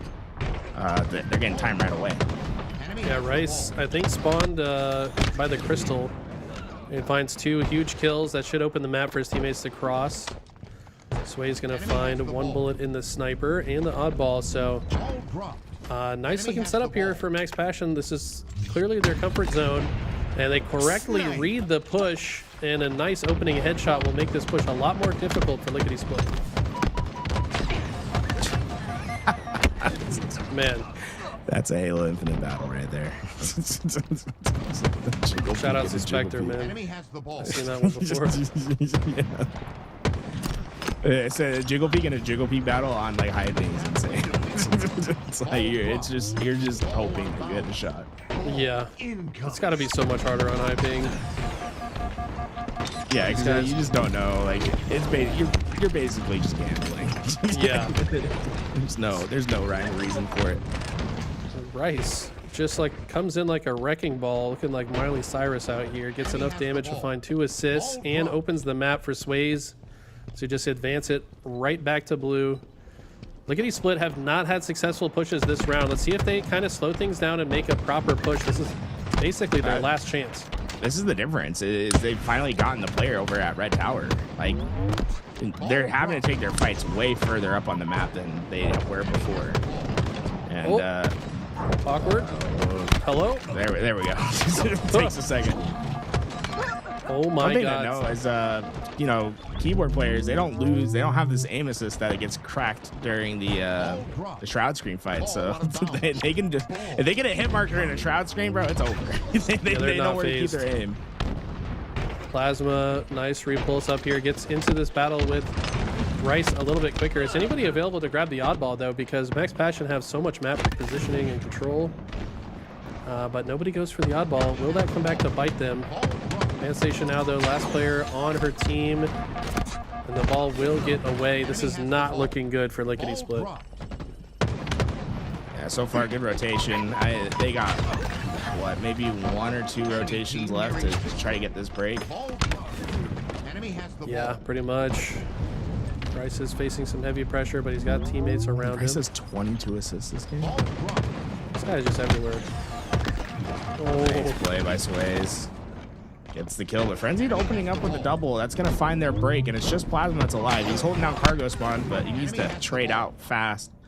He'll get that trade out, but is it enough to influence the spawns? Looks like everyone's over at blue. And Command Station having some good timing here. Oh, you see the red tower spawn. That's going to give him at least access into red right away, and Command Station didn't actually get the kill. That ball carrier's in trouble. Yeah, I don't know where Rice threw that grenade, but I think that grenade won them this game.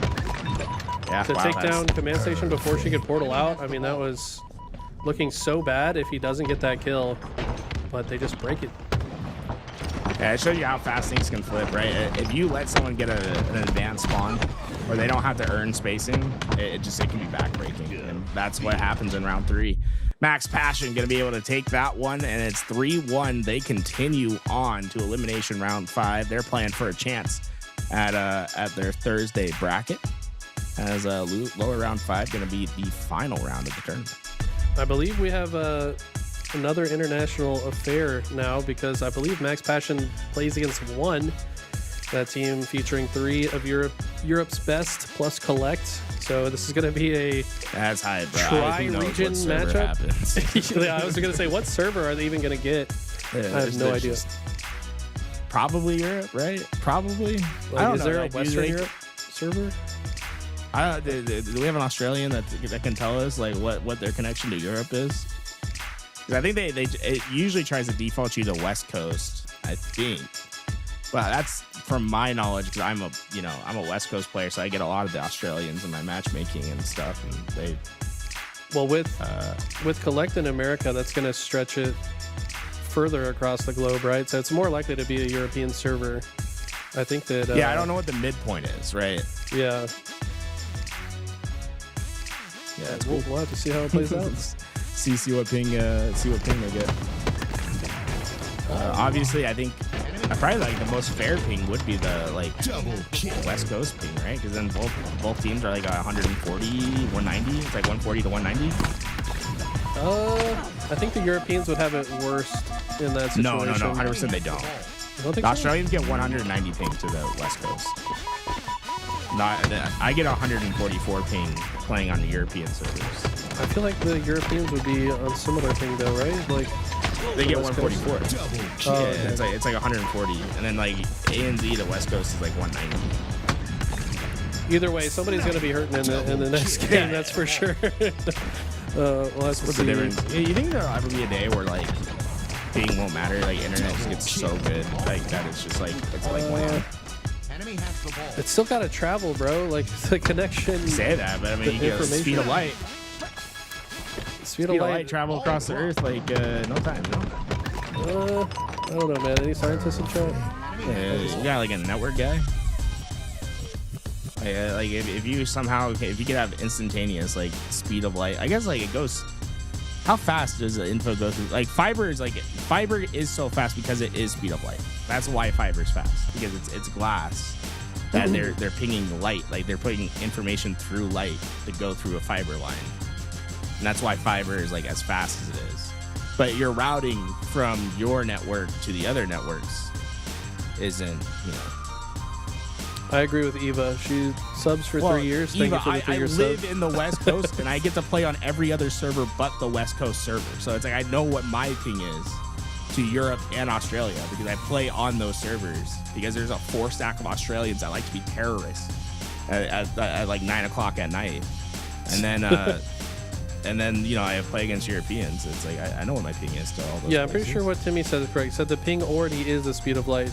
Like, No, you got to but, think like, about if the you're going through it's copper milliseconds. lines. But it's Like- milliseconds, bro. Yeah. But like like when you're traveling through like a copper line, it's not speed of light. Bro, Because you're not transferring that information through light. You're transferring it through electricity. Or it doesn't matter. There's still always going to be a physical distance between yourself and the server, and that is what's traveling at the speed of light. So like, unless we develop wormholes, I don't think thing gets lower. Wait, so like, what's the like if you are, because there's like internet lines that like the internet line from Europe to North America that is in the ocean. Is that a fiber line? I don't know, bro. I didn't make it. 99% of the internet is fiber. I don't believe you, bro. Just gonna put it out there. Yeah, I feel like believe in that'd be Timmy. expensive. He made a map, bro. He just made I the thought map. that's why we just Australian watched. internet's like bad. Yeah, it's fiber. Interesting. All right, I Is there think anything faster than the speed of light? I think we have somebody that would know this better than all of us. It's got to be the great Is he philosopher. Why not be casting? I believe you're it's out? his time. I think so. If he's here. Have you seen Project Hail Mary yet? I haven't. The girlfriend and I were supposed to see it, but we saw Super Mario instead, which was not a bad decision. That was a great movie. No, that was a bad decision. I mean, I Project still Hail- am Project gonna Hail see Mary is Project Hail really, Mary, really good. but it's also like 3 hours long, so I need to like set aside time. You gotta go see it in IMAX. You can't. Yeah, that's I don't know if it's still an IMAX. It's definitely like an IMAX movie for sure. Wait, what is Command Station? Because it was a trade. Hey, y'all, get your GameStar controllers, by the way. Exclamation mark LVT. Did y'all peek the overkill or no? Yeah, we saw the overkill, Ali, but the kill feed screwed you, so it didn't count. But we saw it, and we saw your triple right after. Well, Eli, I think Tony's ready, so we'll say goodbye and we'll welcome in. Why not be casting? Eli, any last thing you want to say before you? I just want to say I feel like the Halo world is brimming with energy once again. Let's ride this momentum. Support LVT. If you guys want to see a big show in Atlanta, we're all going to be there. A lot of big names coming back to the scene. We should be excited. This is the most excited we've been about Halo, competitive Halo in quite some time. So let's ride the momentum, guys. Love it. Welcome to the broadcast. Why not be casting? We got Max Passion going up against one, and hey, where do you stand in all the nerd talk so far about ping and everything? I'll be honest, I feel so bad. Like, I don't have max passion. I took a nap, bro. I just woke up. What? So wait, what did I miss? What did I miss? Well, we're like trying to figure out the pings, and I was like, well, do you think that The what? The ping? the ping, like, because it's like you got 3 Europeans, 4 Australians, 1 NA. Oh, the ping. Yeah, the ping, and we're like trying to figure it out. Like, where is it gonna go? Oh, I mean that's easy. So apparently collected from somewhere between Maryland and Michigan. Yeah, so Somebody that's said in like, chat. that's like not that far. Yeah, the M's and whatnot. So that's easy. We got so we got all parts of Europe and then Australia, which depending on who you ask, I saw a TikTok where somebody thought Australia was actually right next to Europe. So that was fun. Yeah. I've been seeing a lot on my Twitter is Japan taking is being put like right next to California, or like in place of California, or they're like putting it like where Florida is, and they're like, I guess like because I'll say like for some reason on Twitter I just been getting Japanese tweets, bro. Like I just be like I'm like on Japanese Twitter now apparently. Hit I just the be seeing what they're algorithm, saying bro. every day. They're crazy over there, bro. Like, You hit the algorithm. yeah, I'm hitting the algorithm of like America Boo Japanese people, which is it's a very interesting Twitter space. There's like a guy that was like, I wish one day to be able to have a barbecue like this. It was like showing like North Carolina style barbecue. And it was like, he's like, one day I will have friends to like make a barbecue like they do in America. And I was like, dude, that's our culture, baby. See, but when it comes to the question of the ping, there's one thing that you guys are like not counting that has been true all the way since season 1 of Halo Infinite. I just realized this. What's that? Texas wins all. Texas, dude. If we get a Texas server, I think we Louis, should pull out Louis, a dev and I see explain Louis it. V tied into the server. I don't care who's under the tag. If Louis V tied into the server, Texas wins all. That's it. Texas might be the midpoint though, right? Like realistically, or like Chicago maybe. Yeah, low key. If you measure it out, low key, Texas somehow. The problem is like actually- I can visualize like how far something is and like North America or South America, it's like the Europe. Like I have no idea like how far like Eastern Europe is to like Western Asia. You know what I'm saying? Or like Eastern Asia.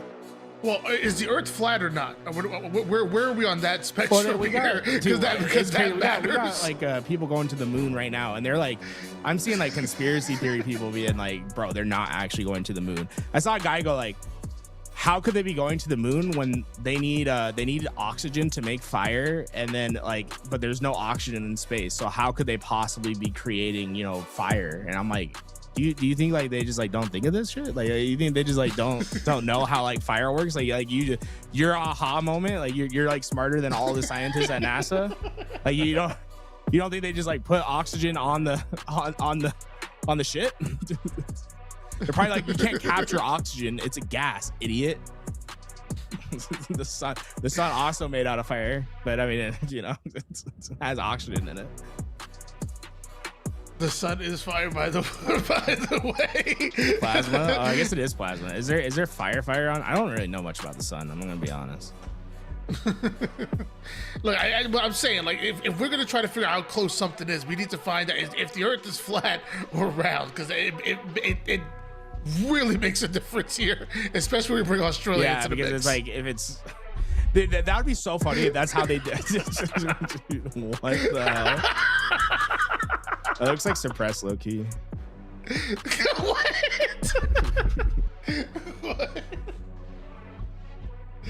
Bro, because it's like, dude, like, is there a gamer that's a flat earther? Because then you're like, bro, how do you explain pings? Like you're gonna be like, you really gonna say that? Well, that's crazy. Donnie always on Mars attracts. Hey, who was that? Was that like one of the astronauts from Archimedes 2? Is that what it's called? I don't know, but that made the Earth look awfully flat to me. To be honest, I'm kind of pull up the picture once again. Pull up the picture. That picture was taken today. That looked awfully flat. You're saying that looks flat? That does not look flat to me, bro. What are you talking about? That looks straight flat. What do you mean? Bro, why would it be a flat circle? Like if you're gonna make something flat, you make it a square, idiot. I mean, that's only if somebody perfect made it, you know. Not are you believing in entities or not? Was it perfect or was it man-made? I don't know. Someone said I can see live fire in this picture, bro. So what do you think that continent right there? What do you think that is? Greenland. Yeah, it's Greenland. You think Greenland's that big, bro? Yeah. See, I'm trying to think. It has to be like Africa, right? It's like the Horn of Africa. But then there's no Europe above it. No, it's Australia. It's Australia, right? Because there's nothing over there. It would have to be Australia. Wait. Rice is right there. I think that's the outback. I think Rice lives on the. Oh wait. No, that would be Sydney. Yeah, that would be Sydney. Yeah. But it's confusing because the Earth is like, because we have a map, but like the Earth is actually upside down from the map, right? He wrote Rice and then put a little dot, like found him. He's right here to give us a hint. That's great. Yeah, because like we have a map. Like when we see a globe, right? We always picture North America at the top of it. But I don't think that's like necessarily true, right? Is that like how we see it? Because like it could be the opposite, right? It could be upside down. Because it's all perspective, right? Yeah, I guess. Yeah. Could be a flat earther in disguise, bro. I'm not a flat earther, trust me. I think I'd rather do anything else than to be a flat earther. I think my life would be very sad if I was a flat earther. I think you totally misread the situation and told me that is the total opposite right there. I think if you think I'm anywhere near that conversation, bro, I think you're off to it. I think you're a little off base for me. I'll fight every flat earther type. If you're a flat earther type 1, I'll ban you, bro. Oh wait, chill. Sorry, not guys. all, We accept all support here, especially on the road to Atlanta. Flat earther or not believers, I don't care as long as you're hype about Capture the Flag Aquarius, which is coming up next. See, 1 second. I got some ones here. Don't ban anybody. Yeah, take it away, Tony. I got some work to do real fast. All right, ladies and gentlemen, while he works on that, is going to work on gathering up this camouflage, have a little bit of fun before our matchup, but it's about to get all serious right now. You got One and Max Passion going at it right now in an oh so important battle, and Collect might have found the backside of the Hey, yo, what is he finding? the back, like his back. How is that? Camo early for Collect. Let's see him getting up. Not able to find that kill. It's been surprisingly quiet on the map, right? Not a lot of gunfights going on until finally the spotted camo. Collect not going to be able to get away, and it's going to be Scoob and Rice that combine for that kill. He's going down here. Glory ends up finding the angle over toward the headshot of Plasma, turning that into peak control immediately, then cutting the map right from one side over towards the utility here, as Glory now wants that util control, and right behind two members of Max Passion. Love that. Wutum's able to clean up yet another one, and Glory continues to press the issue. Plasma, the next one to hit the respawn screen. Flag started.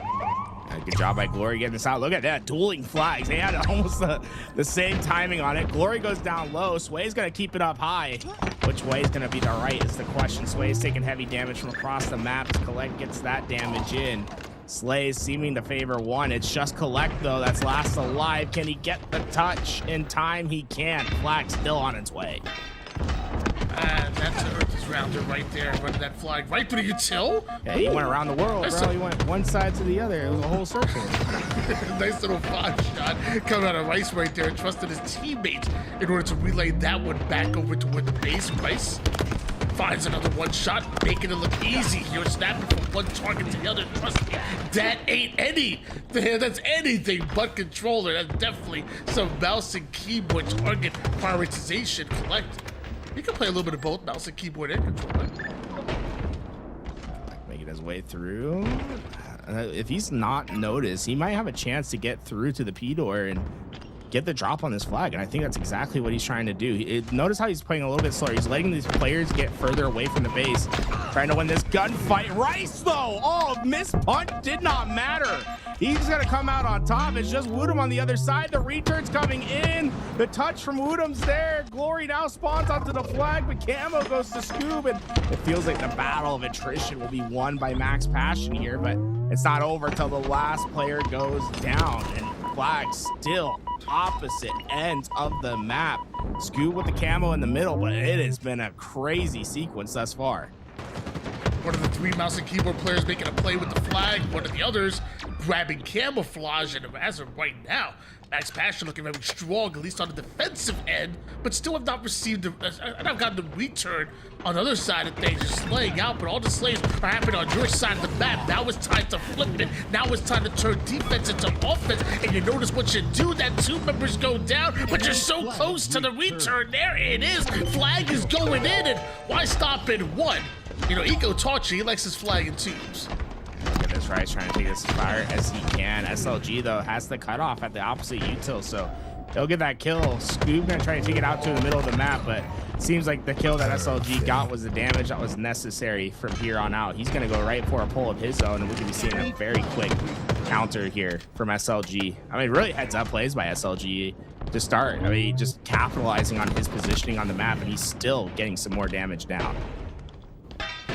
1-0 start here, but the counter cap does end up going down, and just like that, tied up in one apiece. Glory now, the final player alive on the squad, and wants to do everything he can to stay alive, and that includes being as sneaky as possible. Gets the shots in the back over towards Scoob Meister's teammate. Should be able to clean that up real quick. Actually, no, somehow Scoob moving and grooving, now shooting and looting. Scoob Meister takes down one, as eventually Collect and one, and the push around toward the car side. All right, winning another gunfight. Perfect shots on the Collect there. Did get confirmation from Eli in the chat. He said this is a US server.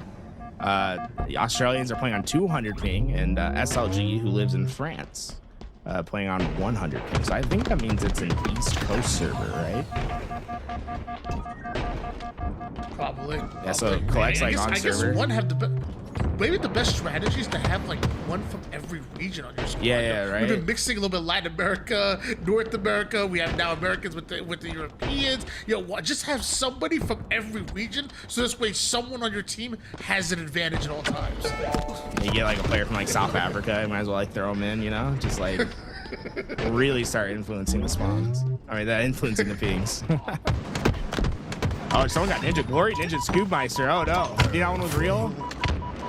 Ooh, I don't know. Not on 200. Not on 200. Right, trying to get a flagpole of his own. This time not going to be able to come out on top of that gunfight. 2 players in the util there to stop him, but no counter to be found yet. Collect is on a long ranging flank here. If he good time, he might be able to find a couple kills, but Plasma shutting that down right away, not wasting any time on getting that kill.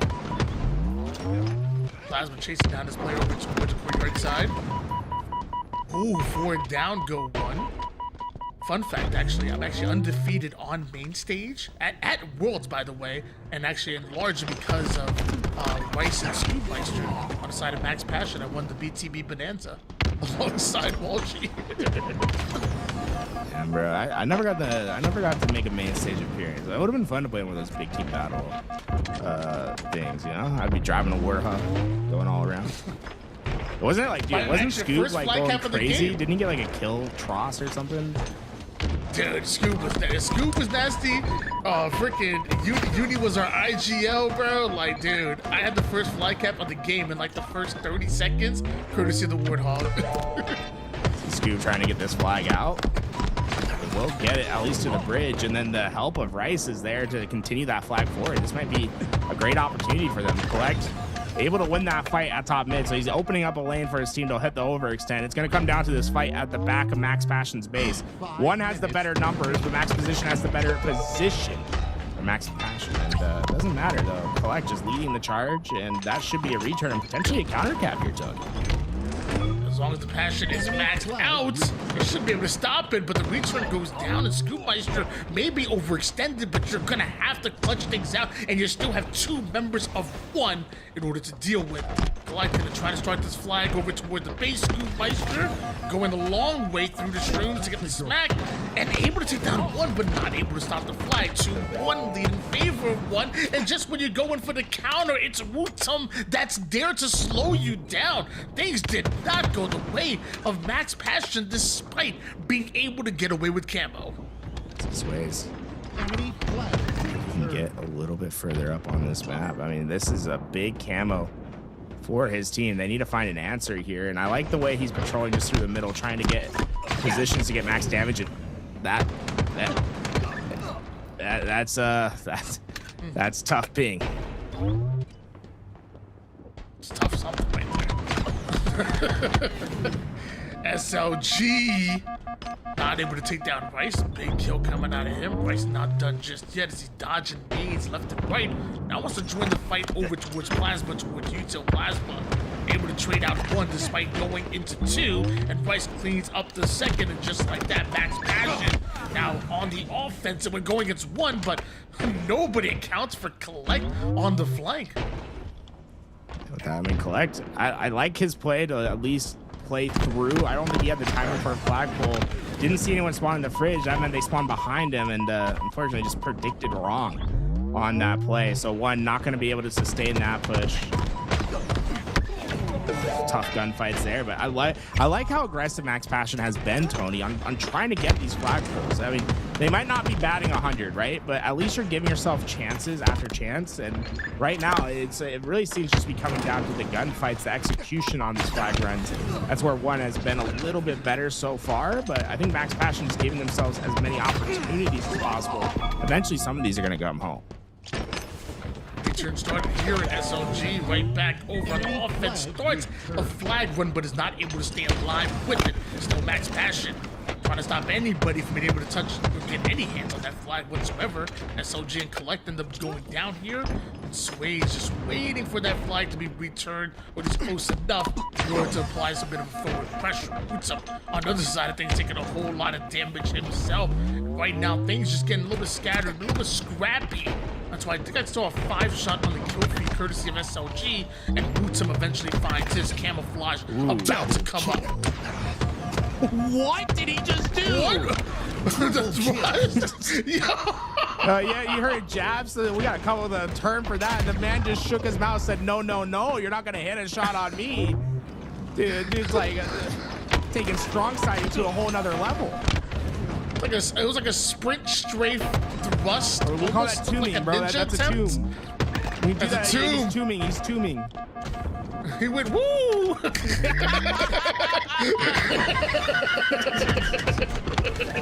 Hit the tomb, go boom, bro. 2-1 lead in favor of one at the moment here. Bootsum showing us some new tech that he must have learned in the finals, because we haven't seen anything like that. Multiple going down here from Max Passion. One. All I have to defend for 1 minute and 12 seconds before going into this game number 2. So Max Passion really the ones on their back foot and having to make something happen. A return goes down. Once again, Max Passion having to restart. SLG having a great game this one, 26 and 21. See on the other side, Sways and Plasma have been leading the charge for the Australians. SLG gonna back out of that fight, living the fight another day.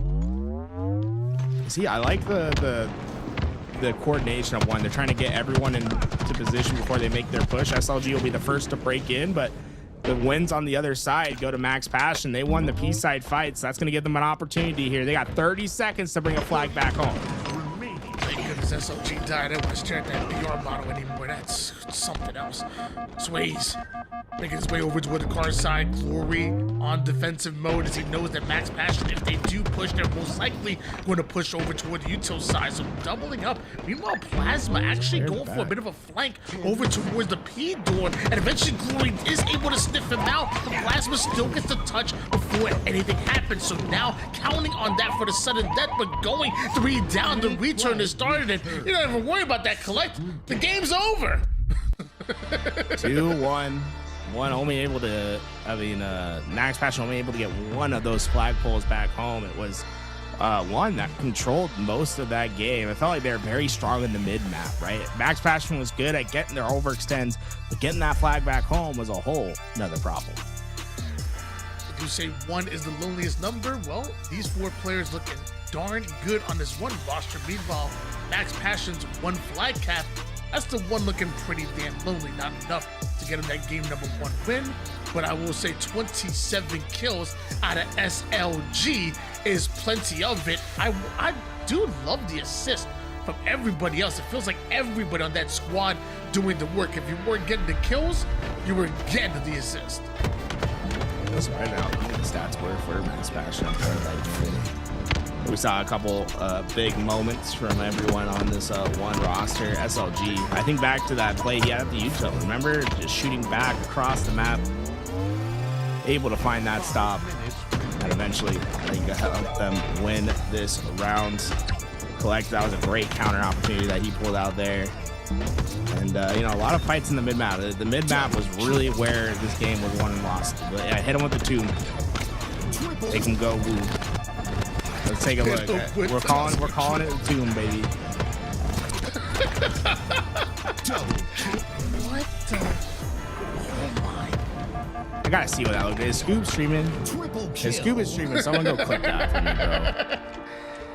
I mean, mind you, Scoop also plays on mouse and keyboard as well, but just imagine on controller. Like, it's gonna be hard to track that with mouse and keyboard, but that thing will twist your aim assistant in half. If you're on controller, you might just dislocate a thumb trying to track that. Right. 2 players sitting over at the circle. Max Passion. I mean, this map can be very tough. The big thing is you need to find your trades.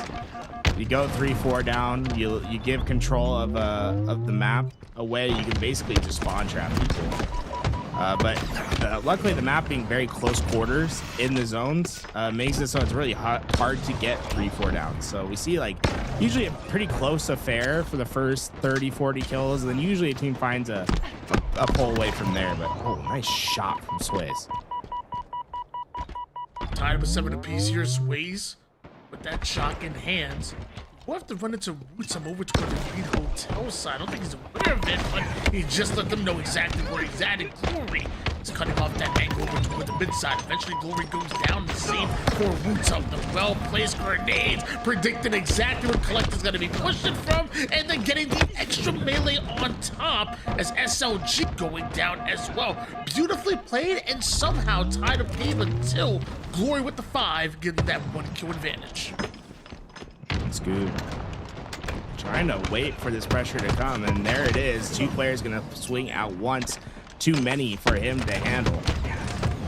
And I mean, this coordinated push from 1 seems to be effective so far. Sways was able to take 1 out of 2. Glory stays alive. What the, I mean, oh, Glory, I like his reapproaches. He's getting a lot of damage into his gunfights. And so far, I mean, it's been great for his stat sheet. 8 kills for Glory early in this game. He had managed to love free-for-alls. It was just more players he was able to shoot here, and he kind of takes that same enjoyment from putting damage. Even the 4v4, he wants to put as much damage as possible. Whether he's getting the kills or his teammates is, he's loving every last minute of it. 9 and 4 is Glory. 19 and 17 to 1 have a 1 kill, 2 kill advantage. He goes down.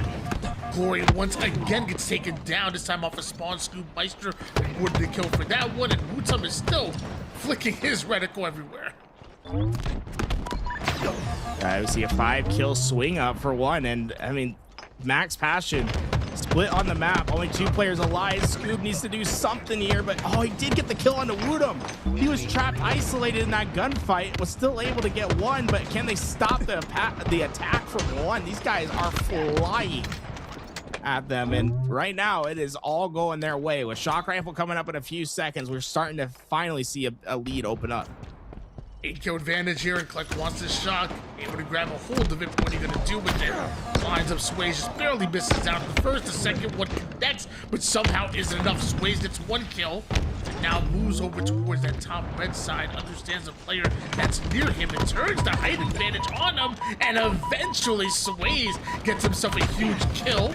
Now, still down by quite a bit, but this time it's 3 down for 1. See, that might be their opportunity. Notice how the spawns are all condensed over at red. They can basically see these players off spawn. Oh, SLG, nice timing there. He's waiting for Wutum to give him the word that player was weak enough. Made the play, got the kill, but it looks like Max Passion at least able to find their answer backs for now. 35 to 27 here. 1 still have an advantage. Already up 1-0 in the series, so you're really getting a bounce back if you're Max Passion. Right now, it looks like you're just not getting that, and you're losing players left and right. Scoop Meister, the first one to go down. Rice then joins him. Sways might have hit a huge 5-shot, but you're still trading out your lives, and as of right now, you're looking for clean kills. Just keeping himself still at the middle of the map. Glory has no hesitation. Man, Glory's been on a tear this game. He's 13 kills. Putting max damage on another 2 that Wutum comes in to clean up. 1, you could just feel them being so aggressive in this game, and Max Passion just has not been able to deal with that aggression yet. 2 squad wipes away from ultimately taking this game number 2 in their second in a row for 1. And 1 who are just perfectly comfortable with trading out their lives left and right. SLG, couple shots in the back of Bryce, does the same for Plasma, Jiggle peeking his way to max damage, and although they're finally able to take out SLG, and he put a whole lot on the line in order to do so, and they're losing a whole lot of bodies. 46 kills already for 1. And Glory trying to, has a chance to hit 20 still, but he'll have to get every kill. The rest of the lobby, he goes down first. That's probably going to stop that from happening. See, Sway is somehow staying alive in that situation, but the hill is, I mean, you might as well call this Mount Everest and make a comeback like this. With only 3 kills left. Sway's using that grapple to go everywhere. All over the place here and trying to stay alive, but no matter what, some way, somehow, 1 are pushing right into the hands of Plasma. Got himself a nice little double kill from the red doors. That slows down 1 just a bit, but they're only looking for 2 more kills. It feels like it's just a matter of time. Wutum decides to slide into Plasma's DMs, gets blocked almost immediately. Collect 5-shot off the screen here, but SLG has Plasma trapped. Glory goes in for the finish, and just like that, a 2-0 series lead coming out of 1. And look, that was extremely well played by them. I think they were able to dictate the pace very often. I think Glory was, man, he was getting those kills. Now I heard that because Glory obviously one of the, I wonder if he's the only Irish pro player right now. I think he is, right? The only player from Ireland, giving some pride to his country. But I heard they have like sick internet in Ireland. Anyone have like the confirmation? We got any EU Andes here to confirm? Not that that was like an internet thing, but I was like, I was thinking about it the other day. I was like, man, they'd probably go crazy. I mean, Scherzy's brother is really, Scherzy 2 is actually like nasty. He did 4,500. Ooh. I need to like the lowdown from the EU guys. Like, where's the good internet in Europe? Is it Ireland, the Netherlands? Like where are we getting good connection at? And Mighty's confirmed, Glory, only Irish player, right? I'm telling you though, Scherzy's actually nasty though. 1 of 2 is in Dublin or Ireland. Oh, there we go. We're getting information here. Netherlands is the best ping. Interesting. Netherlands is best for internet. Mighty's does it. I think Mighty's does a smiley face. I think he's from the Netherlands. He said good hidden experience, and the Australian ping must be rough. The Australians, so it's 200 ping for the Australians right now, and then it was 100 ping for SLG, who's in France. I don't know if you can extrapolate the data for Glory. Like maybe like Glory's on like 90 ping. I think he's like a little bit more to the west. LVT, give me a map. Throw a map on the screen. Not the globe. Not the globe. No. Let's do a globe. We'll try to pinpoint where all the players are. Okay. Damn it, Louis. See, if the world was flat, you'd be able to see all the countries in that globe, right? You can only see half. Actually, wait, is Australia the only country? Are we living in the Matrix? Oh God. Okay, so I'm there's a server in Dublin and Amsterdam. Oh, well, I mean, guys, Glory's good no matter where he's at. Like, it doesn't matter what server he's playing on. I was just curious, like, I'm not even curious about like the servers. I just want to know like internet wise, like what countries have the best internet in Europe. Like if you go to Korea has incredible internet. Like they have fiber from, everywhere. Like if you go to America, we have terrible internet. Like God knows like what internet you're gonna get when you're out here. There's a Georgia in freaking Europe. Okay. Yeah, you can't. If there's 100, if there's 100 ping France and Australia's on 200 ping, and they're about a foot away from each other according to my map here. Somewhere in the middle would be Kazakhstan. I don't think there's a Halo server in Kazakhstan though. Okay. Also, I think Kazakhstan is way closer to Europe than it is ANZ, bro. I think you might be off base. Kazakhstan is like. I'm looking at a map right now, and I could put a just ruler. No way that's the middle, I could put a ruler between France and Australia, and I have a map right in front of me. I think we're going like Middle East, maybe like northern, like Iran or like Pakistan would be like the middle. I guess that is close to Kazakhstan. Game 3. All right, ladies and gentlemen, game number 3 is ahead of us. 1 versus Max Passion, and Sways immediately gets away with that sniper and tries to bring it over towards the reinforcements, but Scoobmeister goes down just a bit too quickly here, and now Sways has to get a little bit creative. Luckily, Scoobmeister somehow comes off a spawn and gets the kill on that one, and Sways finds the exit route. Looks like it's gonna be towards or back towards the tower side. See, Enemy has the ball. Glory trying to get that early rotation, but early pressure for Max Passion making that a little tough. Sniper still for Sways, not able to hit the headshot there, but knows that pressure's coming. It's a camouflage player, it's SLG. Good damage down, but Plasma got a good spawn. They had the camo out of the fight, but during all this time, it's Woodham that's been getting ball time. Yeah, about 20 seconds so far here for Woodsum before Max Passion even get activated into the fight. And by the time they do, The sucker punched right out of it. Scoopmeister, final player live from Max Passion, and taking grenades from every single angle. That must be frustrating. Finally, Scoopmeister is taken down and won her back on the ball. About 25 seconds of uncontested points so far. And look how far stretched out Glory is, all the way in their spawn. Good God. Glory was not hesitating at all.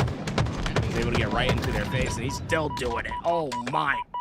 5 shot from Glory onto Scoob off spawn. Max Passion is in danger. One just scoring in droves right now.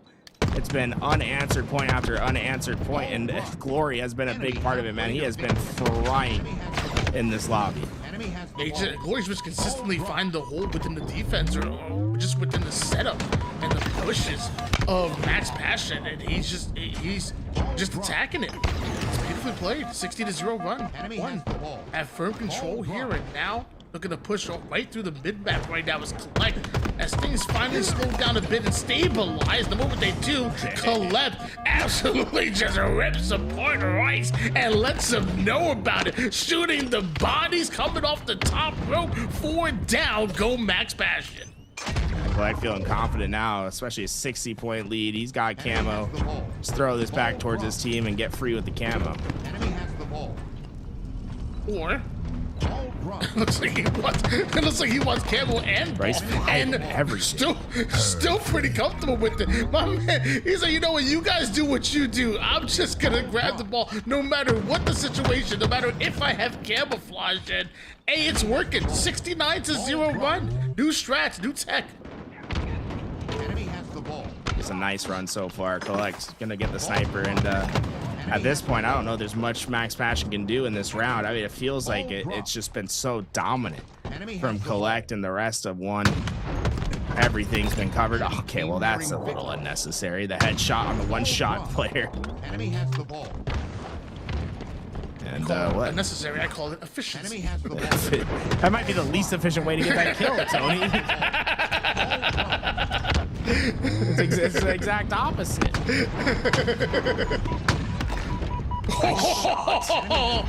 Again, efficiency. That one was efficient. I can't lie about that one. That one too. 91-0, and man, this is unfortunate for Max Passion. Collect is doing 360 kickflips in the middle of the map because they just 100-0'd them in round number 1. Max Passion just struggling right now in this game against One. We're gonna slow this down. It looks fast even in slow motion, bro. Just absurd. Go ahead, round 2 on its way. Max Passion not out of it yet, but it certainly feels like any momentum they could have had in this series has been deflated after Collect having a sensational round 1.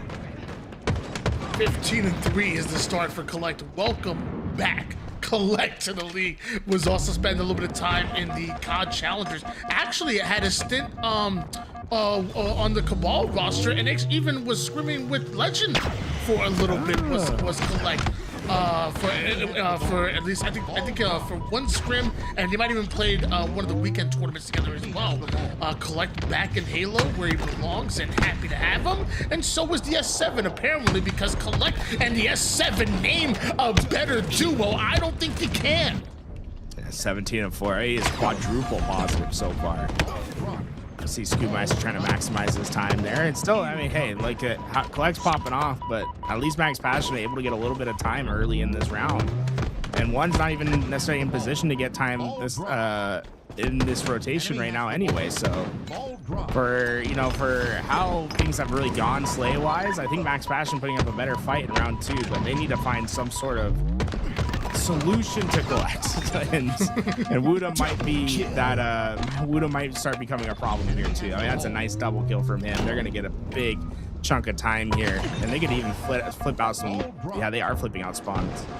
They're gonna split them. Woodham does go down, so that's gonna at least stall time for a second, but right now Max Passion is just struggling to have the numbers necessary to get these kills.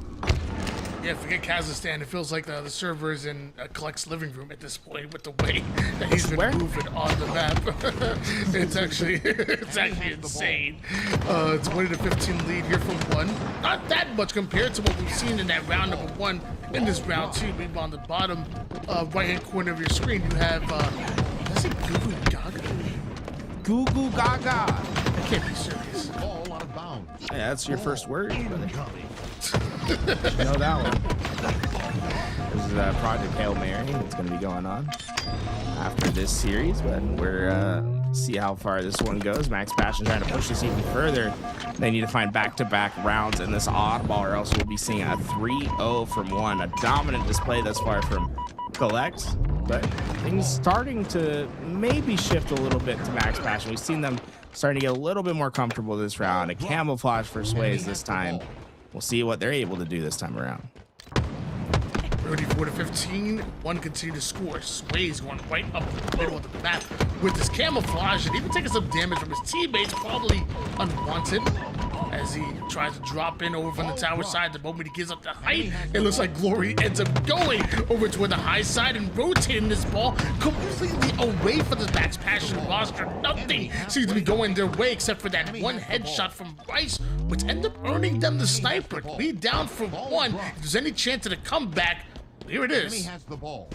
Ball dropped. Rice looking for a different position. Finds Collect, but Collect not going to make his life an easy one to take.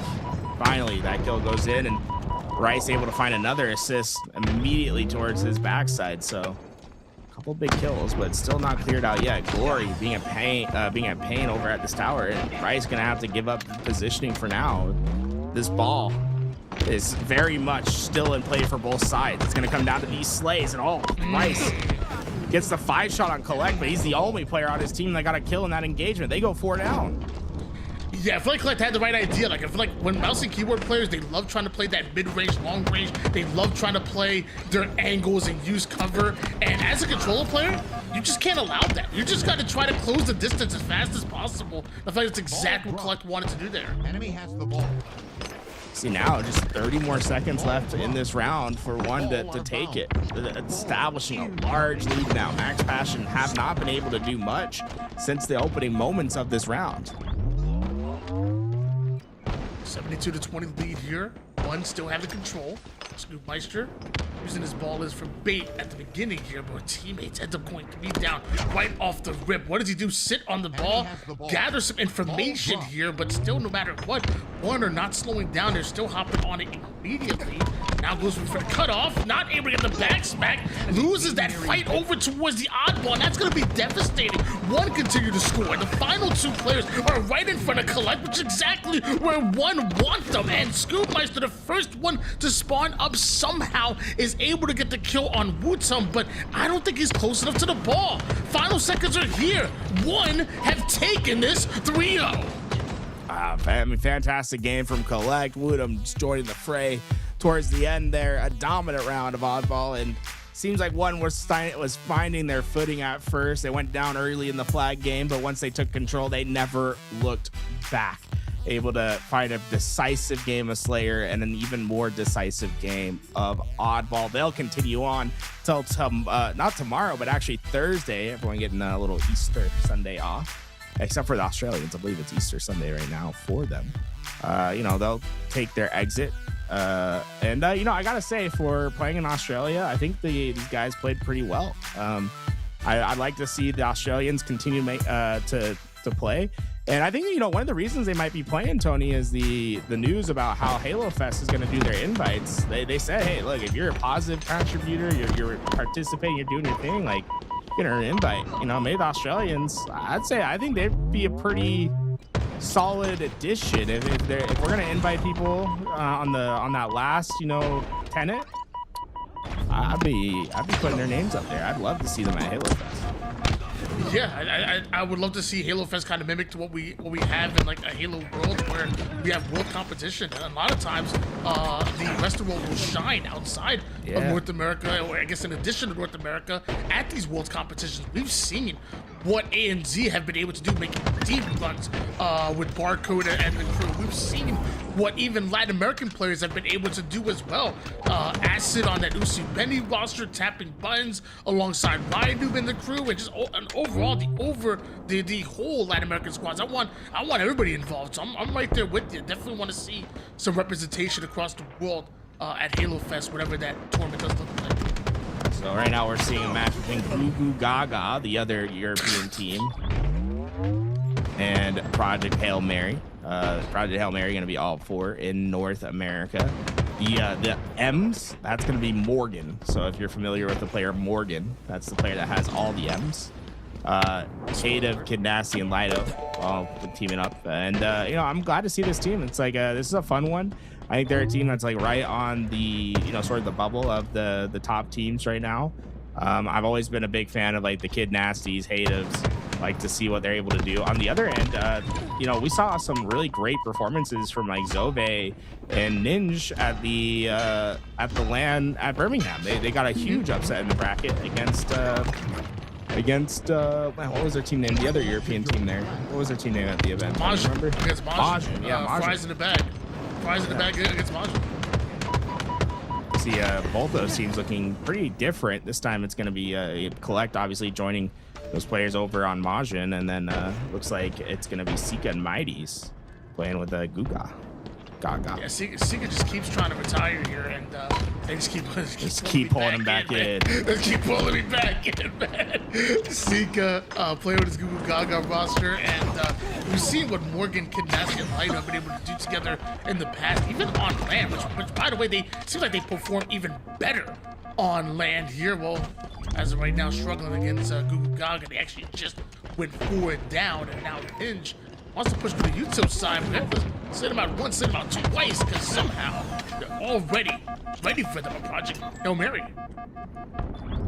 See Camouflage for grabs. Look at Sika going to be the player that gets the opportunity for it. It's only Haida that's alive right now for Project Hail Mary, and he's just hitting an overextend right away.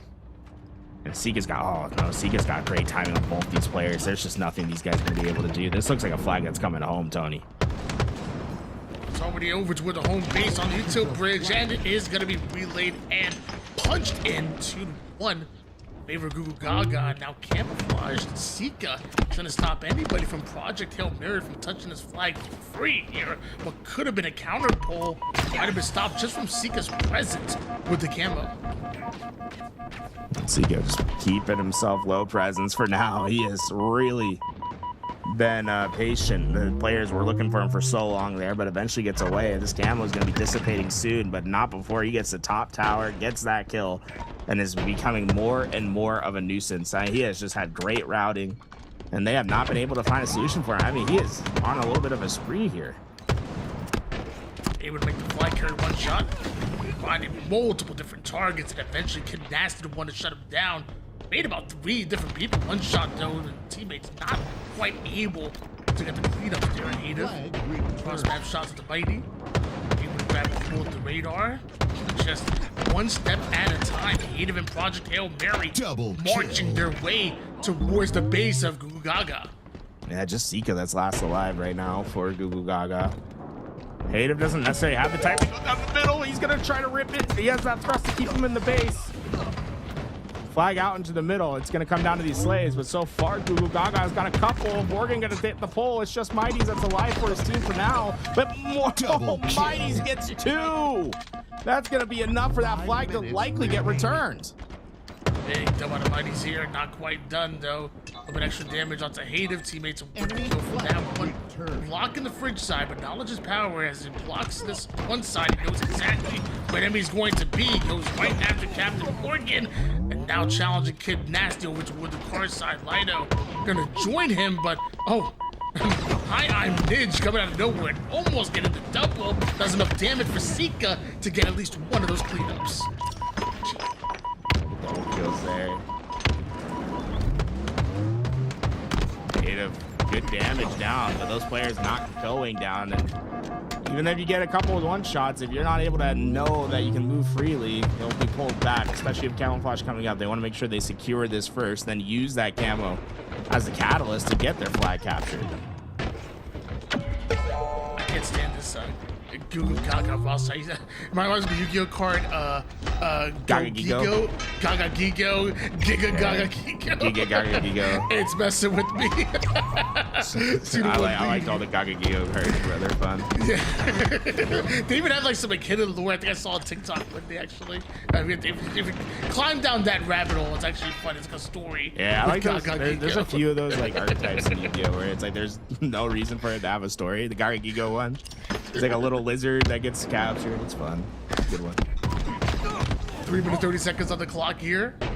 Looking for the final cap right now are Google Gaga. Meanwhile, Project Hail Mary. And the radar coming in and let them know exactly where he's at. There's nowhere to hide for Lido. Mighty's able to pull this flag all the way towards the base. The return not done just yet. There it is. Zove gets the return before going down. The third flag cap is going in. And again, we are seeing not happy with one cap, relaying for the second.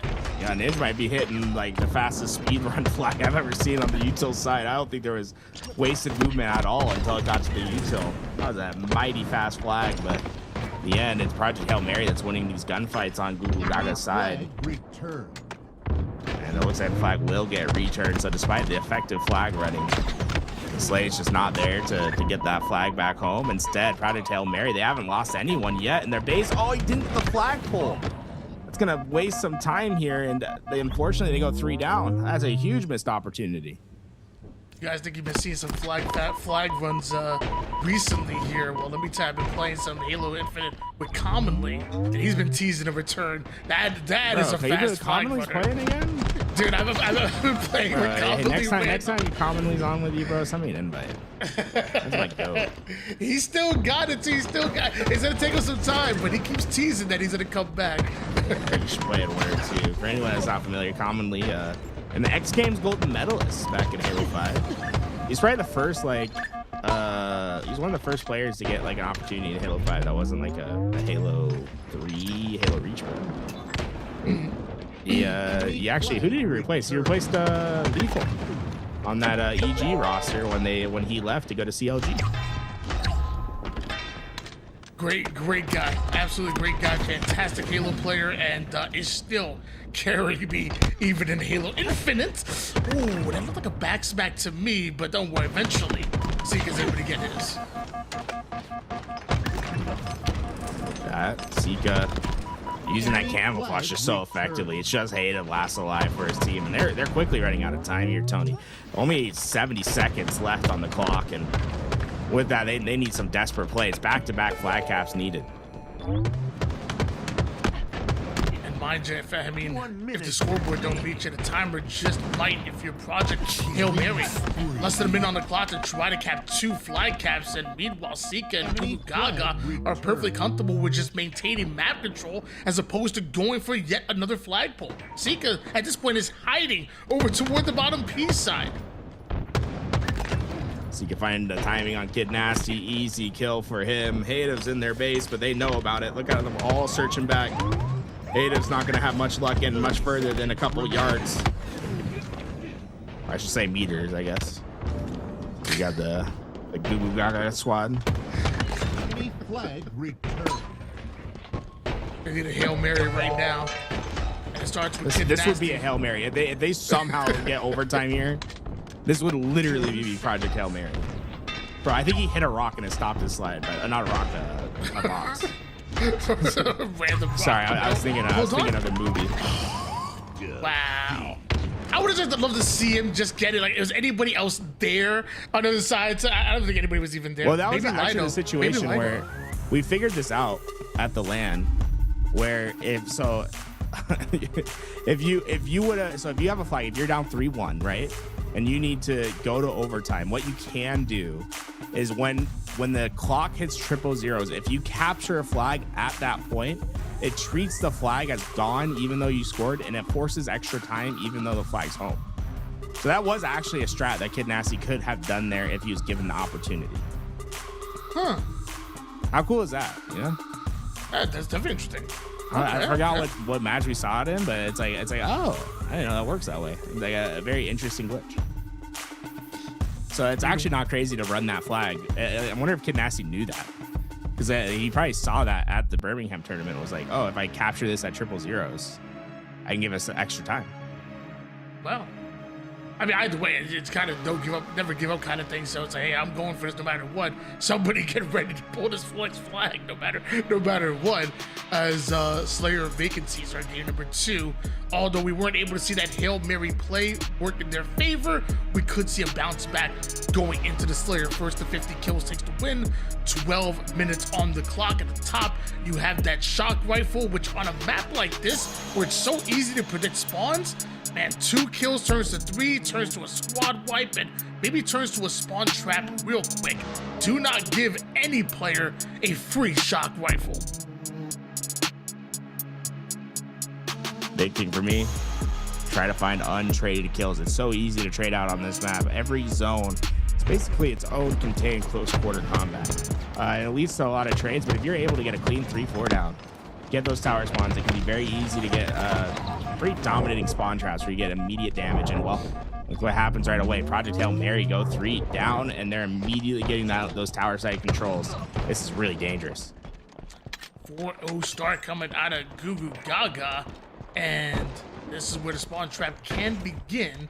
They weren't that quick off of the push here, but it looks like I Am Ninja now finally takes height here. A trade goes down off a screen, and the second kill goes the way of Project Hail Mary. No clean kills just yet, as they spent a red push, and it looks like the moment they push toward red, they're actually surrounded. A blue side push and a red push at the same time. Project Hail Mary put them back with the 2, making 1 kill. You see Carbine going over to Kid Nasty. He'll trade that out for, oh, he's trading out his Bandit, actually. He's going to keep the Carbine shock rifle combination. I like it. I like it. The Carbine in the right hands is absolutely deadly. It's crazy that players are still walking over the Carbine with how strong it can be from any range.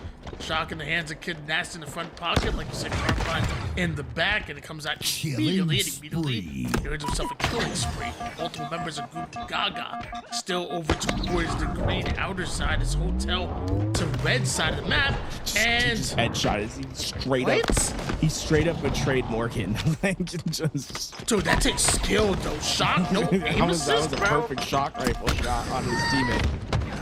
You got the -100 betrayed Morgan. Holy. Yeah, you guys gotta realize how much skill it takes in order to headshot your teammate. That's no aim assist right there, baby. Wow.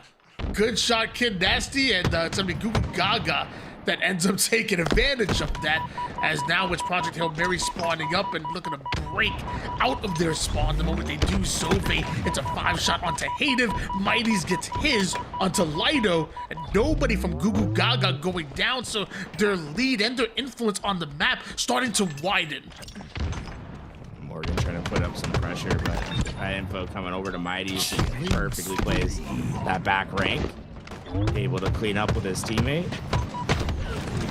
Kid Nasty, wow, staying alive for a lot longer than I think Goo Goo Gaga expected. Zika finally gets the cleanup, but he's last alive by the time he does. It's an easy enough cleanup trades for Project Hail Mary, and they have Goo Goo Gaga twisted a pretty bad spot here. I mean, look how they're just collapsing in on these players. That's 3 unanswered kills now. They've taken the lead. Yeah, Goo Goo Gaga, they had control. They had everything they wanted off of the mistakes that were made from Project Hail Mary, and you allowed them to come off the spawn. You allowed them to take back the lead, and it feels like Project Hail Mary haven't really skipped a beat since that.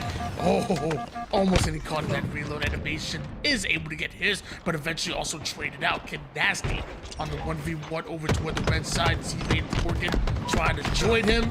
Zika being a tough kill, but eventually goes down. Zove trying to find the exit route out of that one. Meanwhile, Mighty finds the entrance. I always say all the fights basically happening right here at the Red Towers. It just feels like this has been so chaotic, but it's Goo Goo Gaga that have been able to take a lead by the end of that, and then we see the fights once again over at the back Red Tower. It seems like everything has been funneling itself to this play. Both teams playing a little bit scrappy, but both teams also knowing apparently what their win condition is and just controlling this red side of the map and willing to fight for it are both of these squads. Mighties right at Lido.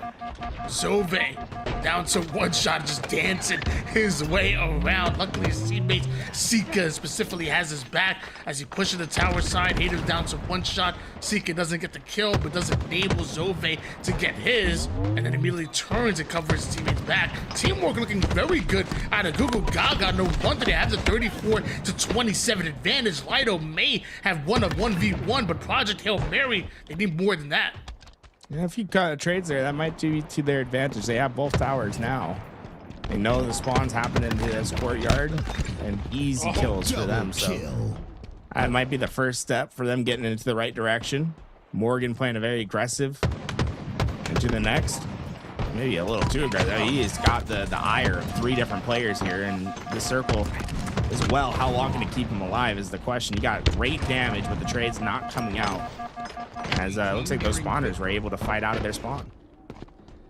Yeah, just like me at dinner time, he might have bit off a little bit more than he could chew there, and it's gonna cost him because now one side of the map to the other, they're trapped here. There's Mighties and Google Gaga going for the push, but Project Hail Mary ready for it, pushing right back at him. They refuse to be bullied. Sika ends up being taken down courtesy of Hative. Don't know exactly how he killed Lido with that grenade, but it does end up going down 43-35. Project Hail Mary need to start valuing their lives if they want to tie up the series. Yeah, they really don't have much runway left. On that, right now they need untraded kills. That's the first, and there's a second on the Hative on the Sika. So that's the first step of the equation. How long can they keep this momentum running? If there's a player hiding in the corner, Zove giving the info to Mighties, and Mighties springs the trap. A double for him after perfect shots on the Kid Nasty. Only 5 kills away for Gugu Gaga. One squad wipe away here. Mighties. Huge kill, tried to get out of the action, draws the enemy team in. It's Hated with the grapple, and Peter Parker with the way he's flying around the map. Ninja getting his 1 kill plus an assist, and at this point, you're just looking for the final kill right now. Actually, not looking for much. Sika, he ends that one, his 11th kill. And Mighties, I think, ended with 17-10, along with about 8 or 9 assists. That ain't bad. Now, I'd call that pretty good. Gugu Gaga able to take a 2-0 lead as we go into Lion Fire Oddball. And, you know, hey, it's tough to start a new organization, right, Tony? So I want to make sure we give them the respect. I keep hearing you say Gugu Gaga, and it's Gugu Gaga. I need you got to fully pronounce it for me. Am I not saying Gugu Gaga? Who beat Project Hail Mary in game 2? I would say Gugu Gaga. Am I not saying it? I just one time you said Gugu Gaga, and I was like, it'd be funny to be like, hey, this is a new esports org. We got to make sure people know where to find them. You know, go follow their socials at Gugu Gaga. Shout out for entering the scene. Professional esports lives at Gugu Gaga. No, absolutely not. This is the last time I will ever be calling Gugu Gaga by the name. If you sign up again to that name, I'm changing your name. Seeing them on Thursday, Tony. Dude, I don't care. I'm changing their freaking name. I know a few facing admins. I can make it happen. Quadruple G's. Quad G. How about the Slayers? The Slayers. Slayers. Yeah. If I was gonna start an esports org, I'd be like Exit Wounds. Exit Wounds. I'd be like, I'm thinking like Optic Gaming or something like that. Yeah, that'd be a good one. Optic, it's like a scope, right? That'd be good. Yeah. Enemy has the ball. I think I'd be like FaZe, because like I don't get phased by the competition, so I'd be like FaZe.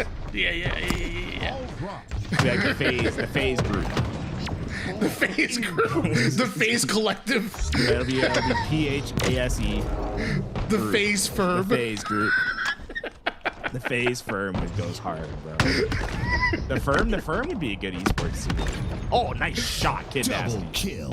There's a Kid story Nasty. with that with the HCS caster in London. I'll tell you later.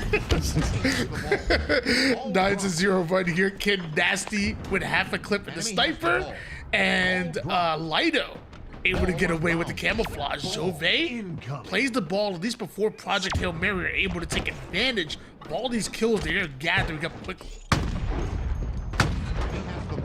Nasty not able to get those shots to land. Eventually does get the kill. His body forced into the wall after though. Lido coming in, got the camouflage away. That should be an opportunity for Project Hail Mary to get some time. Zove could be at the cutoff. He did get a pretty big kill onto the ball carrier. So Project Hail Mary having to waste a little bit more time getting back towards that ball, but finally stabilizing. Getting a little bit more of that time. And Lido, everyone's asking why did he go? That camo's been just popping. What do you think, Jeff? Did that land it? Oh yeah, absolutely. Absolutely. Yeah. 11-9 lead, slightly in favor of Project Hail Mary, but Gaga sitting over toward A-side. Kid Nasty all over the place with the movement, and eventually buys enough time for his teammates to come off a spawn from the green side and just get taken down by Zove and Goo Gaga. I thought Project Hail Mary were on the offensive, but they were just trapped by Goo Gaga. Lido just want to be, so he should have some quick access, but Sika, oh no. Before Lido could get into the play, he goes down. That's going to make the push that much harder for Project Hail Mary. They just do not have the numbers as Sika gets a triple kill. You can see that just really well timed on his push there. They did not expect him whatsoever. You know, camouflage coming up, they're pushing through this back tower side. They have angles. This looks really dominant for Goo Gaga. I'd see a big sprint of time coming from this. That was a purposeful push from that wide left from the mud side towards elbow. Sika knew exactly what he was doing. Because of that, gets the kills, gets the camouflage, gets points, everything going the way of Goo Gaga, who are already up 2-0 in the series. Project Hail Mary once again 3 down, and now Sika wants to combine this camouflage with the sniper, and I don't think he's missed a shot all series. Yeah, he is frying right now. This camo has been really well played by him. The only thing that could potentially put them to a stop is that sniper is on the ground. Oh my God. The noob combo's connecting. Everything's connecting for him right now. Oh my God. I thought Lido goes down as well. Sika is on a tear, 10-5, and it feels like nothing can stop him. Finally, Halo gets the kill. They took a triple, and Zove trying not to give him the overkill, and he will be successful at that. Kid Nasty gonna clean it up instead. 86-12 by the time they get the break. That was a bank shot headshot on the Mighties. Why wouldn't it be? Bro's playing narrows out here. With what we've seen so far in this game, why the heck wouldn't it be? 86 points so far for Goo Gaga, but points stop as long as they don't have the ball in hands. And right now it's Project Hail Mary that do with the sniper. You know what? Snipe's so nice. Why don't we watch it twice? What You can see the ricochet hell off was the even floor. that? Oh, dude, ricochets off the floor. It's so sick. Do we even count that as a snipe? Like, I mean, Yeah, it's like honestly, it's you like missed. you I missed. don't know what to tell you, brother. You Yeah, missed. it's like it's hype, but it's like, bro, like it's. Oh man, there's not many times in the game where it's like you get to have dope for missing. Like I like that. It's so funny. It took me a while to realize that. It's like I saw a sniper shot, I saw a death on a kill feed, and but it's a bank shot. It took me a second to realize, like, brother, you missed the shot. Wait, where does the bank shot? Drags it. It goes It's down. the floor. It's the floor. Okay, Yeah, it's the floor. Banks off the floor. I feel like a bank shot Never is like punished. it's a good enough thing to like have like its own icon in the kill feed. You know, it should like have the little like the metal. It should like pop up as the kill Yeah. feed. Well, remember, it was a late addition to the game, so I'd imagine maybe Yeah, if so it came Tom out should at get on it. lunch. Wow. Why were you so loud right there? It came out like, I was just finishing your sentence. why? Yeah, those were the express thoughts of why not be cast. That is not true. It's that combination. In the hands of Lido and Project Hail Mary, forcing that play ball. Oh, actually, the ball wasn't played on the Imagine map. go 2 for 2 on the bank shots right there. He almost got another one. Has the ball. Because that ball wasn't played on the map. Project Hail Mary scoring. Lido playing a little bit of ring around the rosy, eventually finding his target. Ninja Move on the next side. Body shot connects. Headshot looking beautiful. Not done just yet. Ido and Project Hail Mary not trying to go down. At least not this season. Able to get that back towards his team, but I mean, even now they've rotated this ball successfully, but they've only gotten 2 seconds. By the time this ball gets played, it's what, 6 seconds of time. Feels like it's just so much tougher for this Project Hail Mary team to get time versus Guga Gaga, who's been pretty consistent throughout this game of just being able to chunk away 20 seconds at a time. Yeah, actually, the 6 seconds that Project Hail Mary had to fought for, actually, Gugag have already earned that as they brought the ball over towards the backside of the tower. However, again, no play ball means Project Hail Mary are going to get at least another 6 seconds here, and most likely more than that. That's 3 down for Gugu Gaga. This should be some great time for Project Hail Mary. Lido, I think, has done a great job of just identifying where the problem zones are during this engagement. Went from one side of the map to the other. Man, how did that player get around him? I don't even know where Sika went. Sika, you earned that. That was crazy. I don't know if he jumped over his head or if he went down low and like hit a quick sprint there. Whatever he did, that was a huge kill. Nasty coming in with just a huge of a carbine. Not done. Finds a one-shot Zove. Snaps on some mighties as well. Nades going down left and right. That one was a spike. Gotta be careful with that one, but still scoring right now is Kid Nasty on this Project Hail Mary roster. And knowing the camouflage is coming up and getting pushed from the backside, momentarily dropping the ball in order to try to slay out here. Enemy has the ball. I see someone in chat saying what they're making us say Goo Gaga. Guys, there's a pro player named Boo Boo Boo. We're good. It's okay. I would say Boo Boo Doo Boo because say Boo Boo Doo Boo is like not same, a thing, bro. It's literally the same. Google Gaga is what a 3-year-old child says. Boo Boo Doo Boo. That's what a Boo Boo Doo Boo. No, Boo Boo Doo Boo's not a thing. So I'm okay with it. I had a Boo Boo Mommy. That's not what his name is. His name is, I don't have a Boo Boo Bobby. His name is Boo Boo Doo Boo, which again is not a thing. Goo Goo Gaga is literally a thing that a child says. No, it's a lizard that has 2,800 attack points, bro. Get on the page. No, that is Gaga Gigo. That's Giga Gaga Gigo. That is Gaga Gigo is 1850 and is a water launcher, which is actually, because I think all the Gaga Gigos have 50 attack points. Yeah. Gaga Gigo was 1850. And yeah, level 4 okay. Earth reptile, 1850. Do you know what the flavor text says? Flavor? Imagine. Well, it's a normal monster, so it doesn't have an effect. It has like a. Oh, gotcha.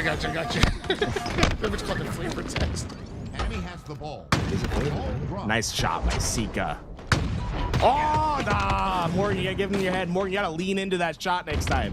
Take like a pitch in baseball. You gotta give us the double there. Oh, This man, just hit Boo Boo Doo Boo side to Google Gaga. That's what I'm saying, bro. Enemy has the I was ball. like, imagine that Boo Boo's playing against this team. Boo Boo Doo Boo takes on Goo Goo Gaga Gigo. Ball drop. I'm going to COD if that's the case. 57 to 27. The names are better in COD. Goo Gaga still having a 30-point advantage right now. And at this point, I've just become a Project Hail Mary fan because I don't want to say Goo Gaga next week. It's not like it's any better in COD. They got a player named Simp, bro. You're gonna say Simp. Enemy has I don't mind that. ball drop. Getting nasty in his rotations.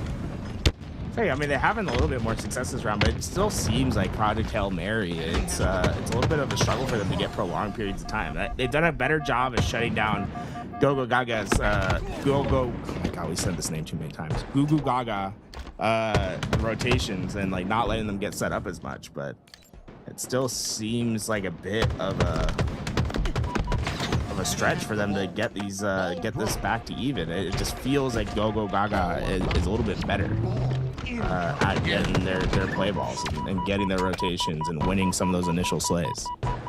Yeah, Gogeta is able to play the ball at the map here, denying a lot of ball time from Project Hail Mary. But I will say, quickly off of the reset, Project Hail Mary are here. Less than a minute on the clock. It really feels like you want to take as early a lead as possible. Project Hail Mary got them 3 down. If they can steal the lead here, they'll feel real comfortable. This is really well set up. I mean, they have everything locked down for the most part. They're spotting them over at B. So right now they just got to figure out where they're coming, go into their deep Ball dropped. belt of tools, go gadgets, gets the job done, right? That's what that show is about. Enemy He's like a has the detective, right? You're so young. I definitely I have no idea. I think that show was like, I think I like saw it when I was like 3. There was like a live action movie. I think it's a French animation, don't know? Has the ball. Feels French. Ball dropped. 59 to 55 lead. Sika, who's definitely French. He's putting down some great shots over Sika's to the French, right yeah. side. And runs into a Lido while one shot. Unfortunate for him. Luckily, Ninja and Mighties are quickly there for cleanups left and right. And mind you, again, Project Hail Mary being sent back to spawn. And with Mighties perfectly watching the cutoffs, it is so tough for anybody in order to leap through and get towards the ball carrier. By the time they do, you notice balls being played off. Project Hail Mary are in trouble. Yeah, that's really well zoned out. And you don't get to see that sort of angle play. Mighty's this is like the 3rd time this round though where they didn't play the ball. Oh my headshot, Mighty's. He's looking for that nade on the ground. Didn't hit that, but he certainly got hated to drop the ball for now. Maybe that buys enough time for the team to get there. Ninja getting damage on the ball. He gets the kill on the Morgan. Can he get the one on the Hayda? The nade is good, but it does get the kill. Oh, Hayda, just take the damage. He's full shields. That he does, and Ninja's definitely frustrated with that one, but 21 seconds worth of neutral time. Eventually that ball finds its way over towards the middle of the map. 5 shot out of Ninja for the double kill, and now ball back over towards the green side. Probably gonna try to wait until like the 5-second mark and then just play it right off the map here. That's about mathematically impossible, as there it is. Ball dropped. Ball out of bounds. That's the one change I think you gotta make the off. Like when the ball gets played, I think it should stop the time until the ball is back into the zone. Like, I don't think you should end the like be able to end the game by throwing it off the map. You earned it. I don't know. I don't know about that. Earning is a tough word there. You have the lead when the time goes down almost to 0. If you don't want somebody to be able to throw the ball at the map in the last few seconds, it's like King of the don't Hill, be right? losing. Like in King of the Don't Hill, be when you losing. capture a hill, the timer for the next hill doesn't start till the hill is available. It's like I think it should be the same for like if the But that's ball's because not you available earned. to pick up, That's because shouldn't be you able, earned the that time hill, should come though. off. But you earned that hill in order to win it, in order to put you in a situation where you can get first step into next hill. You didn't earn that ball time. You didn't. You weren't on the ball. But that doesn't necessarily mean it's good. Just because you like, there's no earning. That's just like happenstance. Like if you have a lead, you don't want the time to stop when you get a King of the Hill like score. I think it's the same concept. Like King of the Hill, if the hill isn't available to be in, the time stops. And I think it should be the same with Oddball. If the ball if I'm down 3-1 and there's 1 second on the clock and I need 20 seconds in order to score and get it to 2 to get me to a possibility of being able to jump into the next hill and try to get myself a 3rd, and I capture that 2nd hill, I earned that hill. So I earned at least 4 seconds to move towards the next hill. I don't have a problem. I don't disagree. have a problem with the idea of the hill stopping. I don't think the hill should be putting up time. But what makes you think you earned that 4 seconds of Oddball while it's falling? Game state. I don't think you're earning anything. It's like, if anything, it's like if you have a big lead, like you just want the time to burn off the clock. You don't want the time to be there. Like Agree to disagree. Agree to disagree. I think there's no like good reason to like, if the ball's not available, it should just not be like taking time off the neutral clock. Like if no one can grab it, then it's like it's the only time in the game where you just can't get time and the ball's like time's coming off the clock. I think it's a super easy solution. Like if the ball's not available to grab it, the neutral clock shouldn't run. I respectfully disagree, but I will say, what if instant ball reset? I'm down with that too, I think that's a better solution. An instant ball reset is way better. Like the ball should just be instantly available at zone.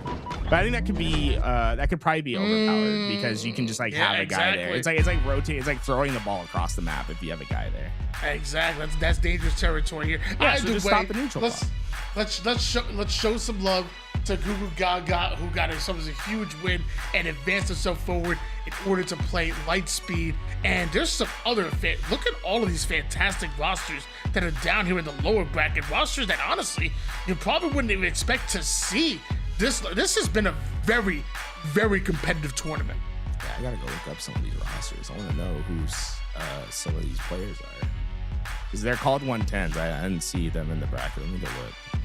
Give people some props for making it to day 2. They're called 110s is Finn, TK2, Slink, and Suspense. That's the European team. Let's see. What else? Tenrai is that's the King J roster. King J, Envoy. Yeah, let's go. Lightspeed. Do you know who's on Lightspeed? That I'm not familiar with, but we did see both. Pink Sakura, OSG Lunatrix. Okay. Tabvo and Neos. Okay. We saw both Legion Gaming and waves. Flyers on stream, and I'm excited to see them go at it. Yeah, it's going to be a really good lower round match. So is the Tenrai Noobs game. That should be good. But that Legion Flyers, that's going to be a crazy game. Starting the first match going to be Usubeni and Inconceivable on Thursday. Following right after that, we'll have Shopify Rebellion going up against Luminon Gaming. And folks, for the first time this season, you're going to be able to see all those winter bracket matches right here on LVT Halo. We are the official broadcast for DreamHack Atlanta, and we're excited. We're going to get to work. We've already been, doing some exciting stuff. Getting some things put into motion for Atlanta, and we're hoping to make it the best possible event. And I'm excited for it. I mean, Shopify Rebellion and Luminon Gaming. I mean, Luminon Gaming. They obviously struggled a little bit across the pond. Come back and you say, you know what? We gotta snatch up one of Frosty and Royal 2's old duos. We gotta come in order to get that little extra reinforcement. You bring Snakebite onto that roster, and Luminon Gaming just look a lot different, just a lot of energy with them. I talked about also the chemistry. Snakebite and Trippy were quickly becoming best of friends, and that's why I was not surprised Luminon Gaming are looking like that. Meanwhile, Usubeni and Inconceivable, we followed them a lot throughout this entire day. 2 very incredible rosters as well. This is going to be exciting. I'm actually upset that it's not going to be tomorrow, but obviously a holiday tomorrow. So we celebrate, congratulations and happy to everybody for tomorrow. We'll be actually running this back on Thursday. So Championship Thursday will be the conclusion of this tournament. We should do some 8s or something tomorrow, Tony. You want to play some Halo tomorrow? You know what's funny? Casting and watching Halo definitely makes me want to play Halo. So after this, I'm going live, and if you want to join some matchmaking, we can play. I really want to play Halo whenever I watch top level Halo. Dude, we're gonna be playing. Yeah, I might be down to play some Halo. I think I got to run a couple of errands, but I'm down to get on right after I do it. That's Kyle said he's in for 8s, bro. Kyle, dude, we got Laz, we got me. Is Louis gonna play, bro? We get the whole stack Elamites down. Let's get going, bro. Let's get a stack going. Don't even end the stream, bro. Yeah, let's just keep the stream up. Let's just get grinding. Dude, I don't know. Watching top level Halo just makes me want to go with it. I can't replicate it, obviously, because I suck. But still, it makes me want to play. Oh, man. Either way, I think we had a great tournament today. Guys, if you're watching and you're wondering, hey, what do we need to do this year to save Halo? Well, there's some things that would help us out dearly. First is, showing some love to our sponsors, right? If you're looking for a new controller, the G7 Pro, especially the AK, if you're playing on PC, is the way to go.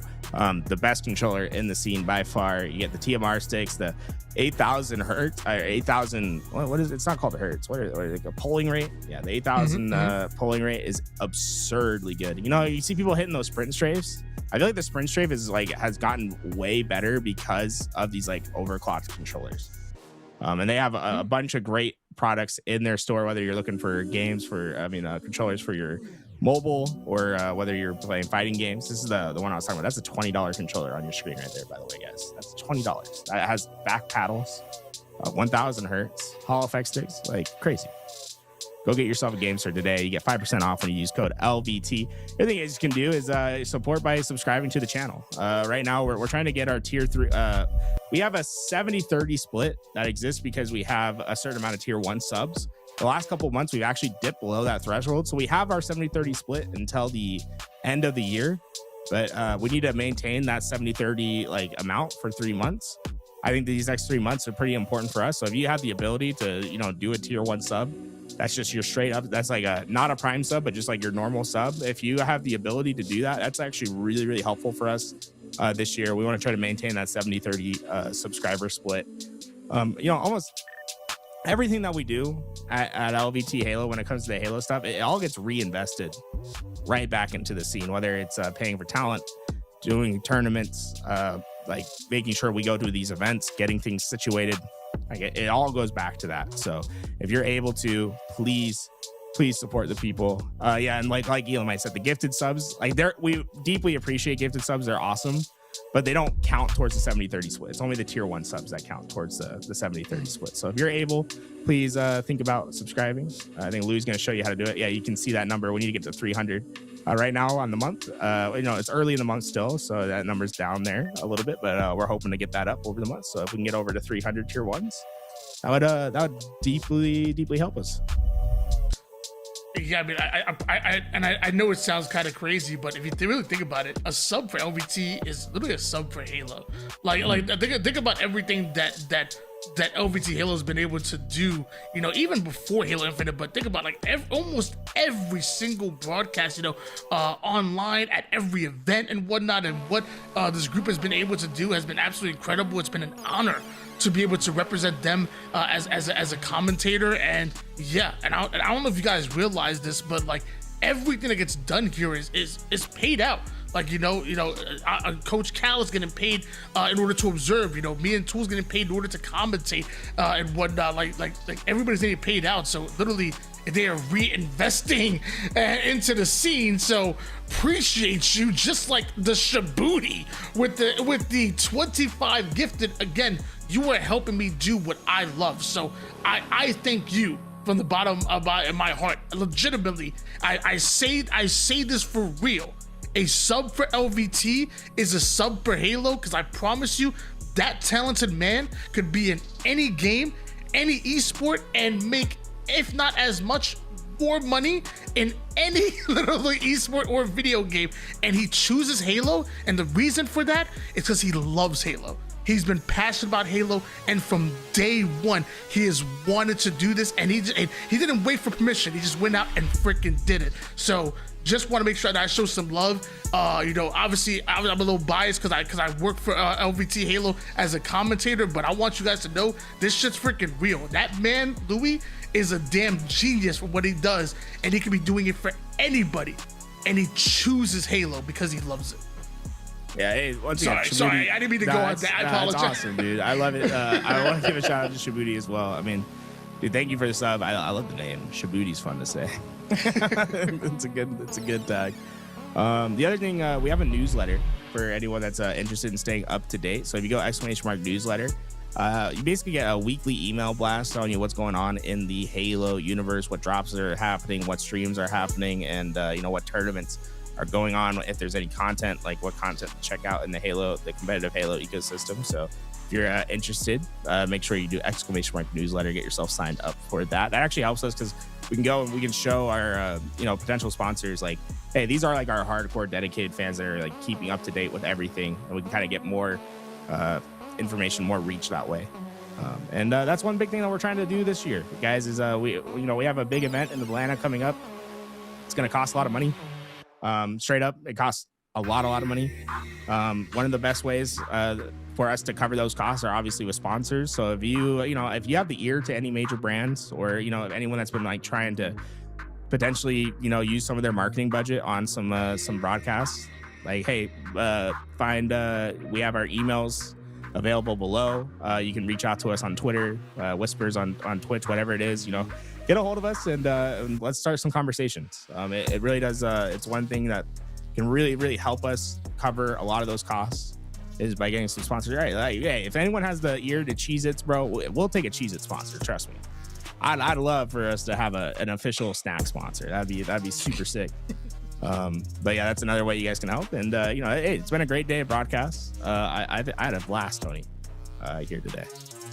Yeah, and from match number 1 all the way to the end, I think they've been incredible matches. It wasn't a bad match, and honestly, you and Eli kind of held down the fort, and we also had a lot of fun, like a lot of laughs, got a little silly, but at the end of the day, I think we also respected the game, and we're able to do what we do, and these players were hitting plays. There were plenty of highlights. Make sure if you missed any of it, you check out at least some of the clips, if not the replay. Man, the road to DreamHack Atlanta has begun. If you haven't already, hit that newsletter. Make sure you do it. But it's crazy that's begun. Atlanta seems like it's right around the corner, and I'm excited. I don't know if you guys know, that's where I'm from. So no matter what, I'm gonna be there in some way, shape, or form, making some noise. I love Atlanta. It's been my home for the last probably like 7-8 years, and it's been going on 10 years, and it's been incredible. Atlanta's a beautiful place. I think that does it for us here today on broadcast. When we come back, it's Thursday. We'll have Usu Betty going up against Inconceivable. Following that match will be Shopify Rebellion and Luminon Gaming. The lower bracket will run at the same time, but I'm sure we'll have an observer in there giving you all the action when we can. Thank you guys so much for watching. We will see you once again for day 2 of this online open. And then following right after, we have Saturday, Sunday tournaments coming back with the open number 2 that weekend, and the online qualifier where the top 4 teams will get travel funding to DreamHack Atlanta will be that following weekend. Thank you everyone for watching. And this has been, LVT Halo. Thank you guys all for the support. You're fucking terrible. This player hasn't overextended to try to save hands. Oh, Akame done it. And Akame Esports take the win. The Senate has nowhere to go. Shopify Rebellion. 4 seconds left. A historical win for the women of Halo. The first time a woman has won the free-for-all. Command Station makes history and claims the free-for-all finals. Look at this. What the fuck is this? Fucking cat. Fucking go. What team for what? What team for what? Come on. You fucking shitmonger. Fucking shitmonger. Bounty can't be asleep. Here comes the push from Tony. This is aggressive. He's down to no shields. His teammates have no shields. What the fuck is that? Just win this fucking whole thing. It's 2 down. Make that 3 down for Eclipse. That's going to be it. Dark inside. They're going to move on.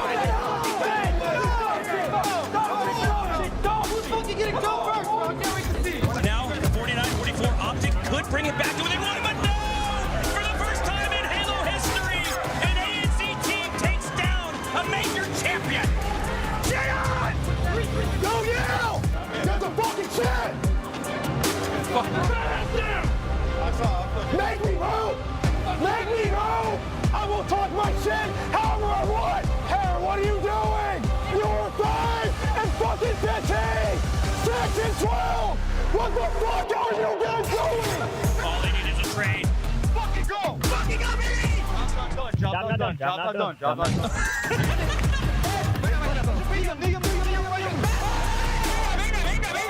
It's ready. They're going. Austin, he has to hold on to. He gets the first. Bomb is in. They're in the base. 3 second to win. Oh, history! After years of turmoil and disappointment, they've finally done it!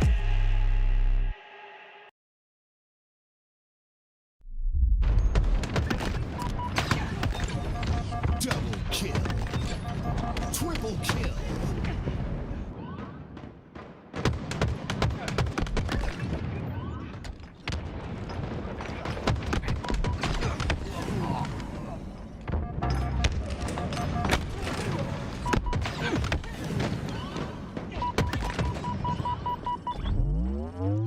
Enemy team took the hill.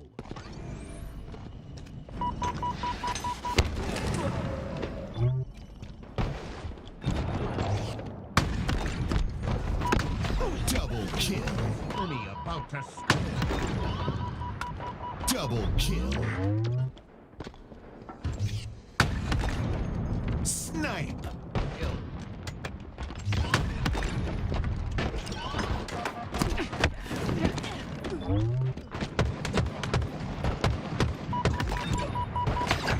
kill.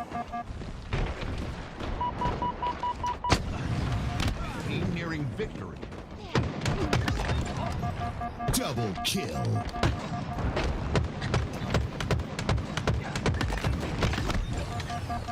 Double kill.